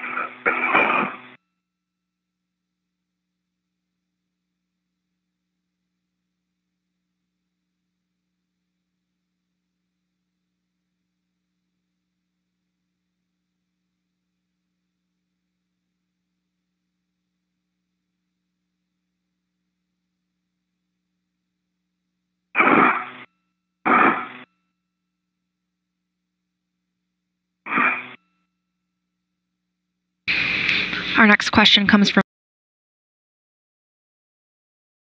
and he wants to know what is the purpose and how often does it happen. Mission Control or the astronauts can ask for or provide a status on their gloves at any time, but it's timelined for almost every, to immediately occur almost every procedure. Sometimes the gloves can be damaged, so the astronauts take good precautions to make sure that there is no damage done to the gloves during the spacewalk. Some tasks like relocating the articulating portable foot restraint or lifting the orbital debris shield may cause more glove wear and tear than others. They're giving enough force in there.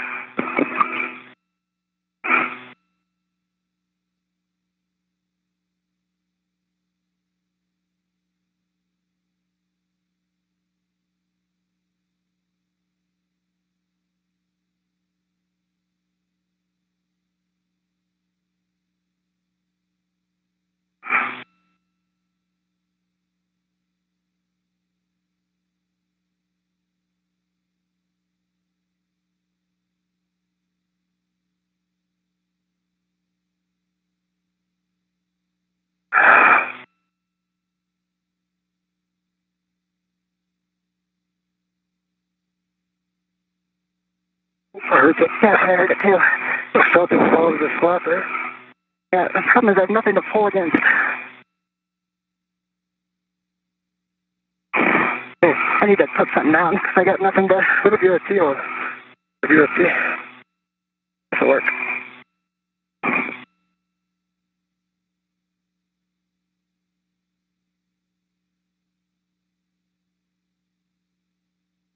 Hold it, I guess.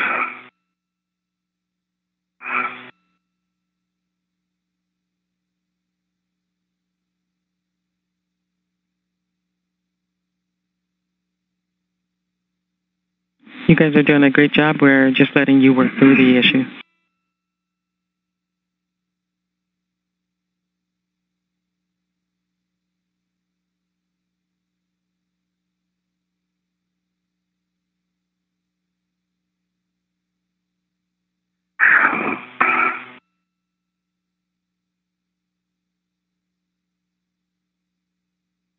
There we go. That worked. Hold that down. It doesn't come back. It's got to be held down so it doesn't come back up. That just punches through to the wire.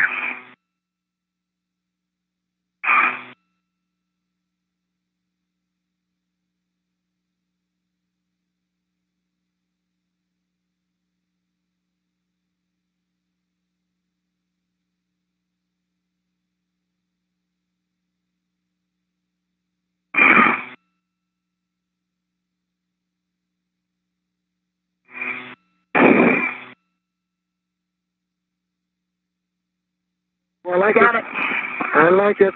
Got it.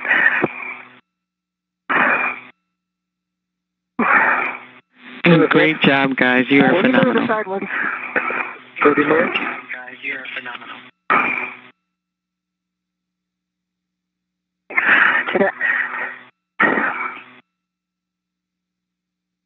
That center one is a good lock on it.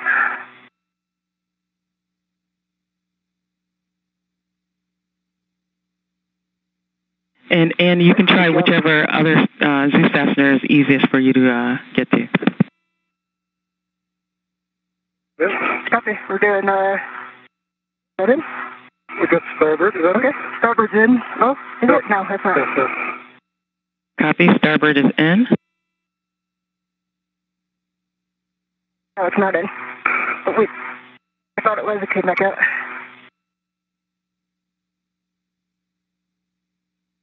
Let's play it. Astronauts confirming they have tightened 2 of the Zeus fasteners. Just to verify, you have the center and the starboard Zeus in. You have the center. Negative. Only center so far. Copy. Only center so far.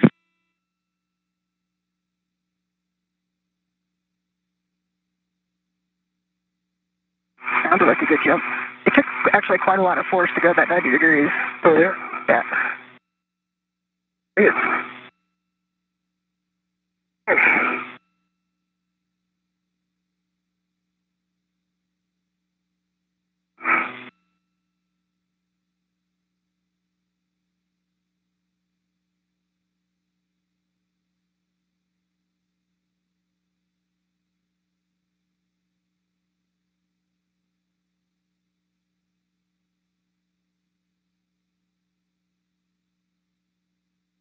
Right. Oh, wait, that's actually... Camera's not coming out. Then to me, what do you think? Good. The line's only at 45 degrees, but it's holding.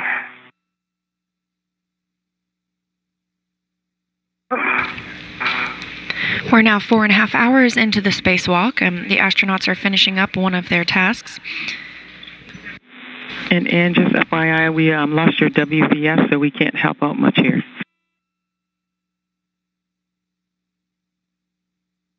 Okay, I think I must have pushed it. I can push it. I got your green light again. We're actually just trying to figure out if the starboard one is actually in or if we just kind of have it actually in. Ah, there we go. Yep. Okay, we are locked on the starboard side. Starboard locked. Have to push real hard. Okay, and in data, just FYI, we only need 2 Zeus fasteners installed, so we're going to move on from here. And in data, great work, excellent work. So for you, Ann, you're going to stow that short T-handle tool in the crew lock bag, and then you'll grab the long T-handle and install it in the crew lock bag as well. Okay. That's right next to you. I can You're still ready to this, so I'm going to I'm going to put send it over. Ready? Actually, you know what? Why don't you hand me that AET, and I'm going to hook the short handle to it also. Do that, yep, both together? Yep.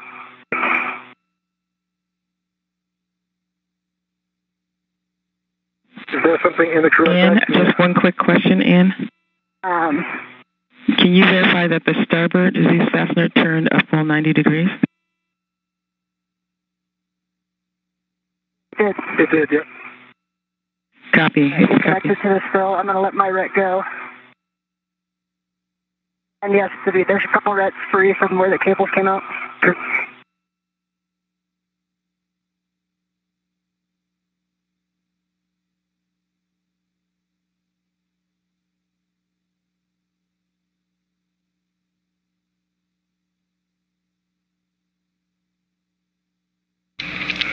Mission Control has shared that only 2 Zeus fasteners need to be tightened to confirm the attachment of this micrometeoroid orbital debris shield.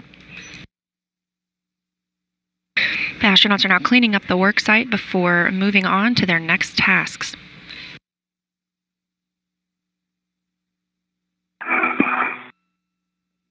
McClain will continue working with the Canadarm backup power cables, and David Saint-Jacques will work with the Bartolomeo trunnions. You can reinstall that adjustable. That's a good reminder, thanks. I will get that as I leave, and I'll call it when I do it. Copy, Ann, thanks. Both the handle tools are on one adjustable attached to an integral ref in the crew bag. Copy that. So one of the things we need to do is a bag inventory. So whenever you guys are ready, we can do that bag inventory. I can get that, David, if you want to start heading towards your next work site. Do you wish? Because I've got to go back by the airlock. Yep. Leave it here. Sure.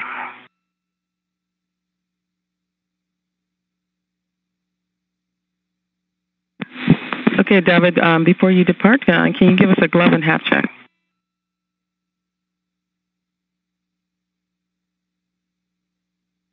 The dry hat and the gloves. Left glove, no change. Copy, left glove. Glove, no change. Copy, no change on the glove and dry hat, and we have about 20 seconds to a handover. And David, you're heading back to the airlock. Not the airlock. Hear that sound? Wait. Say good? You just hear that sound? The spring sound? Yes. Good.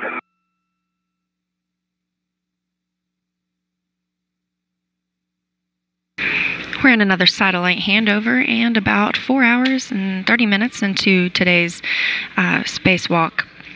So far, the astronauts have moved one of the adapter plates that was used to store lithium-ion battery.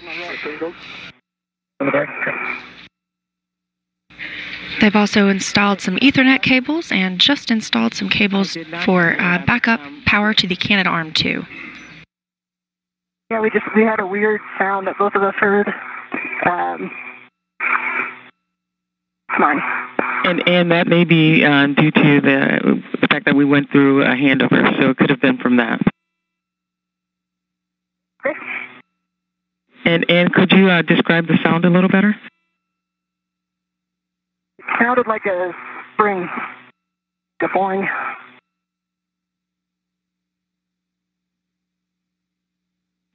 Okay, copy.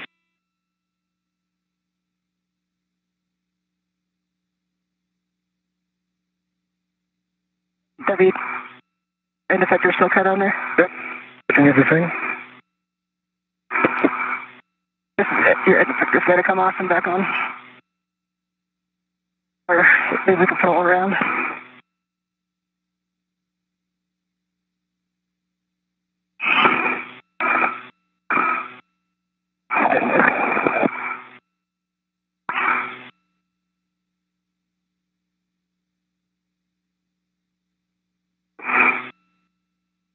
There we go. Great. All right, see you shortly. All right, Jeanette, are you ready for the crew lock bag inventory? Ready. Okay, on the outside, I have an adjustable equipment tether and a long wire tie. I'll open it up and right here.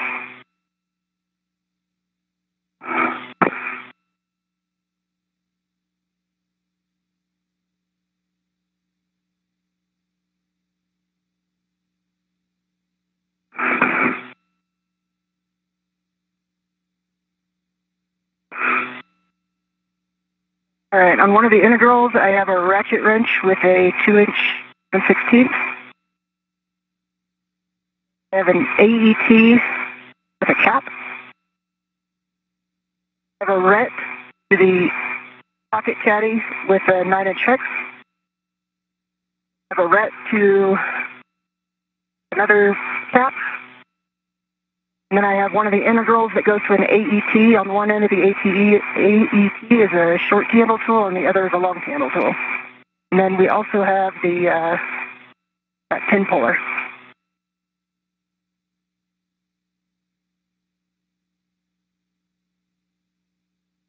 Okay, and could you tell me how the loop pin puller is connected? The pin puller is on an integral. Copy on the integral.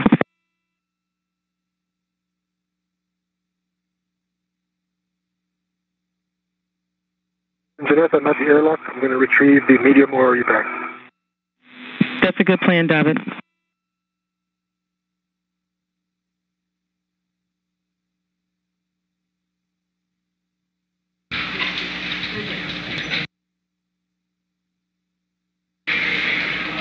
McClain worked with the teams on the ground to ensure that all of the tools were in the crew lock bag, and Saint-Jacques has translated back to the airlock, where he is stowing one bag and retrieving another before his next task on the Columbus module of the International Space Station.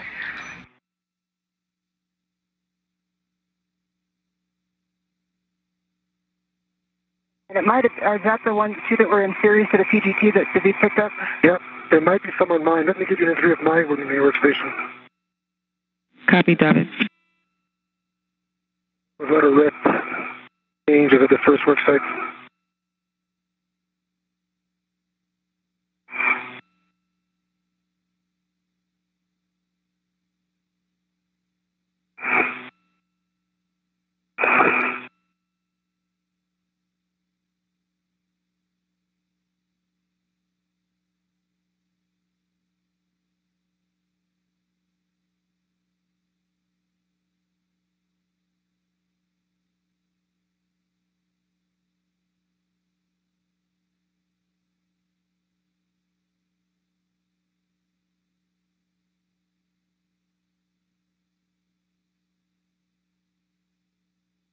And Jeanette, I think that's it. I have 3 normal refs and 1 red tip pin on my mini workstation on top of the ref on my DRT. And the one Copy that, David. And the ones for my camera.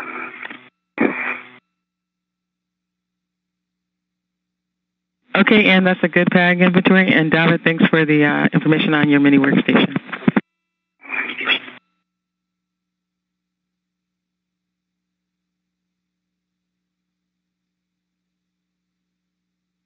Jeanette, that AET from that connector is back on 133. Copy, and thank you, Ann.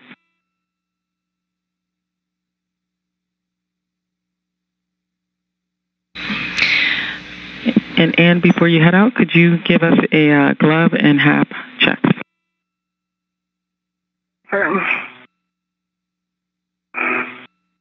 Glove, no change on the left. Change on the right, and a dry hap. Copy, good, no changing gloves, and good hap. Okay, you're heading back to the airlock, and you're going to stow that Node 1 Nader crew lock bag on handrail 0550 near the width extender. Copy.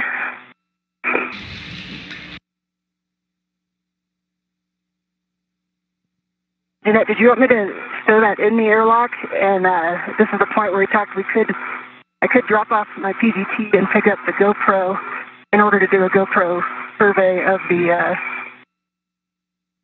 Copy that, side Ann. of the S0. Stand by, I'm checking. While McClain translates back to the airlock, we've got a couple of more Ask NASA questions. We have several classrooms in Canada watching today as Canadian Space Agency astronaut David Saint-Jacques, which you see right in the middle of your screen here, is doing his first spacewalk. And we're about 10 minutes down on the timeline. Our PET is 4:40. So if you have time to do that, it's your call.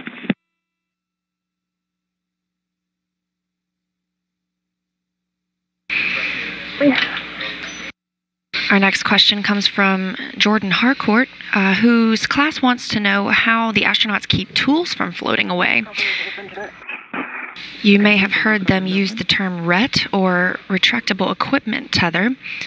Those tools are tethered both to themselves or to their mini workstation, which can be sort of like a little toolbox, as well as at some points they will tether the tools to different parts of the space station to keep them from floating away. Medium or U bag, you're heading out to the Columbus worksite. I think I have the bag on my DRT, rented. I'll be on my way. Copy all, David.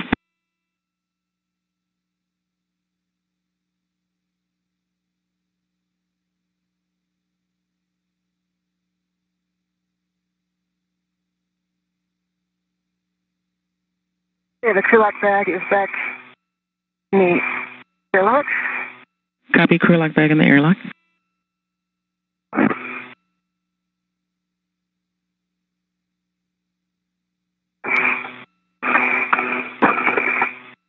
Jeanette, if the team's happy with me trading out my PGT, I will pick up the video camera. Copy and checking. Copy and checking.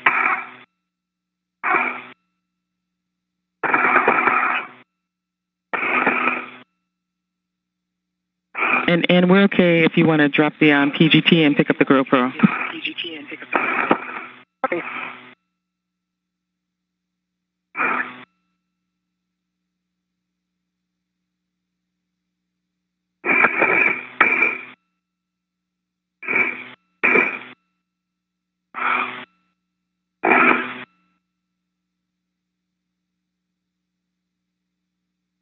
And then I'm on the Cedarspur.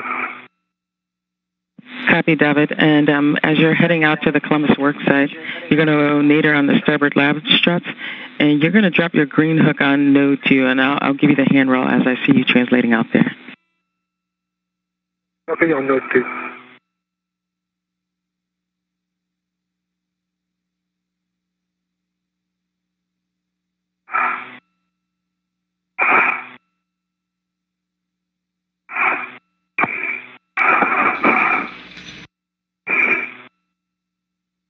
Saint-Jacques is now translating to the European Columbus module, where he will install some trunnion slip-off prevention.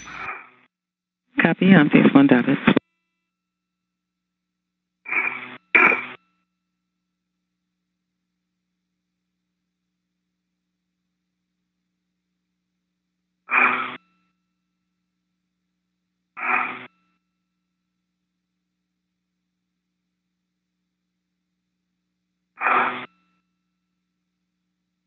The PGT and my RET for my swing arm are both back in the airlock. I have the GoPro on an integral RET to my swing arm. Copy all in. Back out the S0 site.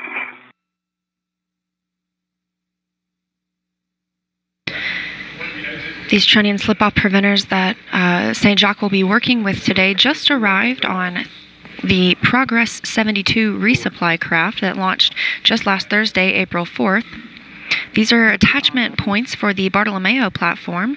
It's scheduled to arrive to the space station next year, and it's an external payload station that will be attached to the Columbus module. 0345, and you can drop your green hook there. 0345 for the green hook.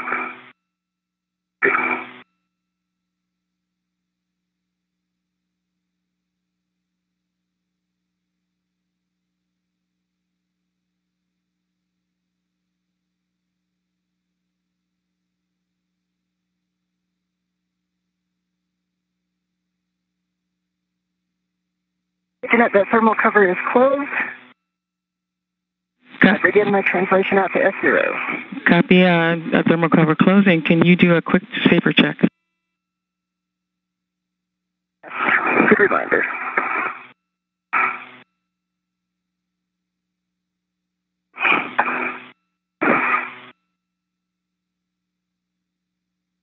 Safer handles are down. And copy, safer handles down. So you're going to head out to the S0 Trust Bay 1, and I have a warning reminder for you as you head out there. Remember to observe a 2-foot keep-out zone from the ungrounded connector P338J338 Alpha, which is located in Bay 1, port nadir of handrail 3463, and also do not use the heat pipes for translation aids inside Bay 1 and Bay 0. Copy, boss.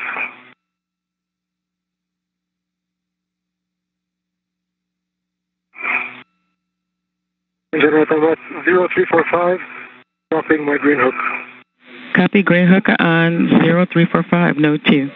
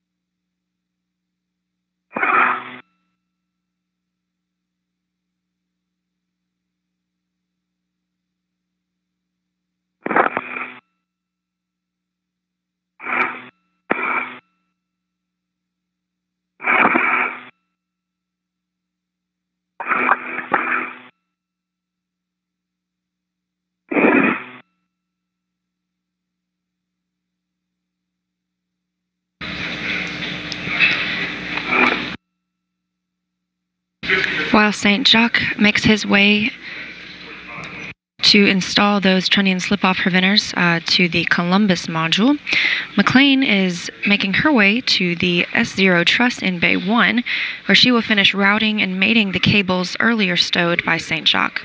These are the same Canadarm2 backup power cables.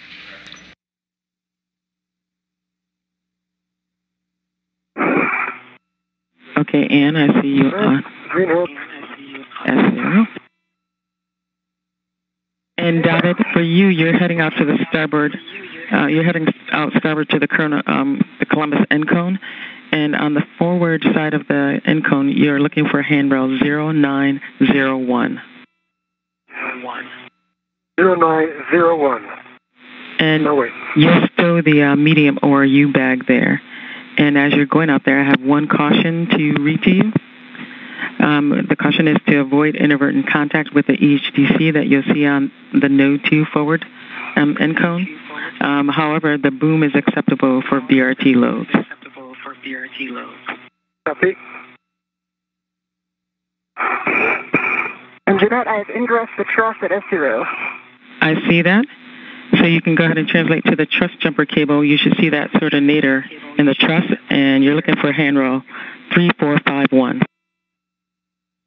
Confirm, I see the jumper cable.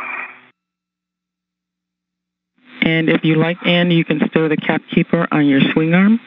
You can use a rep from the to the cap keeper ring to your mini workstation rest. Copy.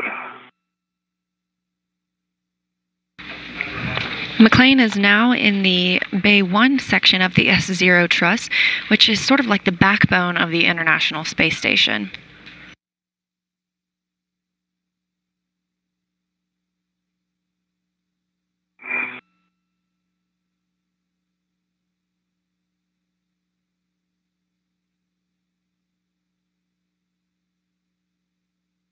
While in Bay 1, McClain will route one cable into the next section of the truss, Bay 0, and then she'll later leave this section of the truss, go into Bay 0, and complete the, mate the cable into its final configuration.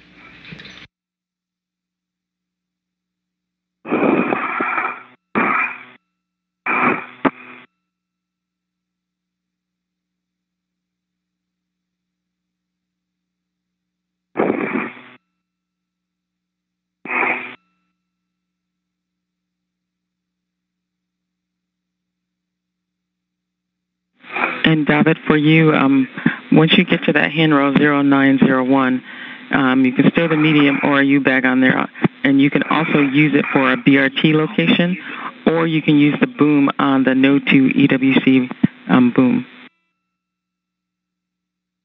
Copy, and I am at 0901, the process of dropping the bag. And we have a suggested body position if you like. Stand by as I finish with the bag. Copy.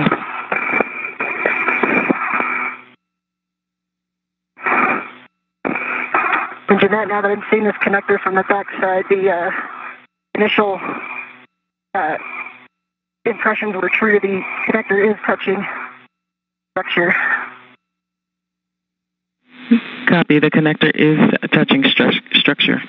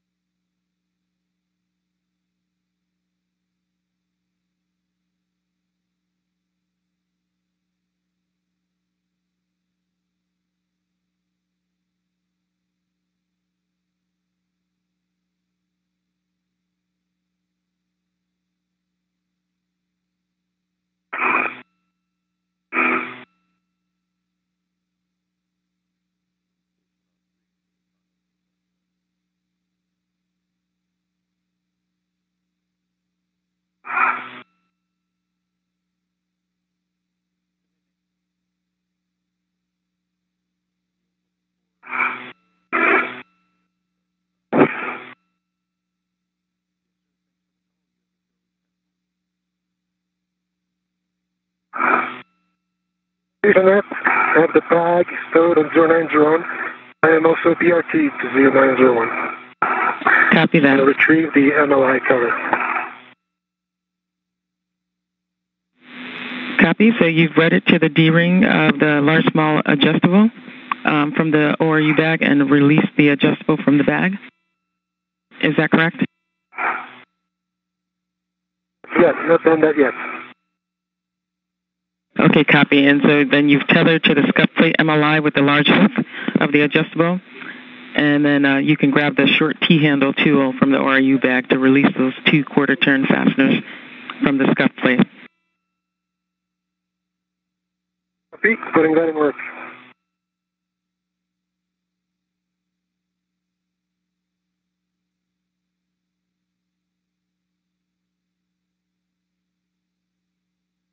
David is removing the multi-layer insulation and scuff plate cover so it doesn't get in the way of the robotics whenever they attach Bartolomeo after its arrival to the space station next year.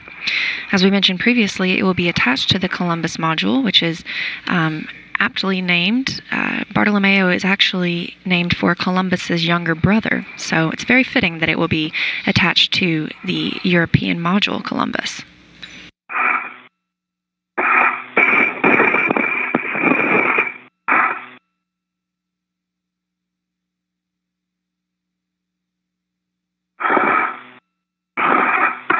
And we have one quick question for you. We don't have video of you right now, but can you tell us if the back shell of the ungrounded connector is touching the back shell of any of the other connectors? Let me turn it back. Hold on. And I just did a GoPro survey of the whole thing from a couple different angles, so hopefully that will be useful. Yes, that'll be very useful, Ann. And it is not. And it is not. So there's behind the veil, there is a part that sticks that's like squarish and wider than all the rest. That portion is touching the panel that the other connectors are connected to, but the back shell itself of that connector is not touching anything else. Closest approach looks about half an inch from, I think that's the other side of the P3038 connector. Okay, copy all, Ann. Those are great words. Thanks. Ethernet, I have removed the scuff plate MLI. I have routed to the secondary, the tube up. Copy. And David, please be sure to close the ORU bag to protect the other TSOP. Okay, we'll close the bag. Thanks, David.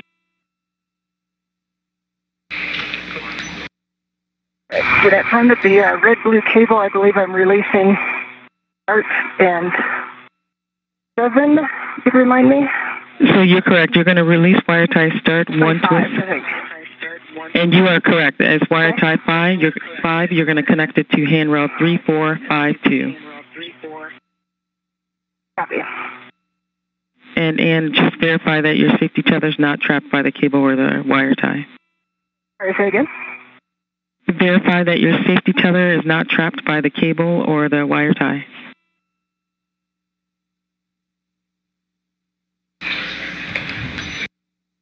McClain is stowing the red cable being discussed on a nearby handrail for later installation. That won't be during today's spacewalk, but she will continue routing the blue cable into the nearby Bay 0 truss. Verifying that your safety tether is not trapped by the cable or the wire tie. Copy.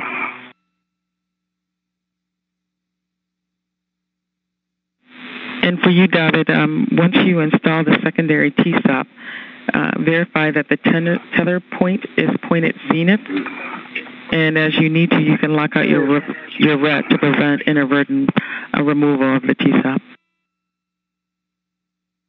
It's done. That is locked. Tether point is zenith. Copy, and I have PGT settings when you're ready.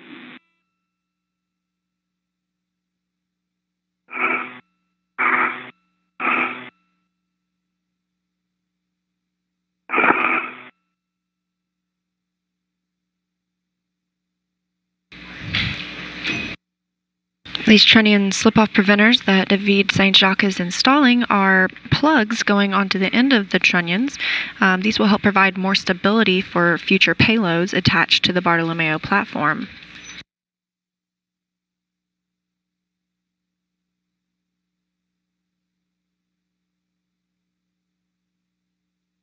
Saint-Jacques will be installing 2 of these preventers.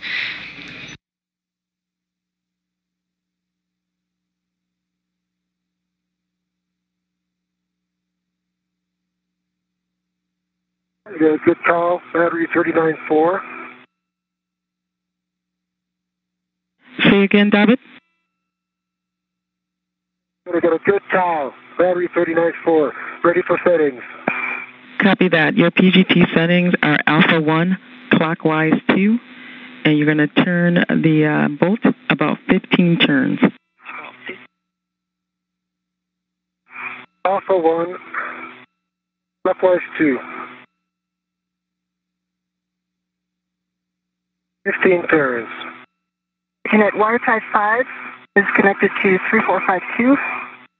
I believe the next I'm releasing 6 and just configuring it low profile. Is wire tie 6, that's correct, Ann.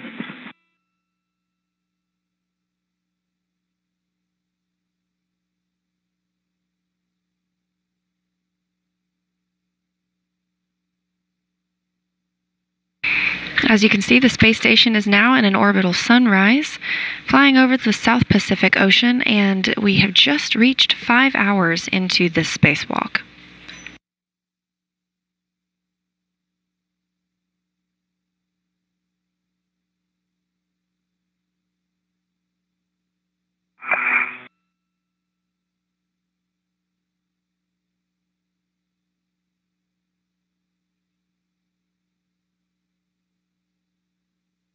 Nice, Ann. I see that you've configured wire tie 6 in a low profile. And next you can release wire tie start, and that should separate the red and blue bundles. Copy and work.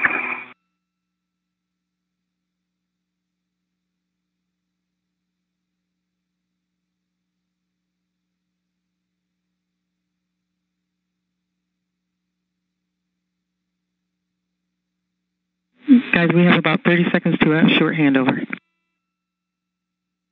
Copy.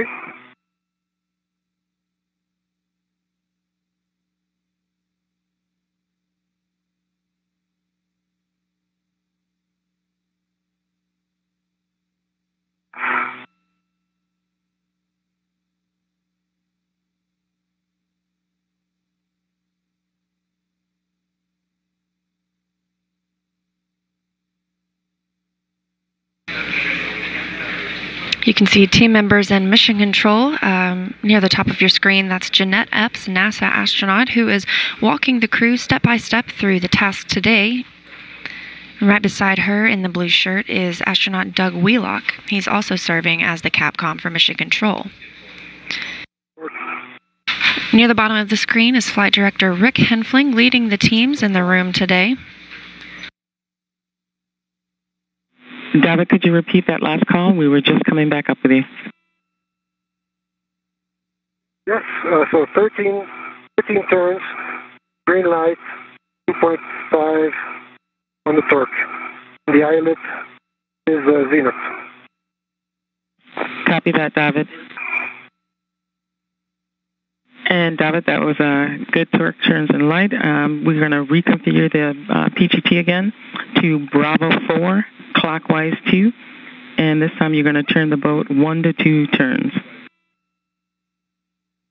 Bravo 4, clockwise 2, 1 to 2 turns. And actually, David, we're looking for 16 to 17 total turns, so that would mean you're going to turn the boat about 3 to 4 turns. I have 13 so far. Copy, so 3 to 4 turns is what you're looking for. Copy.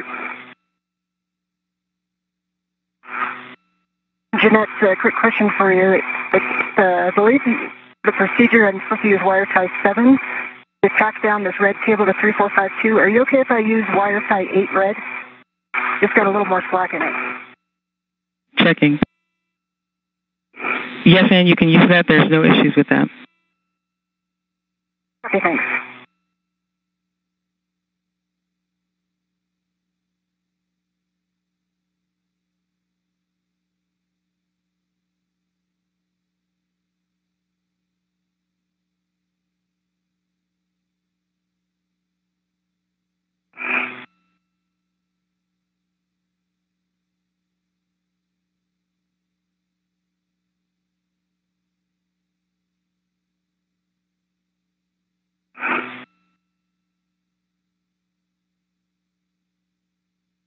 And Jeanette, I got 19, green light, 19.2 on the torque after only 2 turns, so total 15. Copy, total of 15 turns.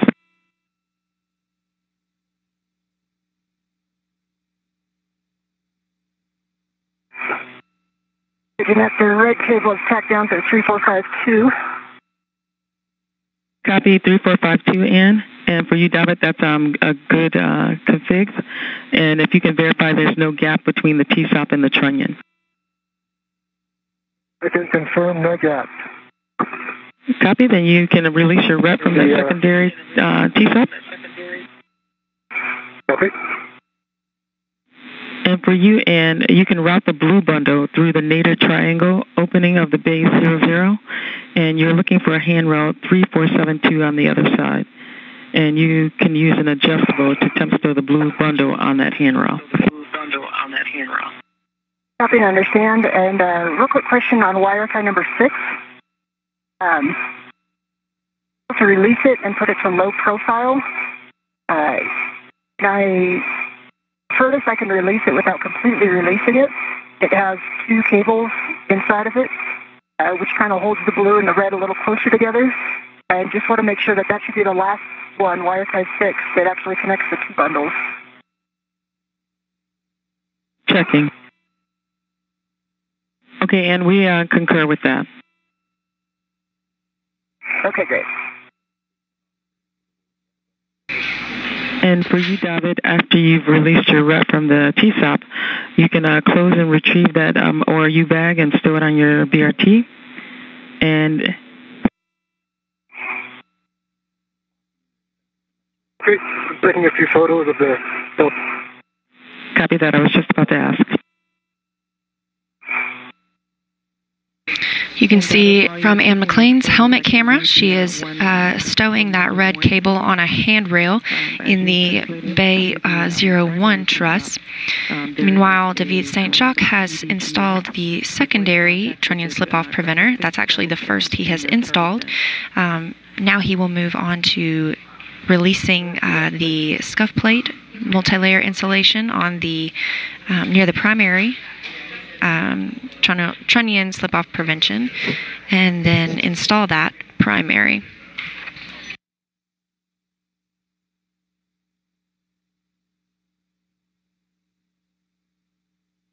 And David, one quick thing, thanks for taking the photos. Since we don't have WVS, those photos will come in handy. I have a question for you for this bus area. Go ahead, Ann. There's a cable that kind of runs through, it's tacked down a couple places, but kind of runs diagonally through the open space in the bay, which makes it kind of tricky to navigate around in. And there's a wire tie on it that is not connected to anything. I'm wondering if you mind if I tack that down to 3450. It would just kind of keep it out of the way. I don't see an obvious marking on the cable, other than it has wire ties that are marked. Copy, Ann, checking. Check.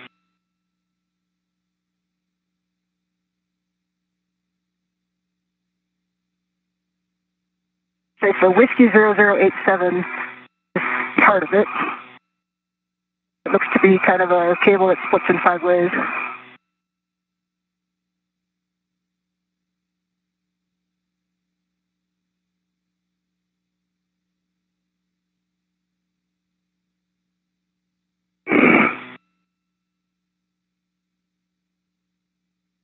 Okay, and we understand what you mean about the connector. It's an Ethernet cable, so it can't run alongside of the power cables that you're installing, so you can tack it down, but it should be separate from the power cables. Okay, 3450, which is the adjacent handrail, has nothing tied to it, and I think if I just tie it back, it'll kind of protect hardware a little bit more for future travelers through here. Copy, handrail 3450. Copy that. Yeah, and just for reference, I'm using a wire tie that says S0 handrail 3455, so right, it's been supposed to be attached somewhere. Copy that, Ann. All right, and that's attached, and I'm going to go ahead and egress.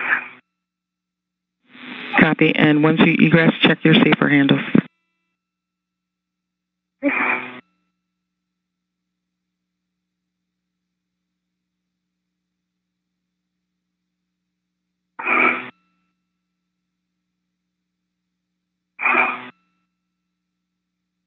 Is that or not the primary stop location? Copy that, and you should be looking at handrail 0938. You can stow the medium ORU bag there and BRT to that location. Copy 0938, I'm there.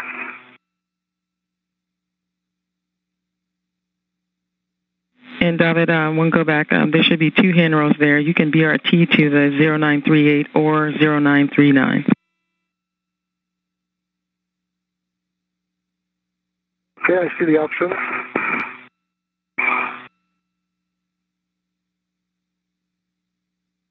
Go for 0938. Copy, 0938.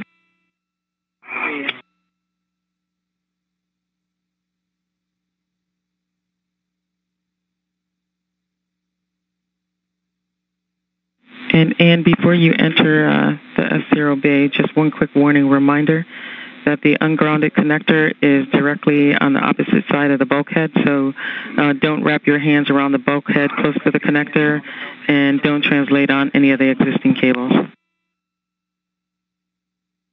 Copy, Janet. And my safer handles are down. Copy, safer handles are down.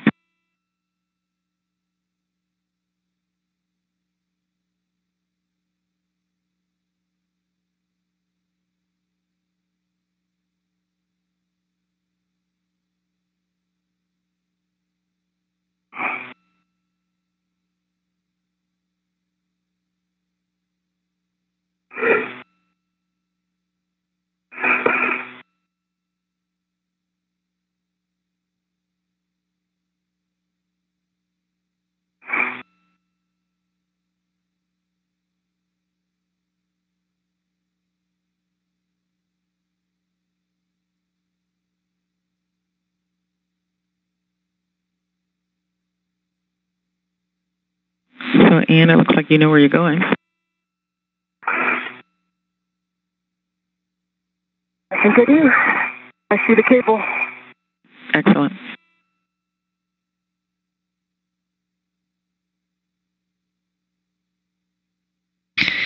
You can see NASA astronaut Ann McClain has egressed the S0 truss, and she's moving to the next portion of the truss, Bay 0, where she will finish mating the blue cable to provide backup power to the Canadarm2.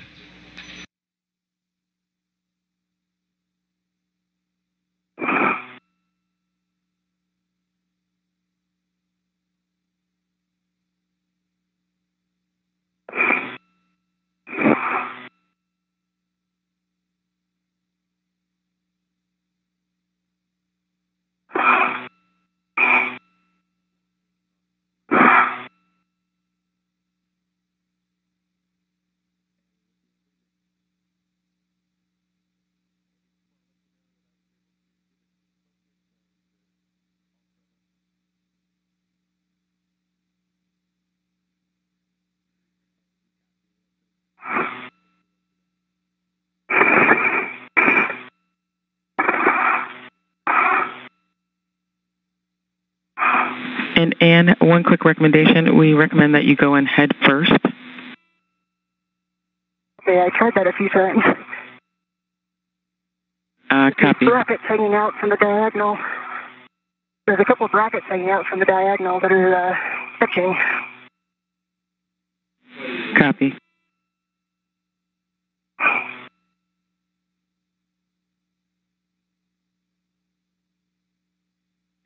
And we have an alternate route for you to get into the truss if you like. Okay, I'll try this again.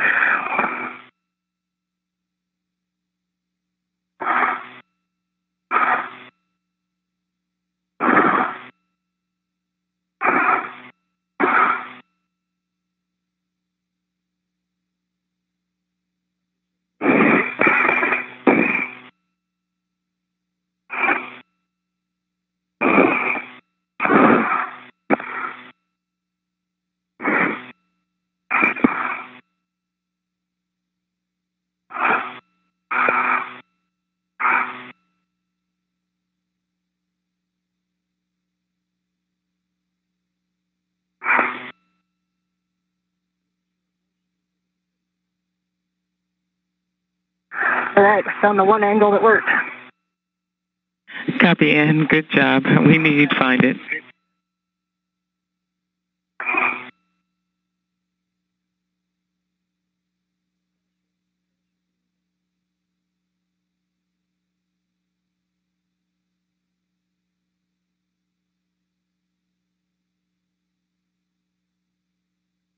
How's it going, David?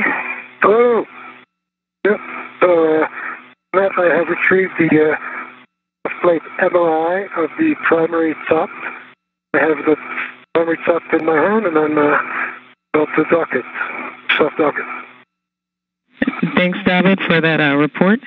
So you can soft dock that primary T-stop on the trunnion pin and verify there's no gap between the T-stop and the trunnion. Okay. And for you, Ann, you're going to translate over to the blue cable bundle on handrail 3472 and retrieve that. I have one quick caution reminder to read to you as well. On the panel Alpha 162, it's near the zenith portion of the S0, so it's a tight space with other connectors and cables in the area, so use caution not to disturb those other connectors.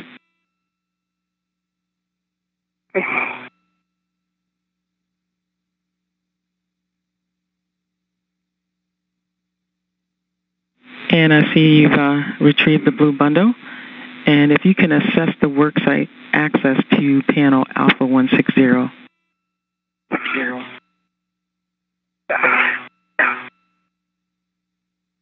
And Jeanette, for the primary top, I'm not able to soft dock it. And looking down the trunnion pin, well, does not appear deep enough to do so. After about half an inch of threading, what I see is looks like a square, a tool interface, about half an inch deep, and that's the end of the well, if you want, on the tip of the tronium. Copy, David. Stand by. And David, if you copy, you're taking photos. You read my mind, David. We were just about to ask that.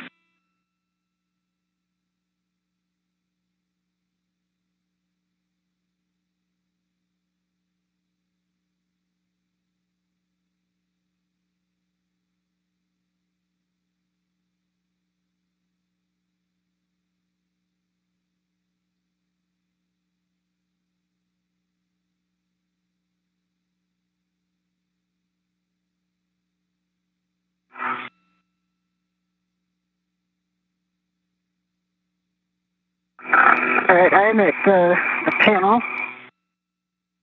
Alpha 162. Copy. I believe I'm actually going to be demating the A1 side of this connector, is that right? You're going to demate the Papa 329 from the J329. The J329 is on the panel on the port side, and it's the Zenith connector. It is on the port side. Okay, I see Papa 329 on Whiskey 4145. Those are good numbers, Ann. Okay, I understand. Go to demate. Stand by. Let me check and make sure that you have a go. And Ann, you do have a go to demate. Mark.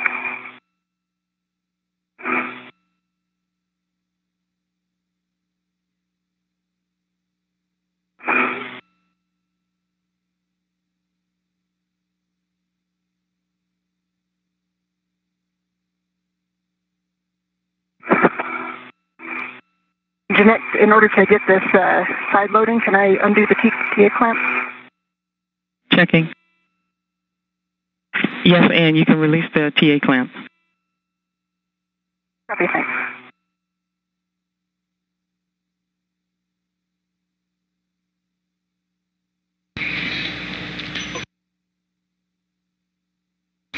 This is camera footage from McClain's wireless video system. David, we're talking about the primary T-stop, so stand by. Yeah, copy. Stand by. I think I have a reasonable photo. The lighting happens to be pretty good. This. Copy, David.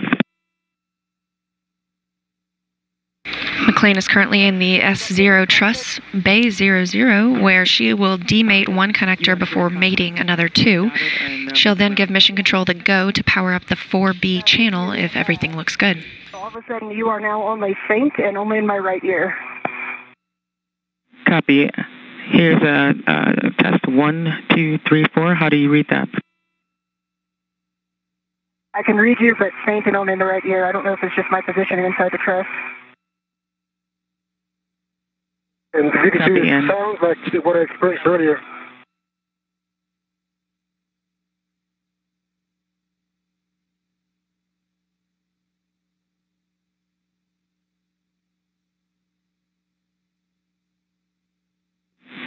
And can you check your HAP, and can you tell us whether or not you feel sweat on your head?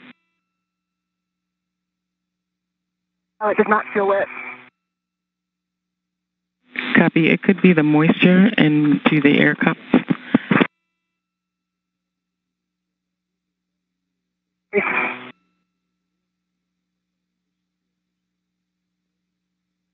Jeanette, P329 is demated from the Alpha 162 panel. Copy, and can you give us a check? I have a good EMI band, no FOD, and good pins. Copy, no FOD, good pins, and good EMI band. Okay, next you can you have to go to remove the caps from the blue cable and stow it on your cap keeper. You should have a plug cap and a jack cap.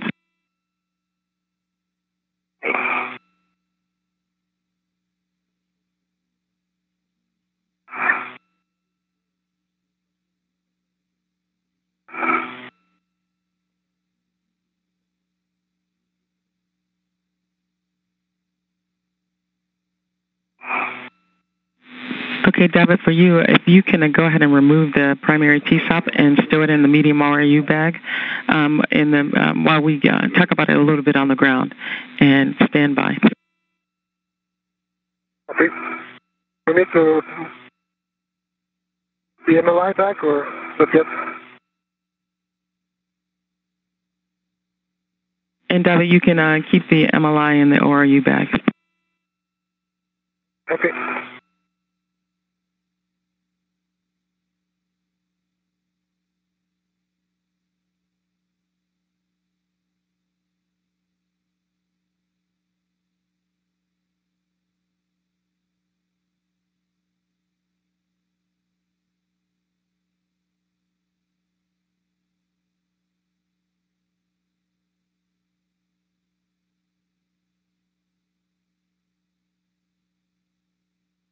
And then the primary stop back in the middle RU bag, a bit closed.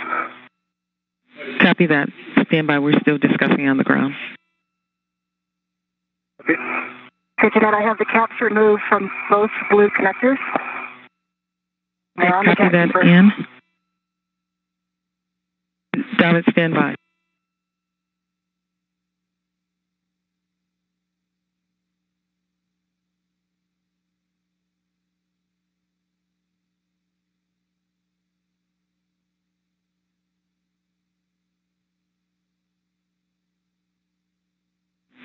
Okay, for you, Ann, you have a go to mate the P329 alpha to the J329 on the panel. The Papa 329 Alpha Blue, the Alpha 162 panel. Good readback. And David, stand by. We'll get Ann going here to mate these, and then we'll want to get some more information from you. Okay.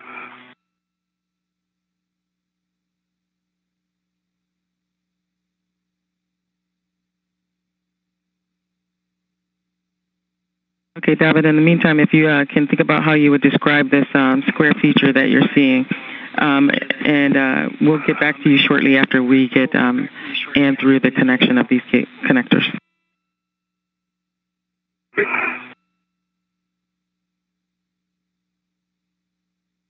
Jeanette, just be advised, I can still only barely hear you out of one ear. Copy, Ann.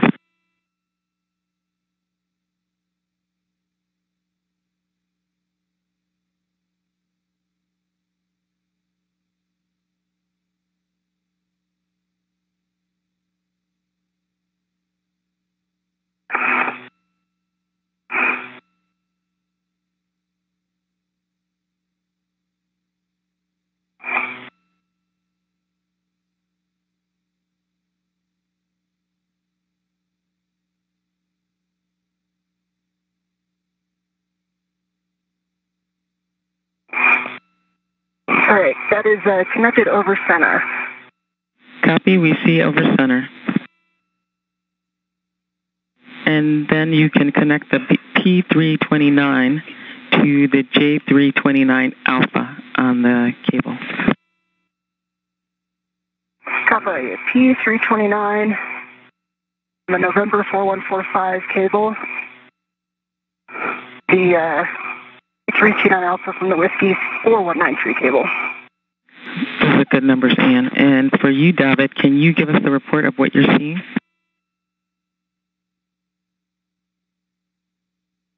Yes, so the center of the trunnion, there's an aluminum plate with several holes. Large central hole has threads, maybe down to 3/4 of an inch of thread. And beyond that, there's maybe, to go in detail, like a 1/4 inch arrow section that's wider than the thread. And then that narrows down to a square well, about, I want to say, a 1/2 inch inside and 1/2 inch in depth. And that is blind. So the primary soft pin, the field just bumps at the bottom of that square well before the soft blocking features can engage anywhere.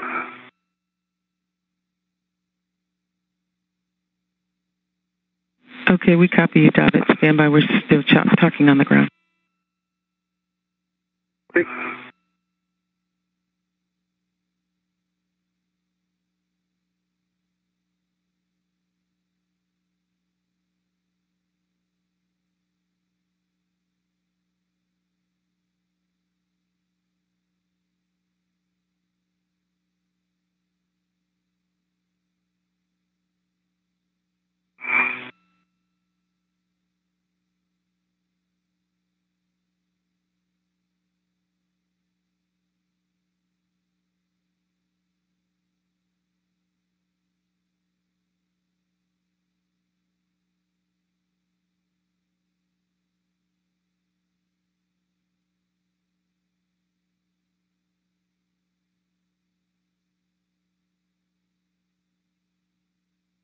That P329 is connected to J329 Alpha of the blue connector over center.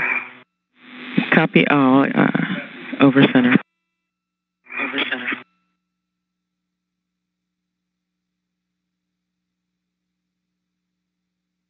Okay, and if you're satisfied with those connections, do we have a go to power up channel 4 Bravo? Yeah, I'm happy with those connections, and I will work on the wire ties. Copy that. And so you know, I'm taking a cap keeper onto my MWS, and it has 2 caps and 1 jack plug. Copy that. We see that. Thanks, Ann. So next, if you can, you can secure the slack in the cable as needed and verify that your safety tether's not trapped, and then we'll get a WVS survey. WVS survey.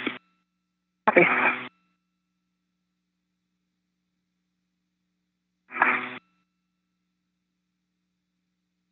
And one item, Ann, if you can go back and reconnect that TA clamp that you loosened to get the connector off the panel. Affirmative.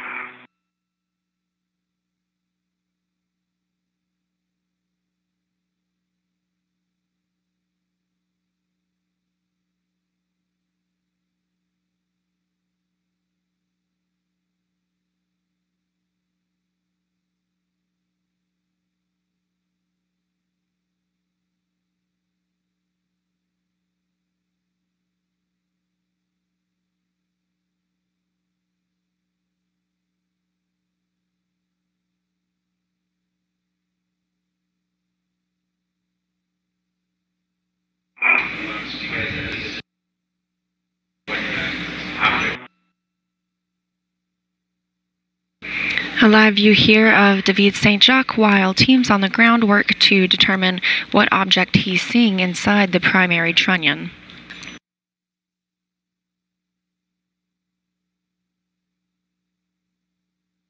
David, stand by. We're still talking on the ground.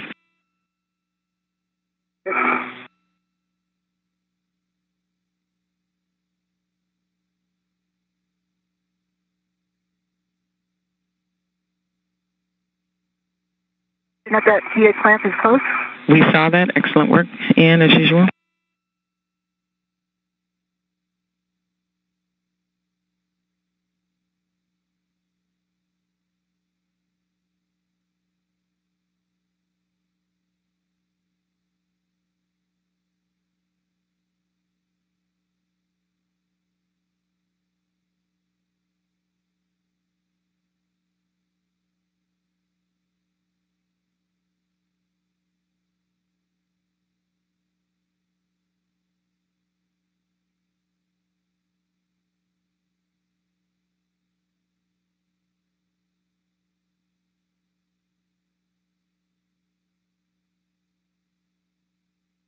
About 5.5 hours into the spacewalk, Ann McClain has completed routing and installing the backup power cable for the Canadarm2, and she will begin to egress the S0 Bay 0 truss on the space station. On the right side of your screen, David Saint-Jacques is outside the Columbus module, working to install some trunnion slip-off prevention for a future Bartolomeo external payload platform.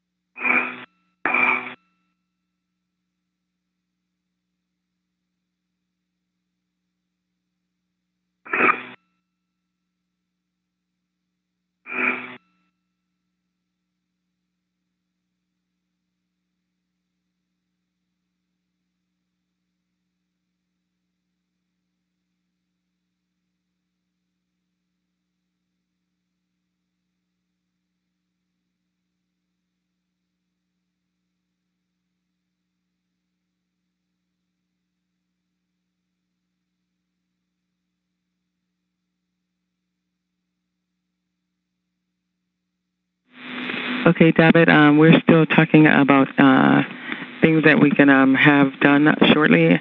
So we're still talking on the ground, so continue to stand by. Okay.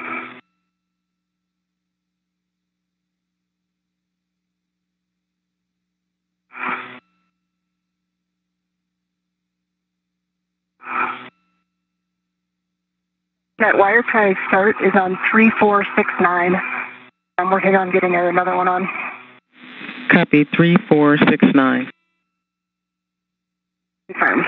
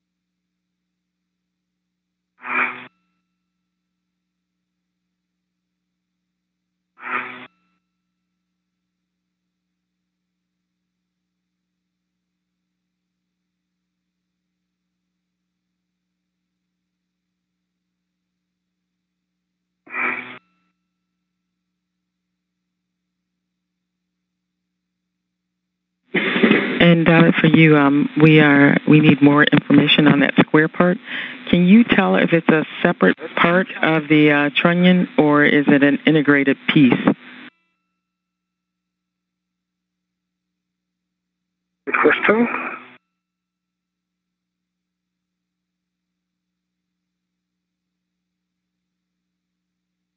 Slightly different color, so it might be a different metal. The insert on the surface of the insert inside the trunnion pin is a particular color, kind of steel-like. That deeper square well at the bottom has a slightly maybe tan tinge to it. Looks to me like a different piece.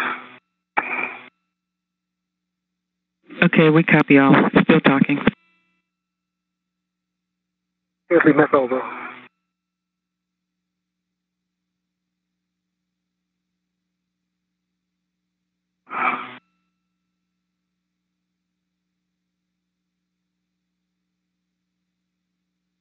And David, did you check to see if you could rotate the T-stop since it has 3 pins on the end to try to fit it into the trunnion pin? Yes, so I tried that, but we don't get anywhere near where the pins would engage, the 3 pins. We get about half an inch of clearance there.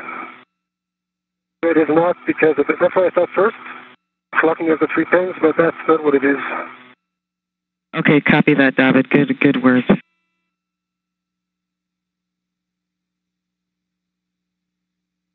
All right, Jeanette, I got photos of the area, and hopefully in the WVS you should be able to see it right now. Copy, and we're looking.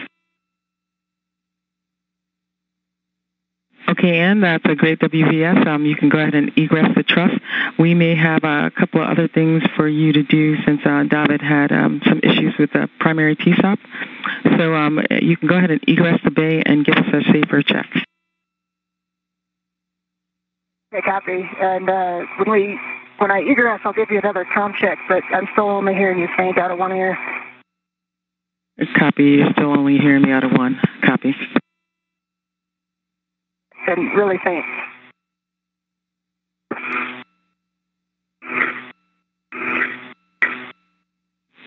And when you egress, if you can check your volume, that may help with the comms issue. Copy. I'm actually going to put the caps in my trash bag right now, so I'll check it right now because I'm going to drop my workstation. Copy that, Ann. And Jeanette, do you want me to try putting the cup in again? And try to go full circle around it to try all clockings? Yes, David, go ahead and try that again. Just don't think, frankly, that the well is overall deep enough. So put them side by side in perspective. Copy, David.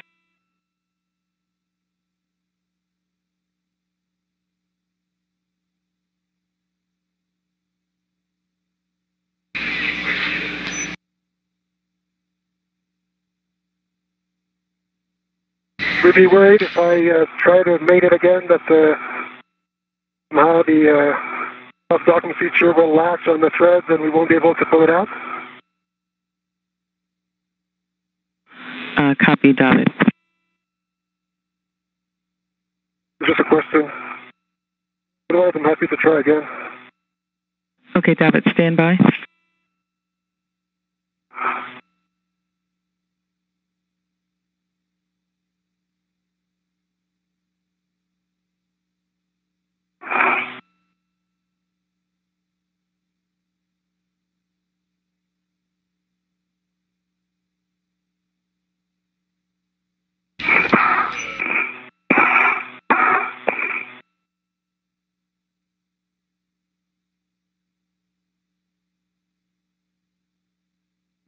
NASA astronaut Anne McClain is wrapping up the final scheduled task on her timeline for today and may have the opportunity to work on some get-aheads.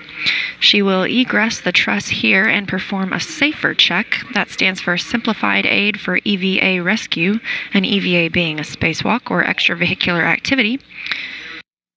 The SAFER is sort of like a miniature propulsion unit. The astronauts use several tethers to stay connected to the space station, but just in case something were to happen and they became untethered, the SAFER would come in handy to help them relocate back to the International Space Station.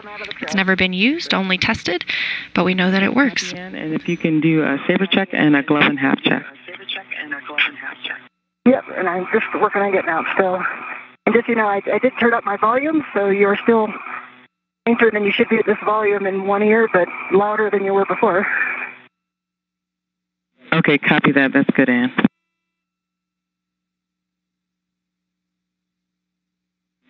So, David, with the primary T-SOP, you have 3 pins, and then you have the center. Can you verify that they're all through holes as you try to install it into the trunnion? There's not a single through hole there.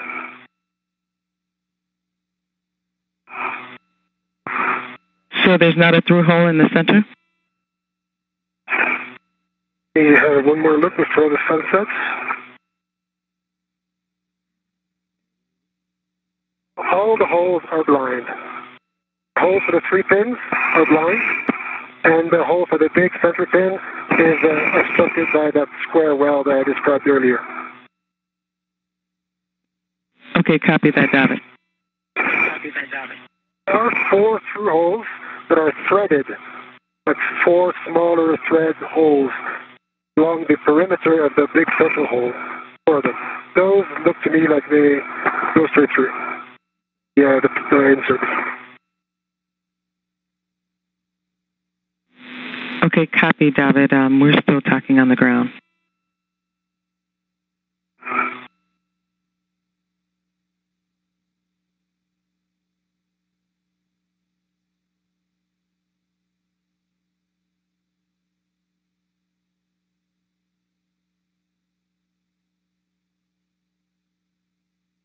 I'll stand by attempting installation. Copy, David.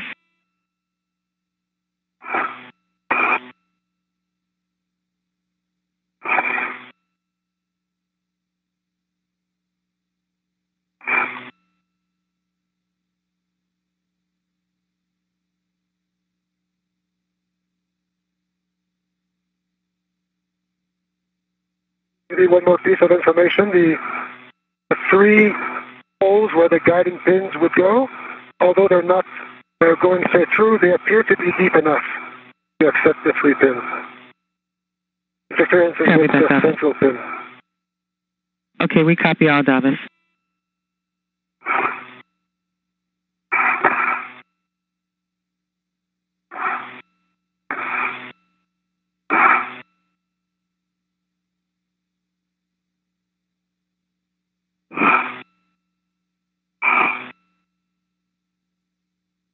All right, I'm out of the trust a bit. Wondered if that was going to happen. Copy that in. Great job. I'm checking my safer handles. Great job.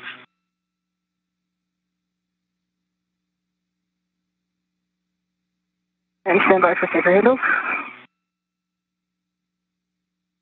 Copy in, and we'll take a glove and hap check when you're done with that.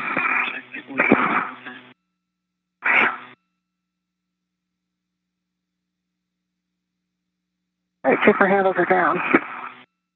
Copy. Safer handles are down.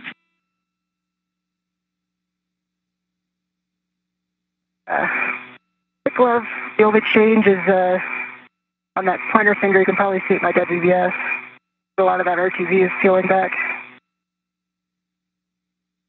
Copy that in. Which glove is that in? My left glove, left pointer finger. Copy that. Left.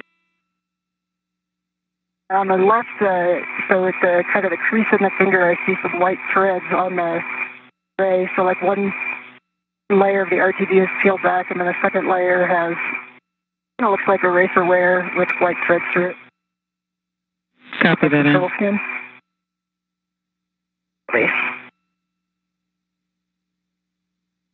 And there's no change in your right? Change in the right and dry hat. And no change in comm since I got out here either. Copy so that in. On the one side. And did you see any cut threads on the left glove? The left glove has the pointer finger that I just told you about, but other than that, no change. Okay, copy that in. I think you should be able to see that in my WVS. Right now, we don't have a WVS.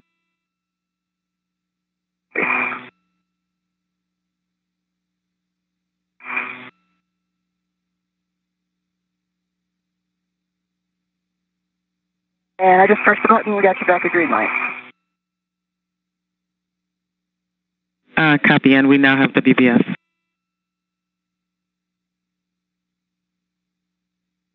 And stand by, we're tucking on the ground for the next steps. Tucking on the ground for the next step.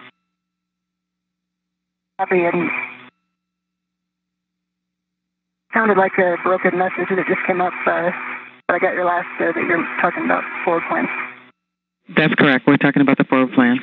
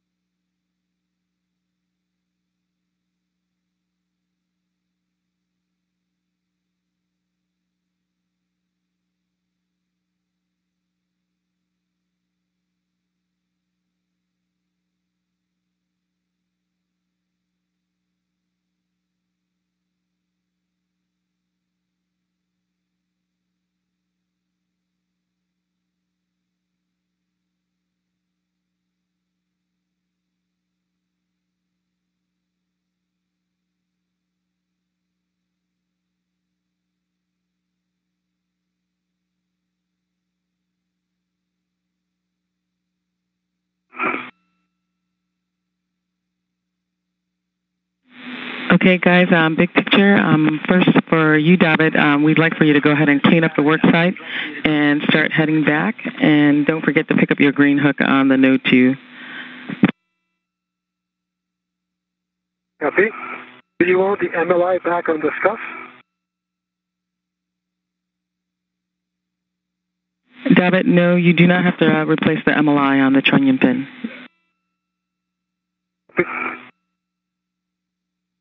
And for you, Ann, since we have a few minutes, if you are up for it, we can route some of the spider cable to the back to the rat's nest. We don't have to get it completed. We have about probably 15 or so minutes if you want to get started on that. Hey, I can do that. If the comm gets any worse, I'll let you know. My concern would be if I stop hearing you. Copy that in, and of course.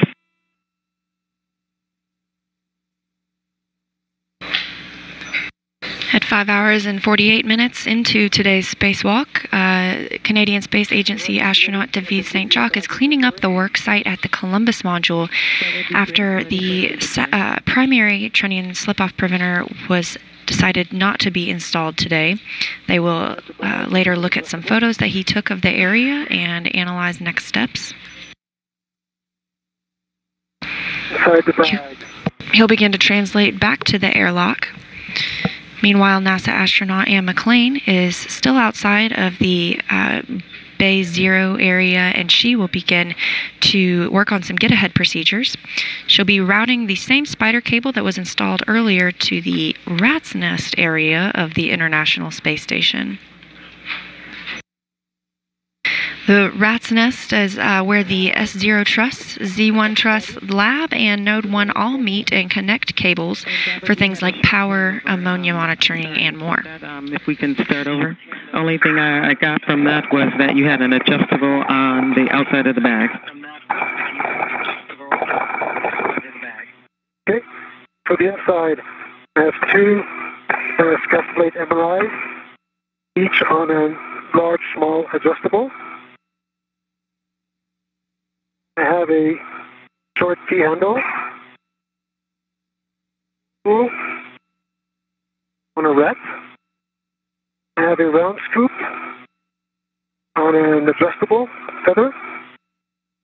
I have a socket caddy on a ret. On the socket caddy are two sockets, a 7/16 9-inch rigid and a wobble 6-inch. Finally, I have the primary top on a ret.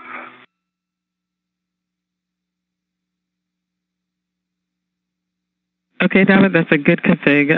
You can head back to the airlock, and actually, before you head out, could you give us a glove and hat check? I'll close the bag and give you that.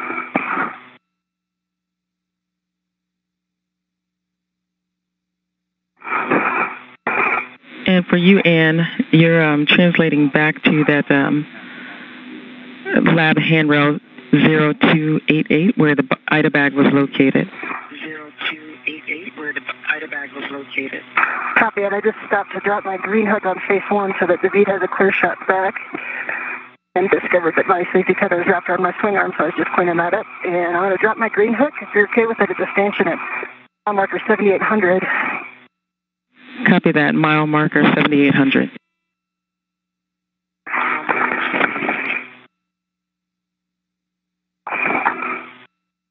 Change the nut. I have a dry hat.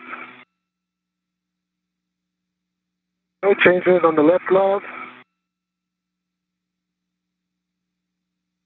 No changes on the right glove. Copy, no changes on the gloves and a good hap. And don't forget to pick up your green hook from the Node 2 before you head back to the airlock. Good reminder. Thanks.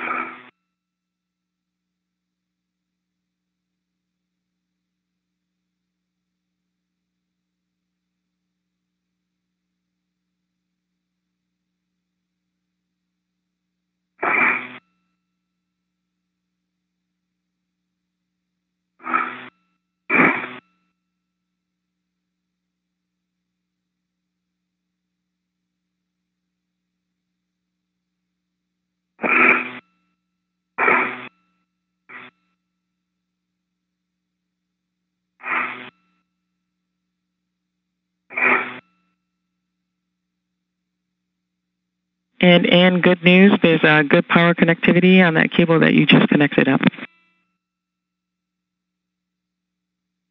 That is great news. Well done.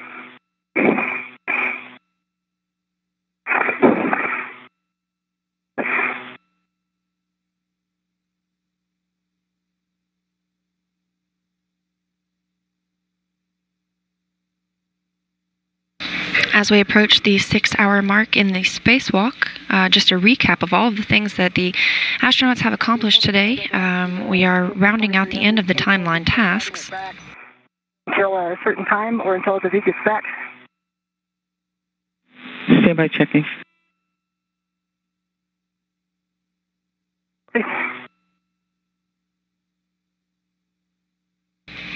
start the day, the astronauts relocated the adapter plate for a battery from its slot in slot 6 to on top of another adapter plate in slot 2, freeing up that space for nickel hydrogen batteries to be installed robotically later on.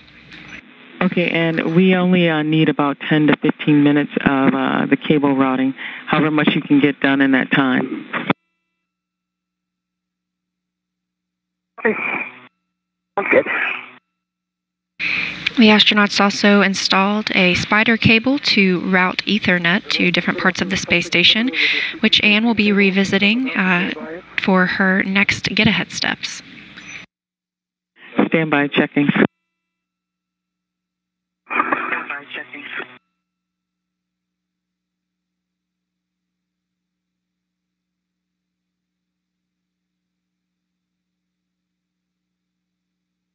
David, as you do come up, I drop my green hook on face 1 above the port lab struts.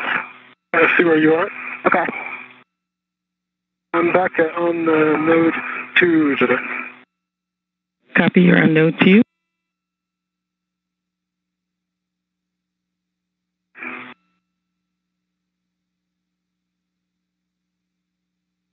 Following the spider cable installation, the astronauts installed some jumper cables on node 1, and those will provide backup power to the Canadarm2. David, thanks for the offer, but for the CP13, but today is not needed.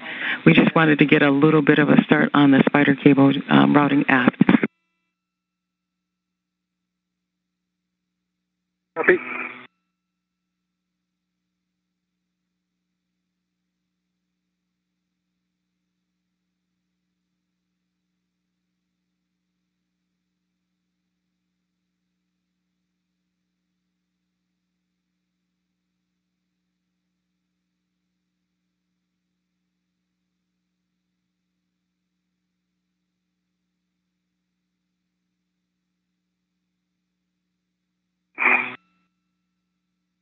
So, David, you can head back to the airlock and stow that medium or U-bag in the airlock.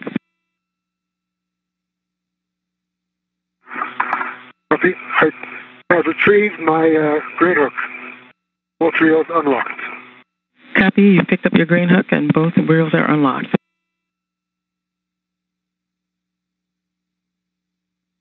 On my way to the airlock. Copy, David. And I'm at the spider cable in it. Excellent, we see that, Anne.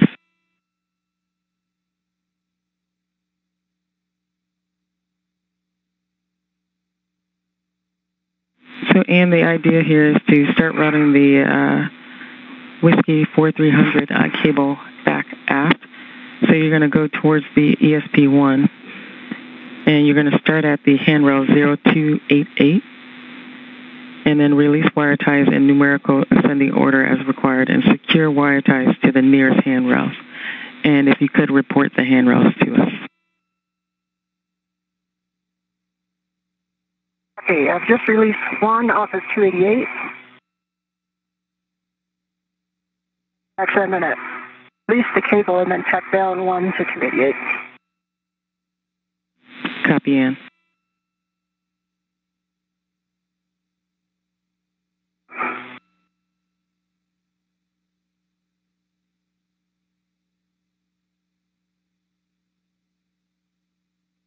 And if there's an adjustable on the spider cable, I believe that David put it in the IDA bag, but in case he didn't, you can release that and stow it on your mini workstation.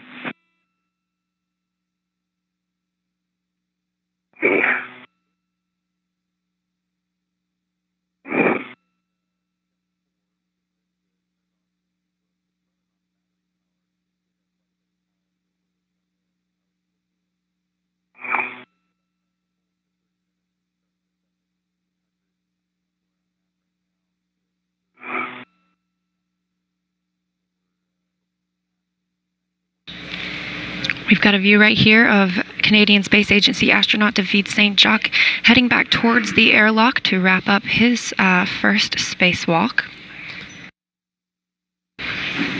Meanwhile, NASA astronaut Anne McClain is routing a spider cable, one that was installed previously under the micrometeoroid orbital debris shield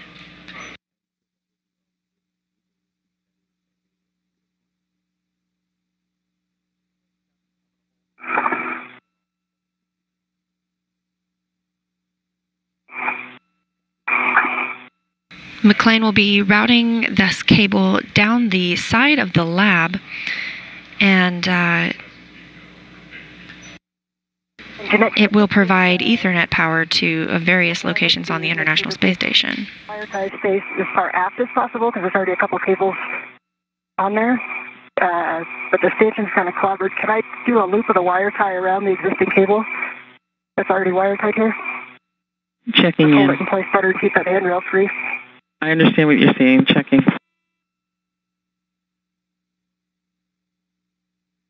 Okay, thanks. Okay, and you're going to wire tie all those cables together. Okay, I'm on phase one. And you're going to... Thanks.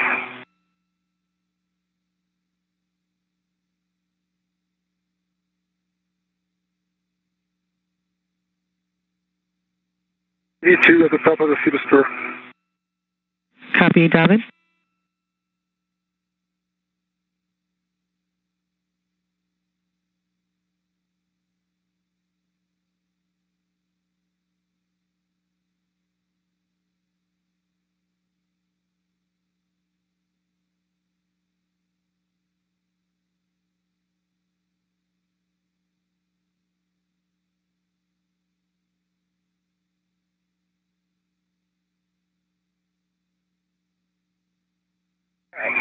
Wire tie 1, 288, moving aft. Copy that, and that's on handrail 0288, correct? Perfect. V2 is at the airlock. Copy that, David. You can go ahead and attempt stow that, or stow the medium ORU bag in the airlock. Bag in the airlock. Work.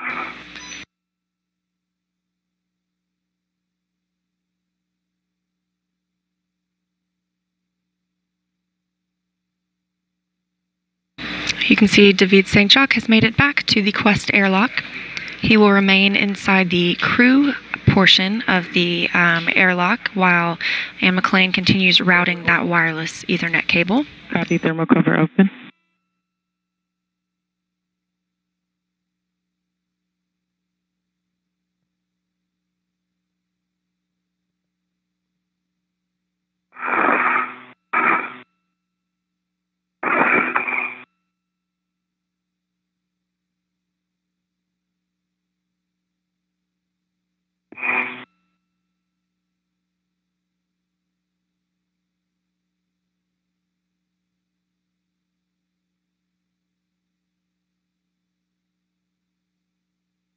And releasing wire tie 2. Copy that, Ann.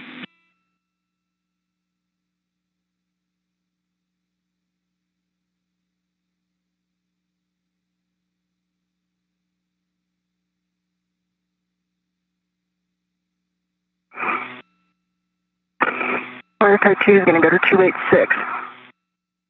Copy, wire tie to 0286.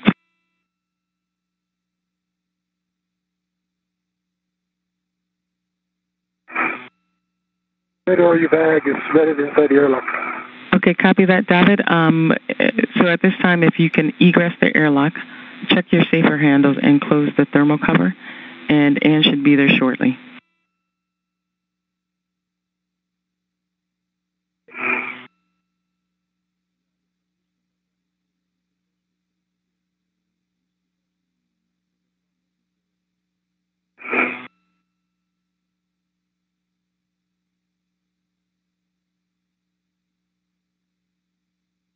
And genetic adjustment to my last, I'm actually going to put this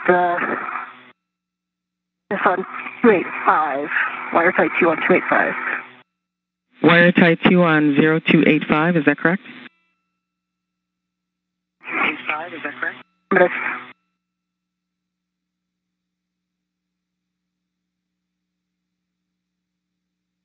Oh, I take that back. It's not going to quite reach. It's going to have to go on 286. Sorry about that. No worries, copy 286 for wire tie 2.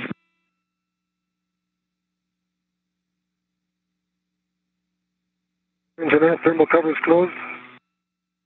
Copy, David. If you can hang out for a few minutes, Ann should be done shortly. And I'm aft on the particular handrail. Sounds good. Enjoy the view. And if you can connect one more wire tie, you would go to handrail 0285 and temp stow the bundle there and then head back to the airlock. I'm good. So I'm going to go one more handrail with the bundle. 85. Good read back.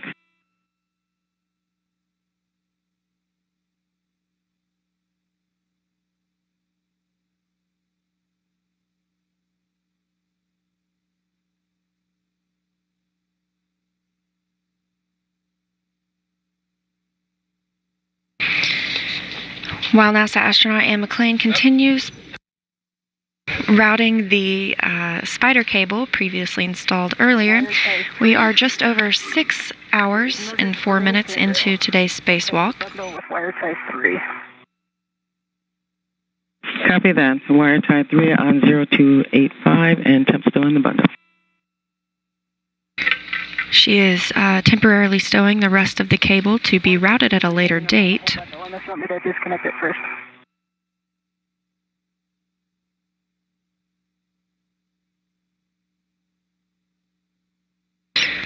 The crew started out this morning by removing the adapter plate 6 from its location and stacking it on top of adapter plate 2. Later on in the week, the robotics controllers on the ground will maneuver the nickel hydrogen battery into the now empty slot to complete the configuration and restore that power channel back to full function.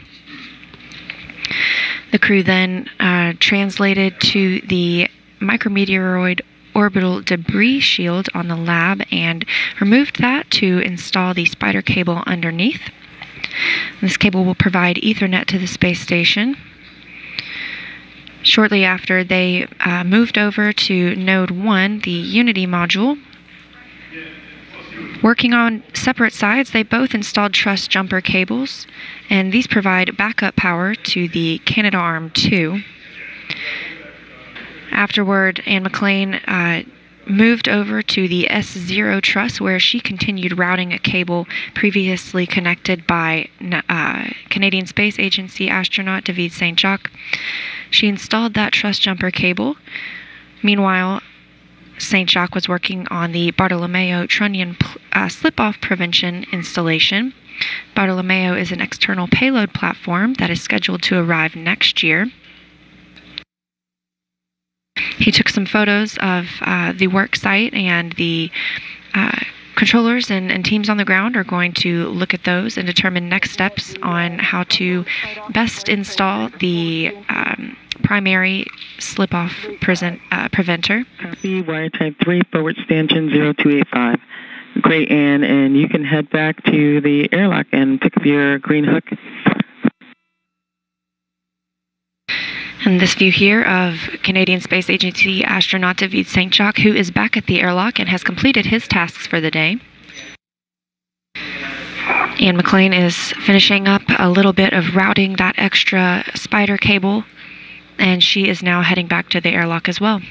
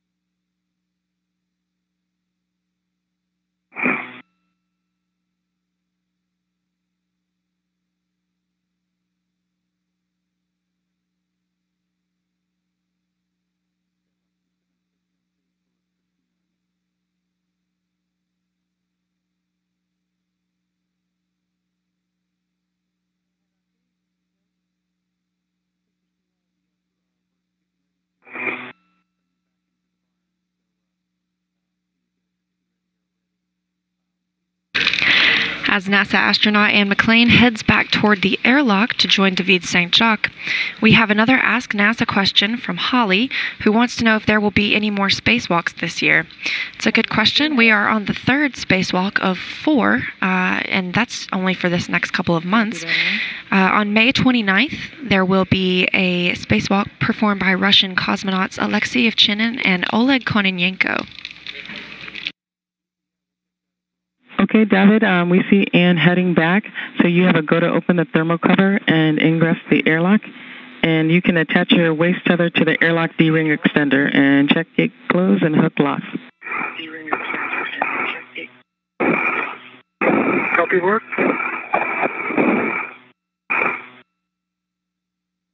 Jeanette, thermal cover is open.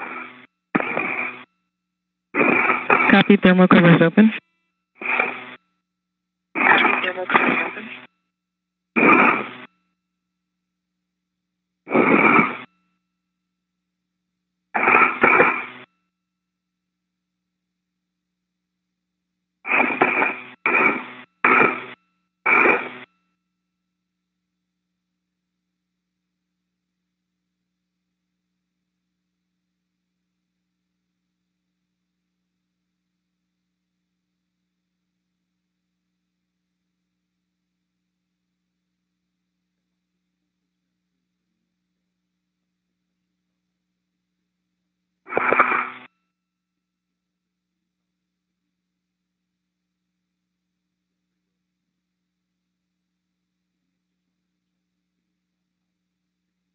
Jeanette, I have my tether to the airlock D-ring extender, gate closed, black on black. Copy that, David. And when Anne gets there, you can give Anne a go to release your anchor hook.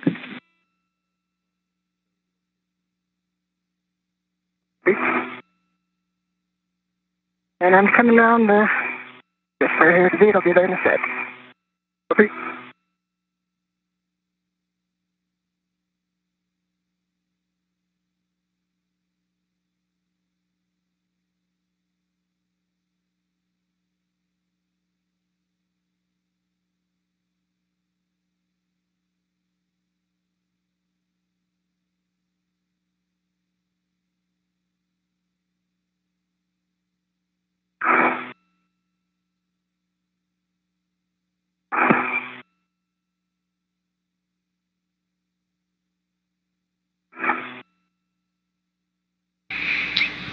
Anne McClain has now arrived back to the hatch on the Quest airlock. Just as a reminder, recall that you connected David's safety tether to the aft D-ring, airlock D-ring. So when you release, be sure to release his and not yours. Okay, thank you.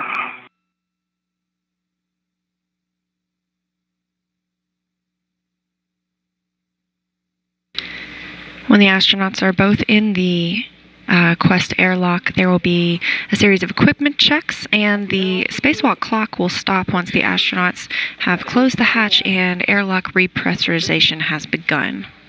I'm going to... You are locked black and black, correct? And that was for you, David. Hello? Yep, can you hear me? I can hear you very faint. Yep, you are locked black on black, correct? So, I have my waist tether to the airlock D-ring extender, gate closed, black on black. Okay, great. I'm going to release your safety tether, and I'm going to connect it to my left waist tether. Copy. Copy all, Anne.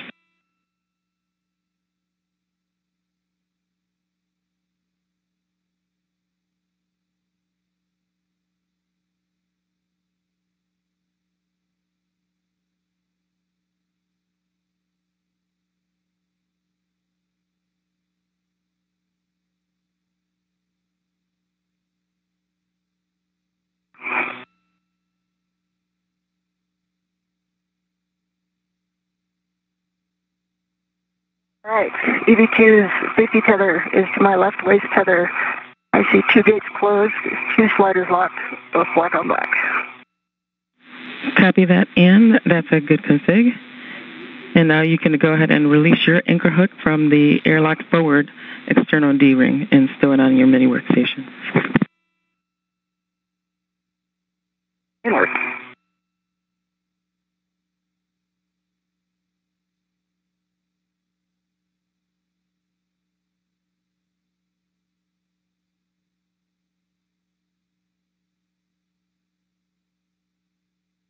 Okay, that is on my mini workstation. And which side are you on, David? I am on the forward side. Right. Because we were for egress. Copy. I'm going to take my waist tether off the circumferential handrail.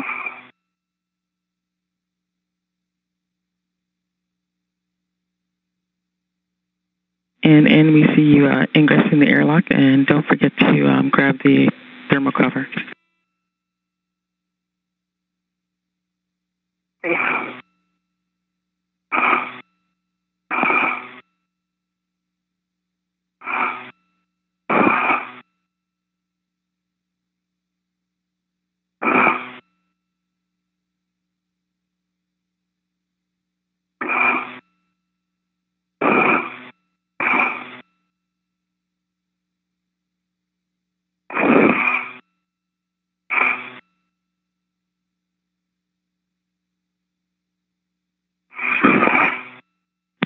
We have 30 seconds to a short handover. Copy. All right. I need to get my feet down there. Can I push against my hand, Phil? Okay, copy. Thermal cover is closed, and Cover is closed. And the Velcro is attached. We're in a short handover. The lead spacewalk officer for today is John Malarski.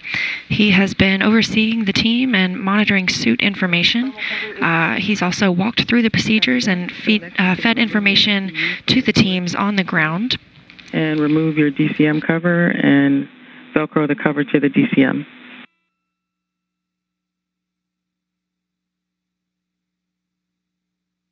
And can you say again last? We only got half of that. So did you attach the Velcro strap from the thermal cover? Let me get that. Good reminder.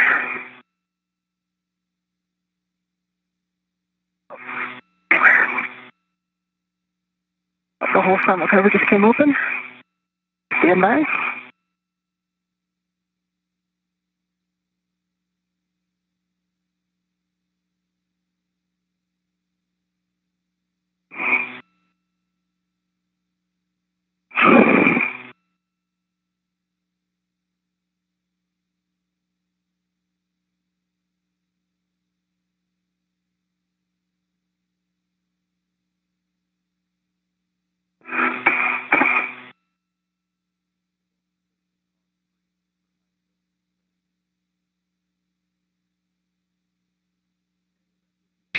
We've got a view on the left of the astronauts closing the thermal hatch cover. And on the right, NASA astronaut Christina Cook waiting in the equipment portion of the Quest airlock. After repressurization, she'll be there to help the astronauts doff their suits. And remove your DCM cover and Velcro the cover to the DCM. And one quick note is that a TCV setting of 8 max C minimizes the time for SEU cooling. Yep, copy. Number 8.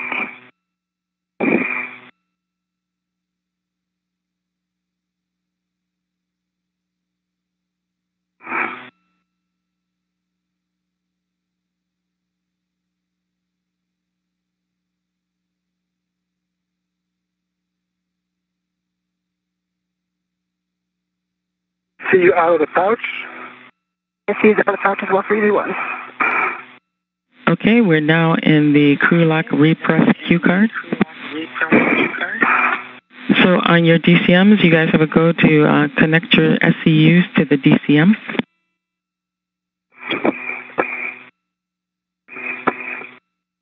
Can work. Copy and report locked. V1, SCU on and locked. Copy, EV1.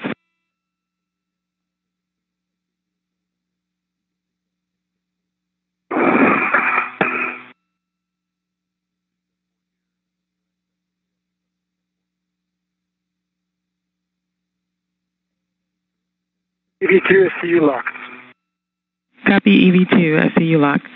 Next, take your water switch to off. V1 water off. Okay, we have to start a timer for 2 minutes.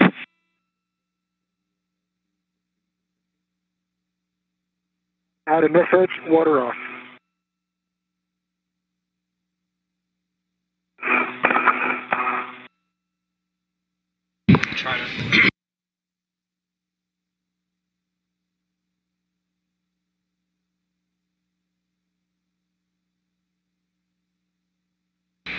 This view from NASA astronaut Anne McClain's helmet. They are inside the crew lock portion of the Quest airlock, and you can see that thermal hatch cover just above that they have closed.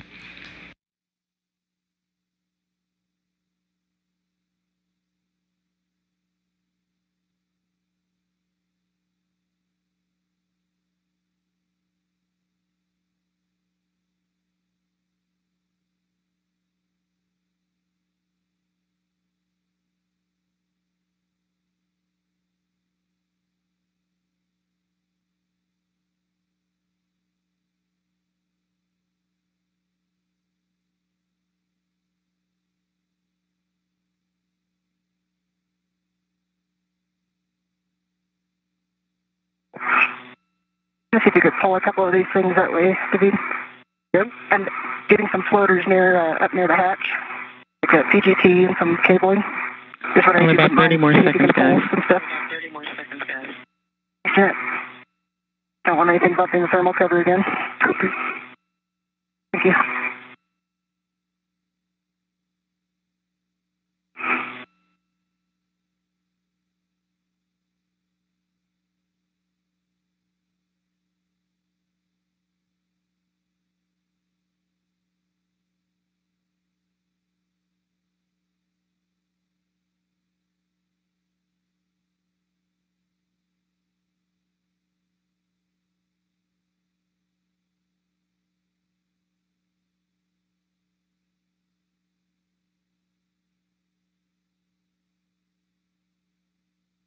Okay, Ann and David, the 2 minutes are up. You have a go to check the EV hatch and make it closed and locked. Copy. And the handle is in the left location.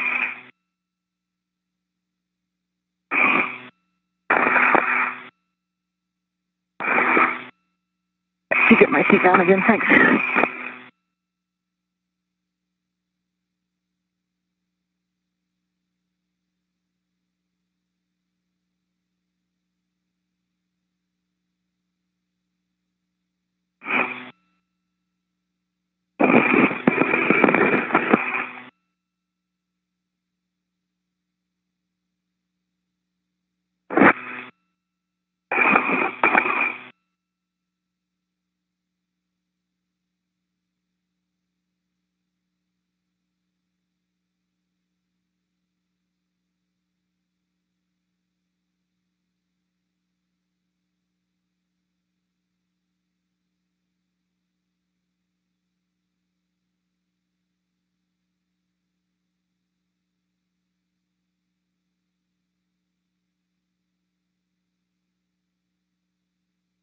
The hatch is closed and locked.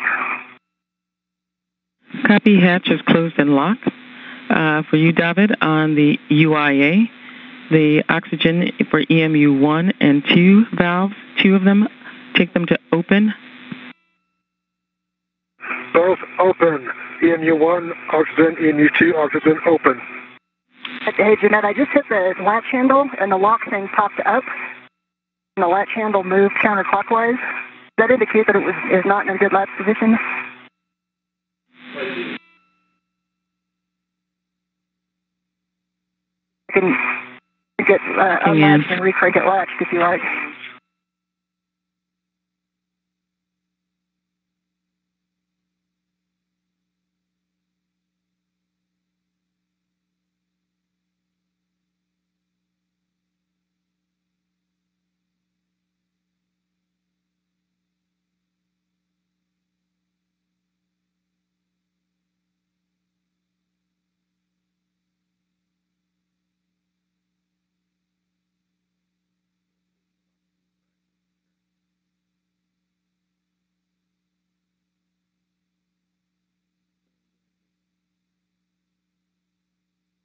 And can you confirm that the latch handle is in the locked position?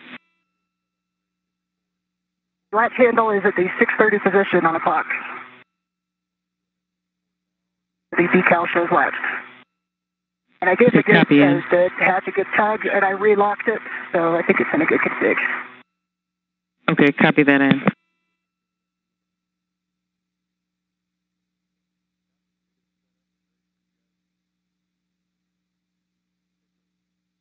Okay, and that's a good config.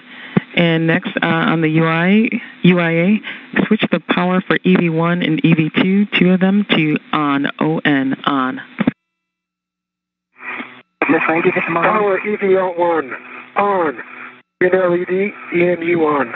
Power EV2, on. Green LED, EMU2. Copy to power LEDs for both EMUs are on, and check that the power for EV1 and EV2, the volts are between 18 and 19 volts. We have 18.6 on both. Excellent. And last, on your DCM, switch the power to SCU, and you'll get a warning tone. EV1, power SCU. Power restart message. Power SCU. Copy, Ann and David. So with that, I'm going to hand off to Christina and the equipment lock. It was great working with you guys.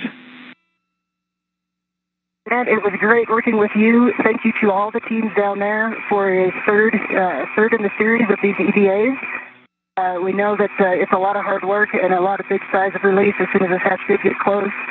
And on behalf of Expedition 59, we want to dedicate these last 3 EVAs to the robo teams in the U.S. and in Canada. You guys have been doing 24-hour operations to make all of this possible, and 24-hour operations don't happen without some sacrifices like missed birthdays and other occasions with your family. So it's also for your families. And for another word on that, I'm going to pass it off to David. Thank you, Anne. I think these weeks of joint operations with robotics and EVA are a glimpse of the future as we venture further into space, back to the moon and into Mars. We'll be doing exploration objectives joining the forces of robotics operations and human operations. And again, a great example in the spirit of international collaboration, teams working together around the globe towards a common goal. Because when we manage to look beyond our differences, we achieve things that seem impossible. That's how we progress. Thanks, everybody. Wow, those were great words, Ann and David. Thank you so much, and very kind of you for those words. We look forward to seeing you on the ground. Jeanette, great job. And David, this is your Expedition 59 crew back with you. We enjoyed your words as well. Thank you both for that. With that, can both take your O2 actuators to press.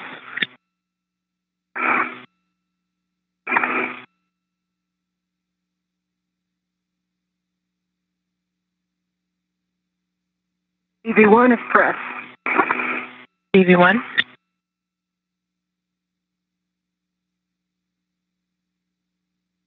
EV2, press. EV2.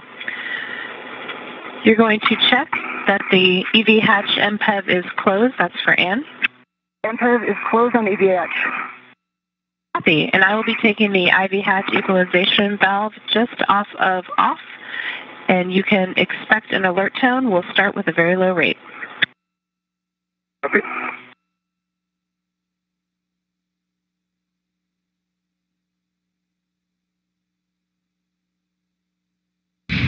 When the astronauts begin to repressurize the hatch, that will be the airlock.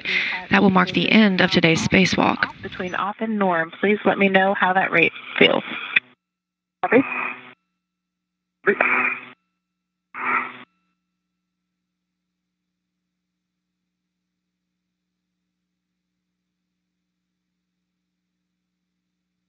Comfortable for EV2? Same for EV1.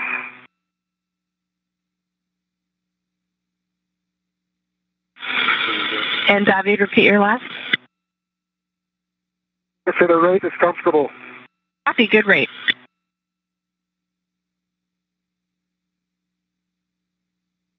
Just as a data point, I can still only hear out of the one ear, and now the whole inside of my visor is like moist. It's not fogged because I think I have the anti-fog, but it's definitely wet. And the calm is EV2, you're barely audible. Can you hear me? Barely.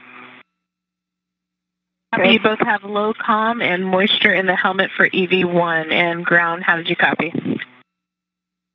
And Christina, just to be clear, not a water in the helmet case, just a kind of thin layer of moisture all over the visor, and then still only hearing out of one ear. Houston, copies all. Copy, and just the moisture and comm in one ear, and so that you know, we have you loud and clear on our end. Copy. And Christina, I have you loud and clear, but I have Anne very, very faint. Copy, you also have faint comm.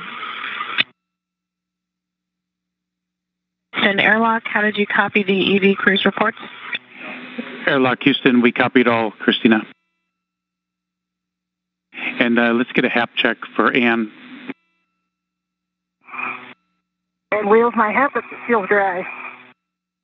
Okay. Copy. Doesn't feel like there's been any change. There was a noticeable change on moisture inside of my visor in the last, 15 minutes. Okay, copy. Thanks, Ann.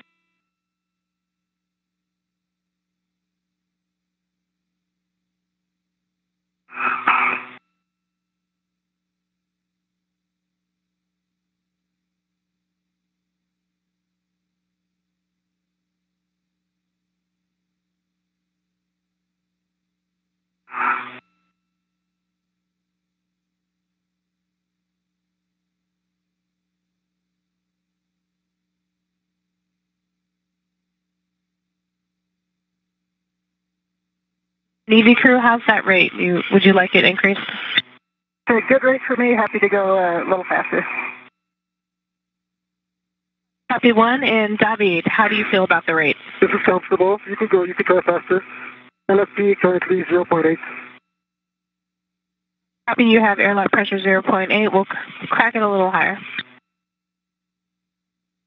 Now that repressurization of the airlock has begun, the Spacewalk official time ended at 6 hours and 29 minutes, or exactly 1 p.m. Central Time.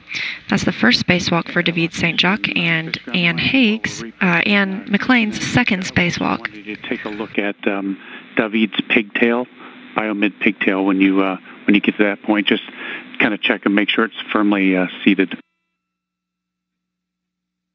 Copy, and you mean the J1P1 on the Reba? And Houston, you're barely audible. Actually, Nick heard you say biomed, so we'll check the biomed pigtail.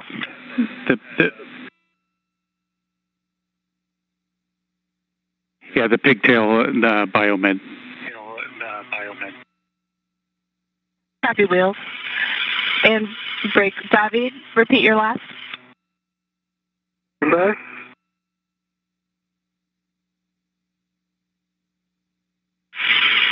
And David, repeat your last. Would you like a slower rate? Comfortable, airlock 1.2. And Copy, comfortable rate and airlock pressure 1.2. And Christina, I can hear you 4 on 5, but I can barely hear the ground. Okay, that's good data. So copy, you can hear me at full volume, but very low on the ground. And for your essay, if you didn't get the full read on what Wheels just read up, it's just some extra checks that we're going to be doing while we doff your suit. Copy.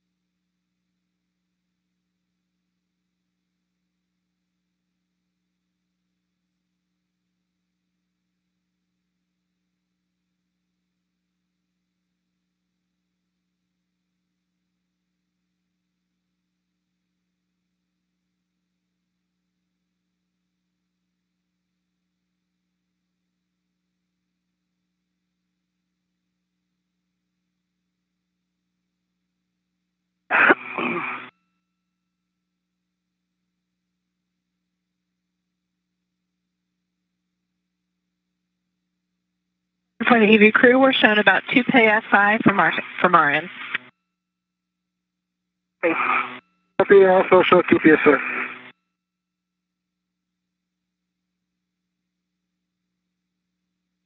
And how is the rate? It's fine for me. Comfortable.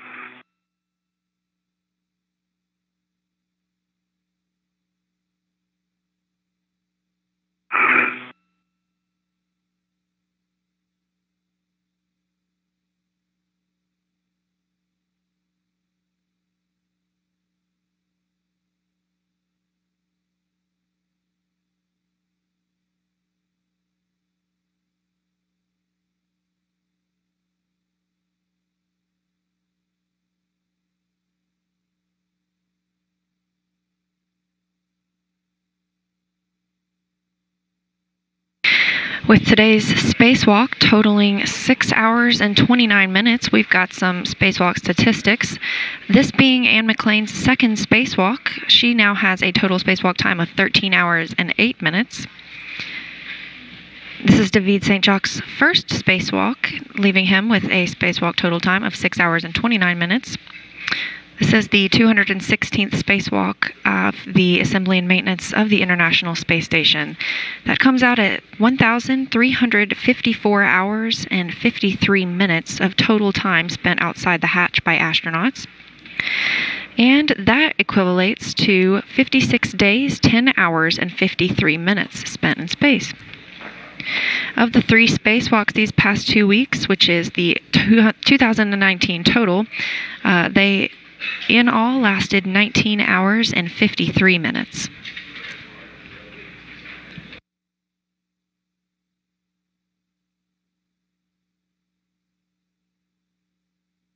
And if the rate is good for you guys, I'll go ahead and crack it a little bit more.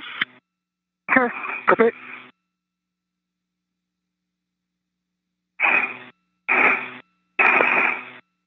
LFC 3.0. Copy 3.0, and how's the rate? It's good for EV1.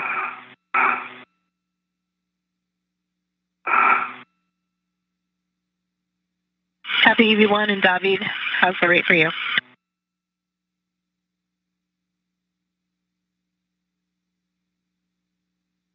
How's the rate? EV2 for David. Can you hear me okay? How's the rate for you? Very comfortable. Can you hear Christina okay? And I can barely hear you. Okay, the rate is good? Yep. Okay. And copy rate is good for EV1 and EV2. As a heads up, when you see 4.0 PSI, you can expect an alert tone. And after that, at 5.0 PSI, I'll be taking the hatch equalization valve off, and we'll do a 2-minute wait and then a leak check on the hatch. Copy? Copy.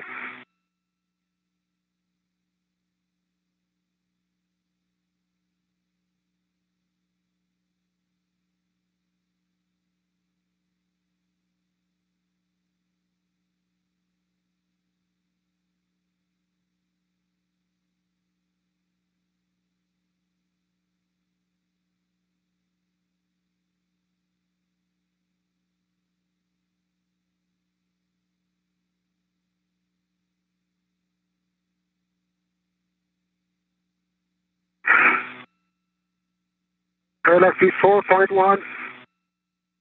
C4.1.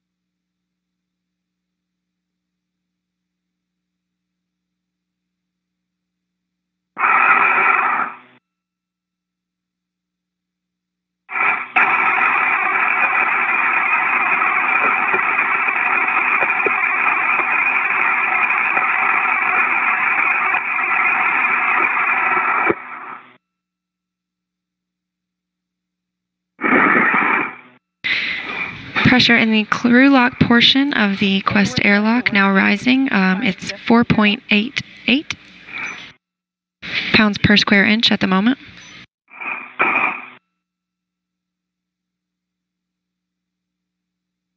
And EV crew, copy, we are at 5.0. I'm taking the valve 2 off. EV 1, copy. And David, how copy? Copy. We have reached 5.0. I have. Okay, we're now starting a 2-minute wait for the crew lock pressure to stabilize. Copy. Copy, 2-minute wait.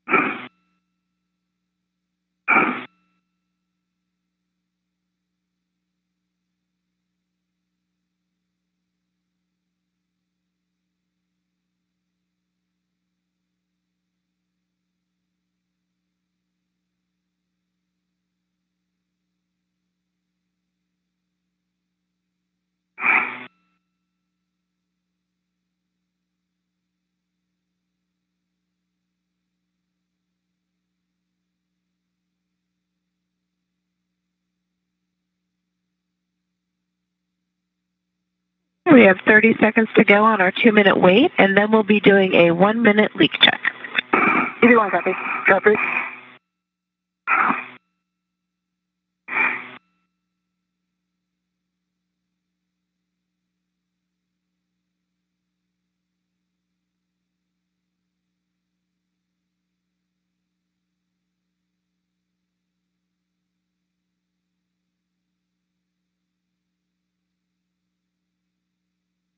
Starting 1-minute leak check. 2 copies.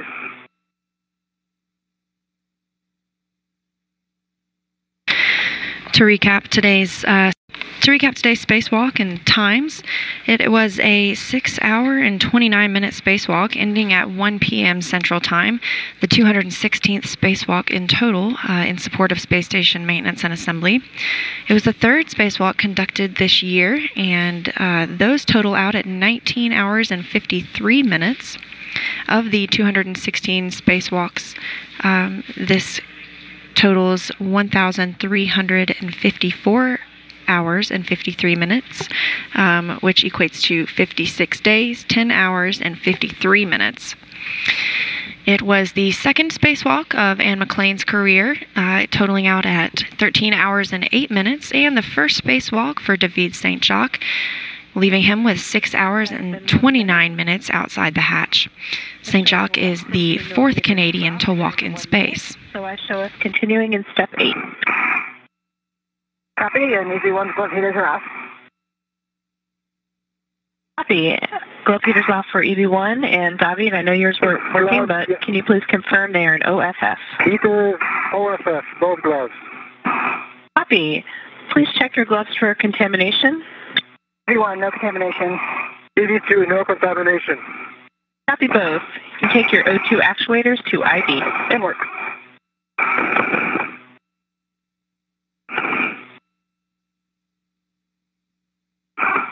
EV1, IV. Copy EV1.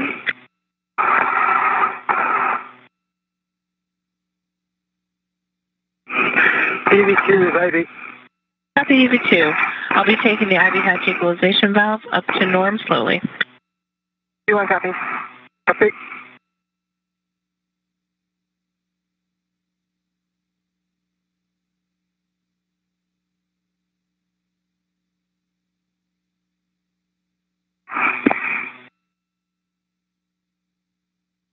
And how is that rate?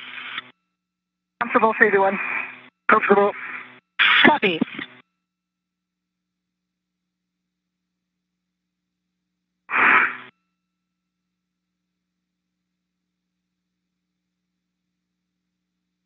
LSD 6.0.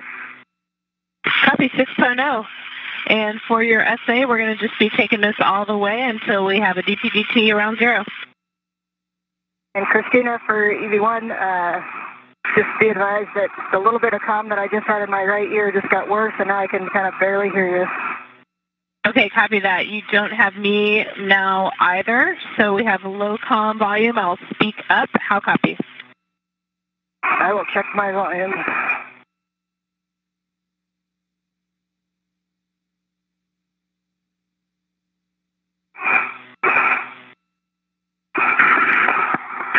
LSD 7.1. Again, EV1. Okay, I have you a little bit now, Christina. Say again your last.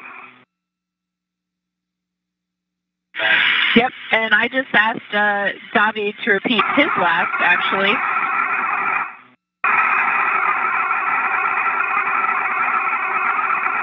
V2, this is IV. How copy? Stephanie, can you hear us?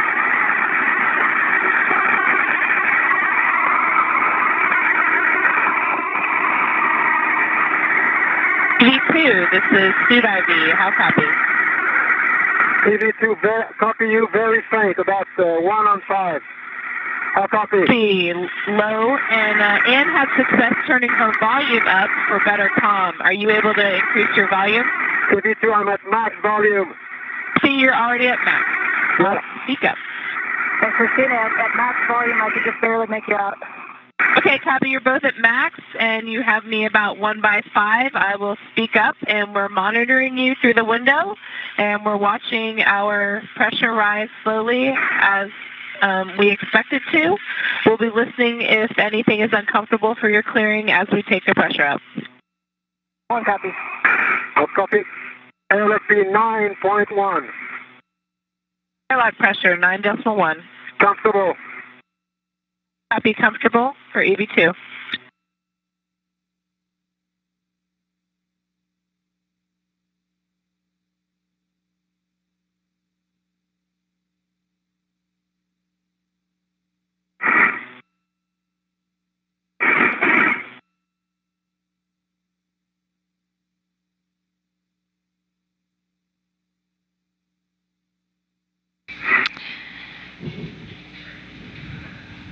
Crew lock pressure continuing to rise, now at 9.6 pounds per square inch. We will wait for that to rise to 14.7 pounds per square inch and level out with the rest of the International Space Station. That's about the same sort of pressurization that we're used to here at sea level on Earth.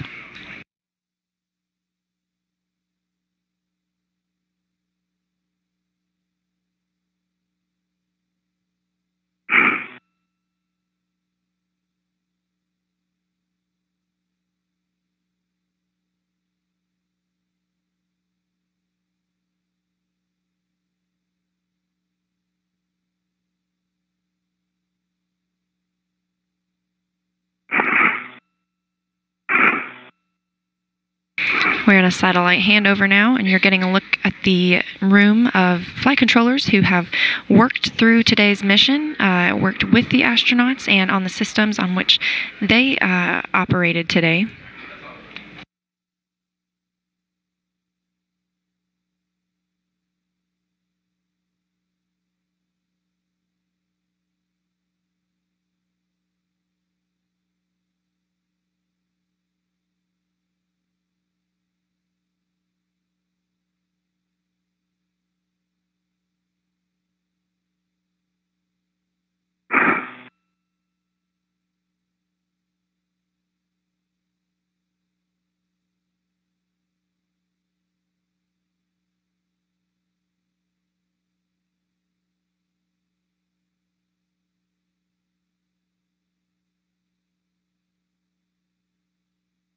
We're showing a crew lock pressure of about 12 at this time.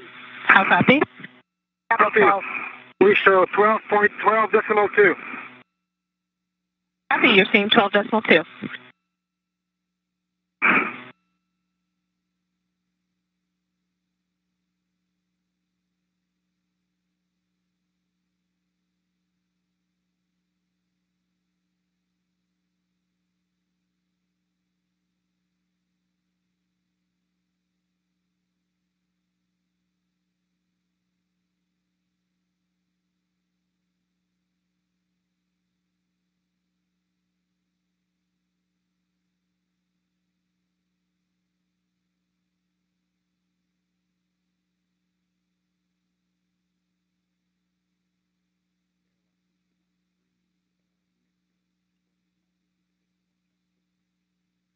.0.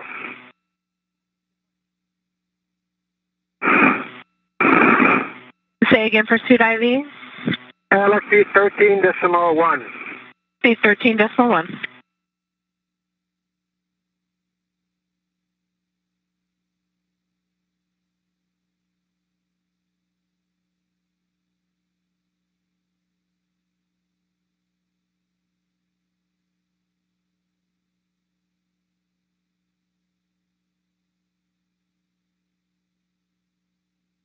You can see NASA astronauts Christina Cook and Nick Hague, who both performed a spacewalk just over a week ago.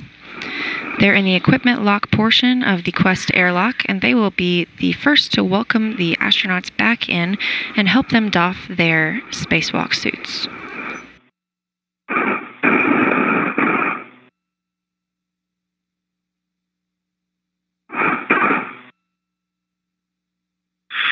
And for the EV crew, if you haven't already, at DPDT is close to 0, you can expect an alert tone. Copy. One copy. Galaxy indicates 14.1. Copy, 14.1. And we're showing equalized with stack pressure out here.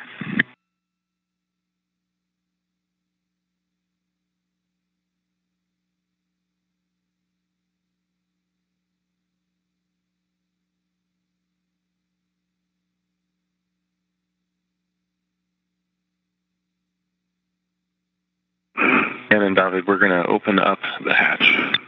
Copy.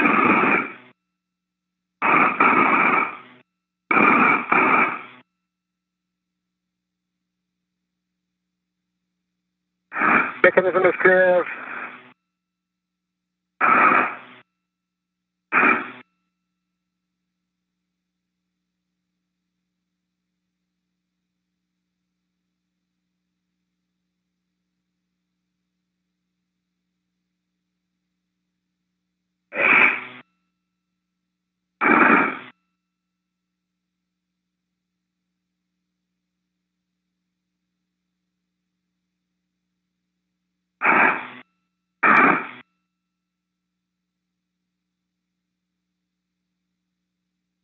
And as you can see, the hatch between the crew lock and the equipment lock of the Quest airlock is now open.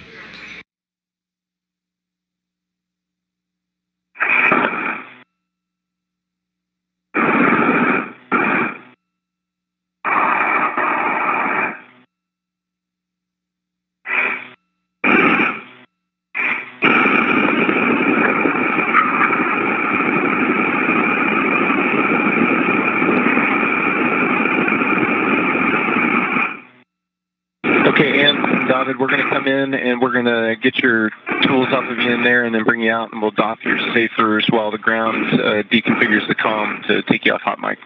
Copy. Copy.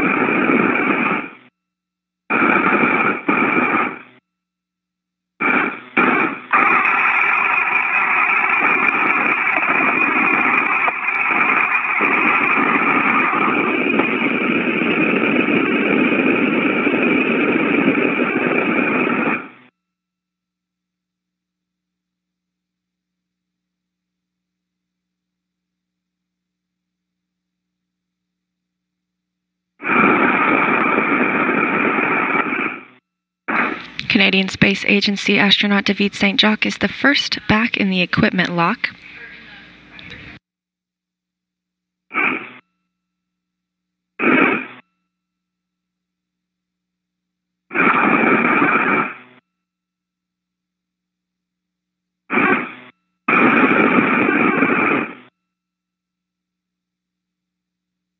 Haig and Cook will help remove the simplified aid for EVA rescue, or that safer backpack.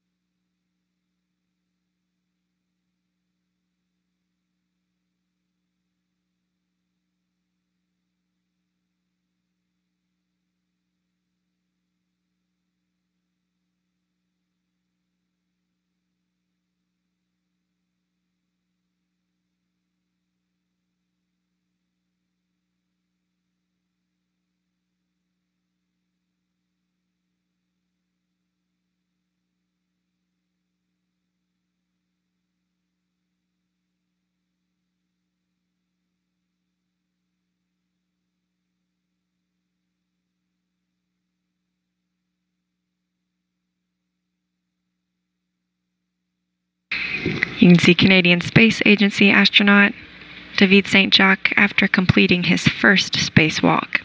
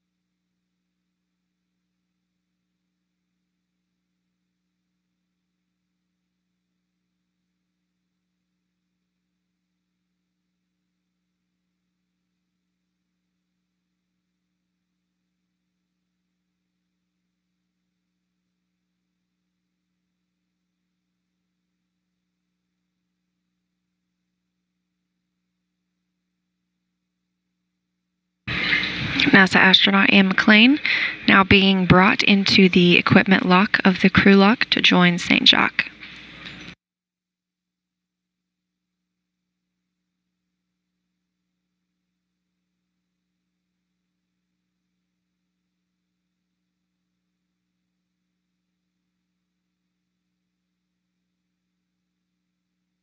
You can see Nick Haig helping remove that safer unit.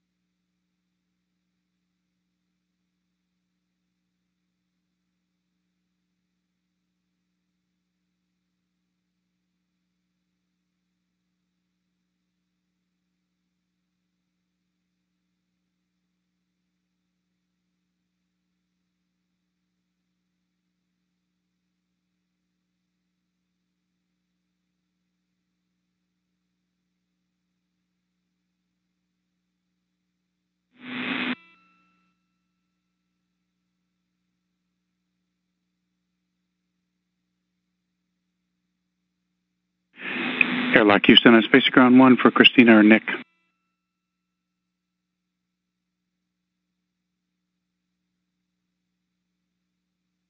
Go ahead, Wheels.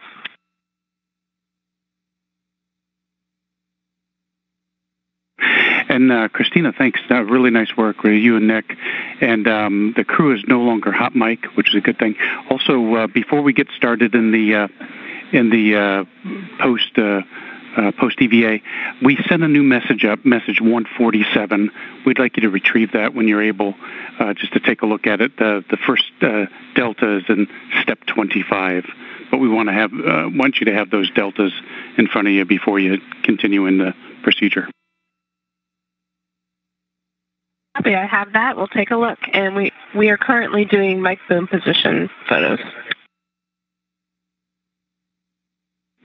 Perfect. Thank you.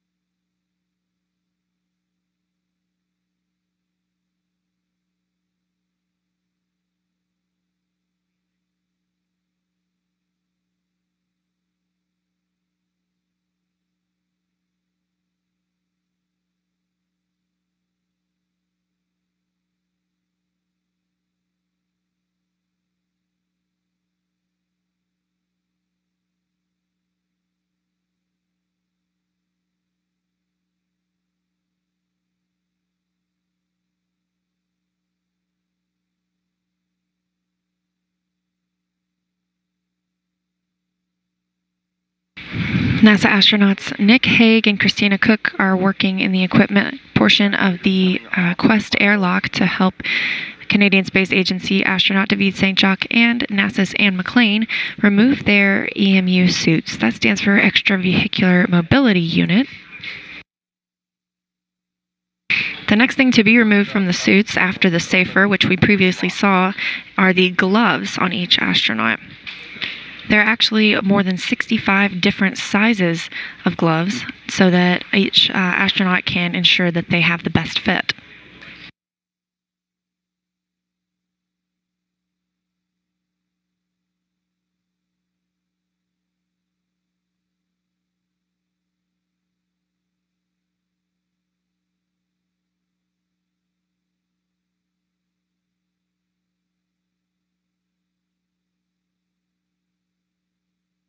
Following glove removal, we will see the astronauts take off their helmets, which will also wrap up our live coverage for the day.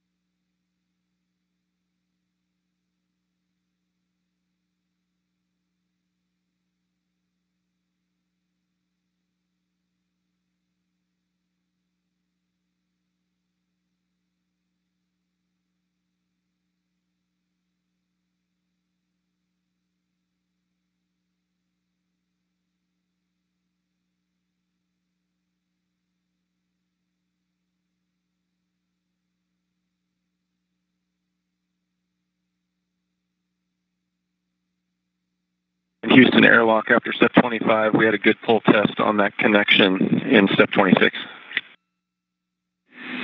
Okay, we copy. Thanks, Nick.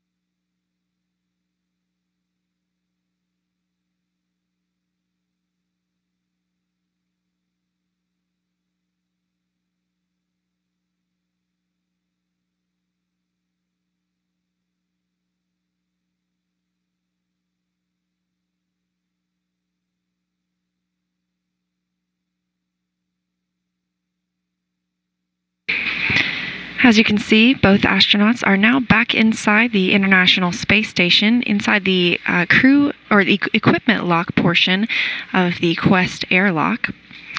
You can see NASA astronaut Anne McClain on the right. Her gloves are being removed by Nick Hague. And to your left is Canadian Space Agency astronaut David Saint-Jacques. Christina looks like she is working on something on the back of his helmet. These astronauts just completed their 6-hour and 29-minute spacewalk, working on some of the battery systems on the International Space Station, moving an adapter plate. They also installed some cables to upgrade Ethernet on the space station, along with provide backup power to the space station's robotic arm. Saint-Jacques also worked to install a trunnion slip-off preventer on the Columbus module that is in preparation for the arrival of the Bartolomeo external payload platform, hopefully sometime next year.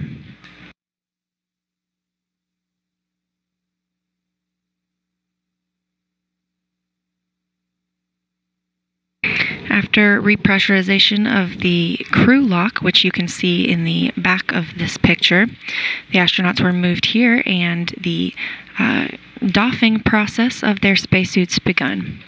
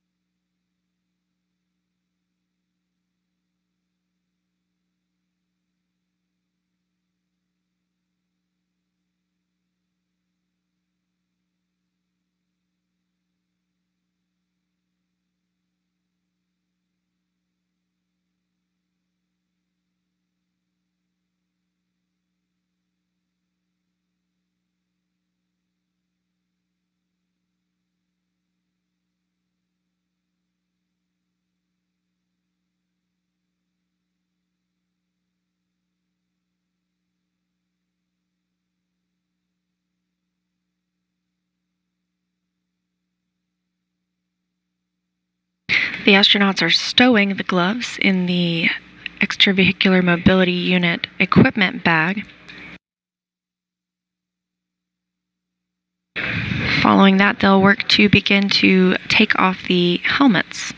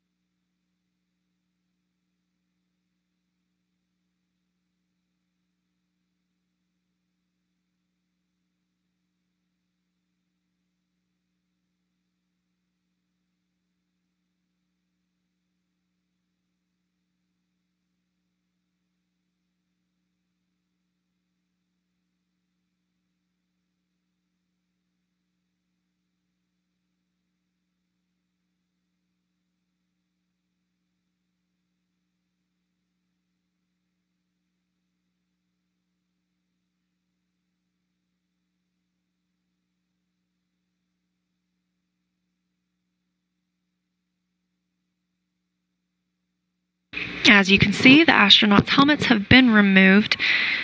Today, the astronauts, both NASA's Anne McClain and Canada's David Saint-Jacques, went outside of the International Space Station to continue some work on the P4 battery relocation of an adapter pallet. After moving that adapter pallet from one slot and storing it on another, robotics teams will later this week reinstall some nickel-hydrogen batteries into that empty slot. The astronauts then moved to install a spider cable under the lab MMOD, that's micrometeoroid orbital debris shield. That spider cable has been routed to different parts on the International Space Station to provide Ethernet connectivity. Additionally, the astronauts split up just a little bit, but still on the same module when they worked on the Node 1 Unity module to install some truss jumper cables. These will provide backup power to the Canadarm2 in case of necessary use. Afterward, NASA astronaut Anne McClain moved to the S0 truss to continue installation of a jumper cable installed by David Saint-Jacques. This cable also provides that backup power to the Canadarm2. Meanwhile, Saint-Jacques was working on the European Columbus module to install some trunnion slip-off preventers in preparation for the arrival of the Bartolomeo external payload platform. McClain worked a little bit into some get-aheads to continue routing that spider cable down the lab of the space station. And the astronauts both ingressed after a 6-hour and 29-minute spacewalk when the crew airlock began to repressurize. To go over those numbers again, our final statistics. Today was the 216th spacewalk completed at the International Space Station in support of assembly and maintenance. It was the third spacewalk at the station just this year alone, and really just in the last few weeks. Today was Anne McClain's second spacewalk after completing her first with NASA astronaut Nick Hague in March. That gives her 13 hours and 8 minutes of spacewalk time. And it was the first spacewalk of David Saint-Jacques' career. That gives him 6 hours and 29 minutes of time outside the hatch. Perspiration and embeds were moist. Of the 216 spacewalks conducted at the International Space Station, that gives you 1,354 hours and 53 minutes of total spacewalking time, which is equal to 56 days, 10 hours, and 53 minutes of time outside.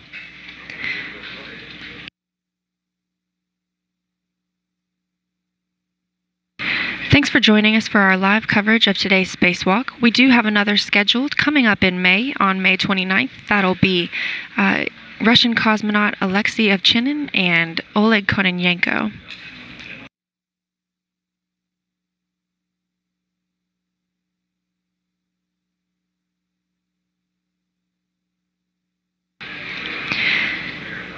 Thanks again for joining us, and have a great week.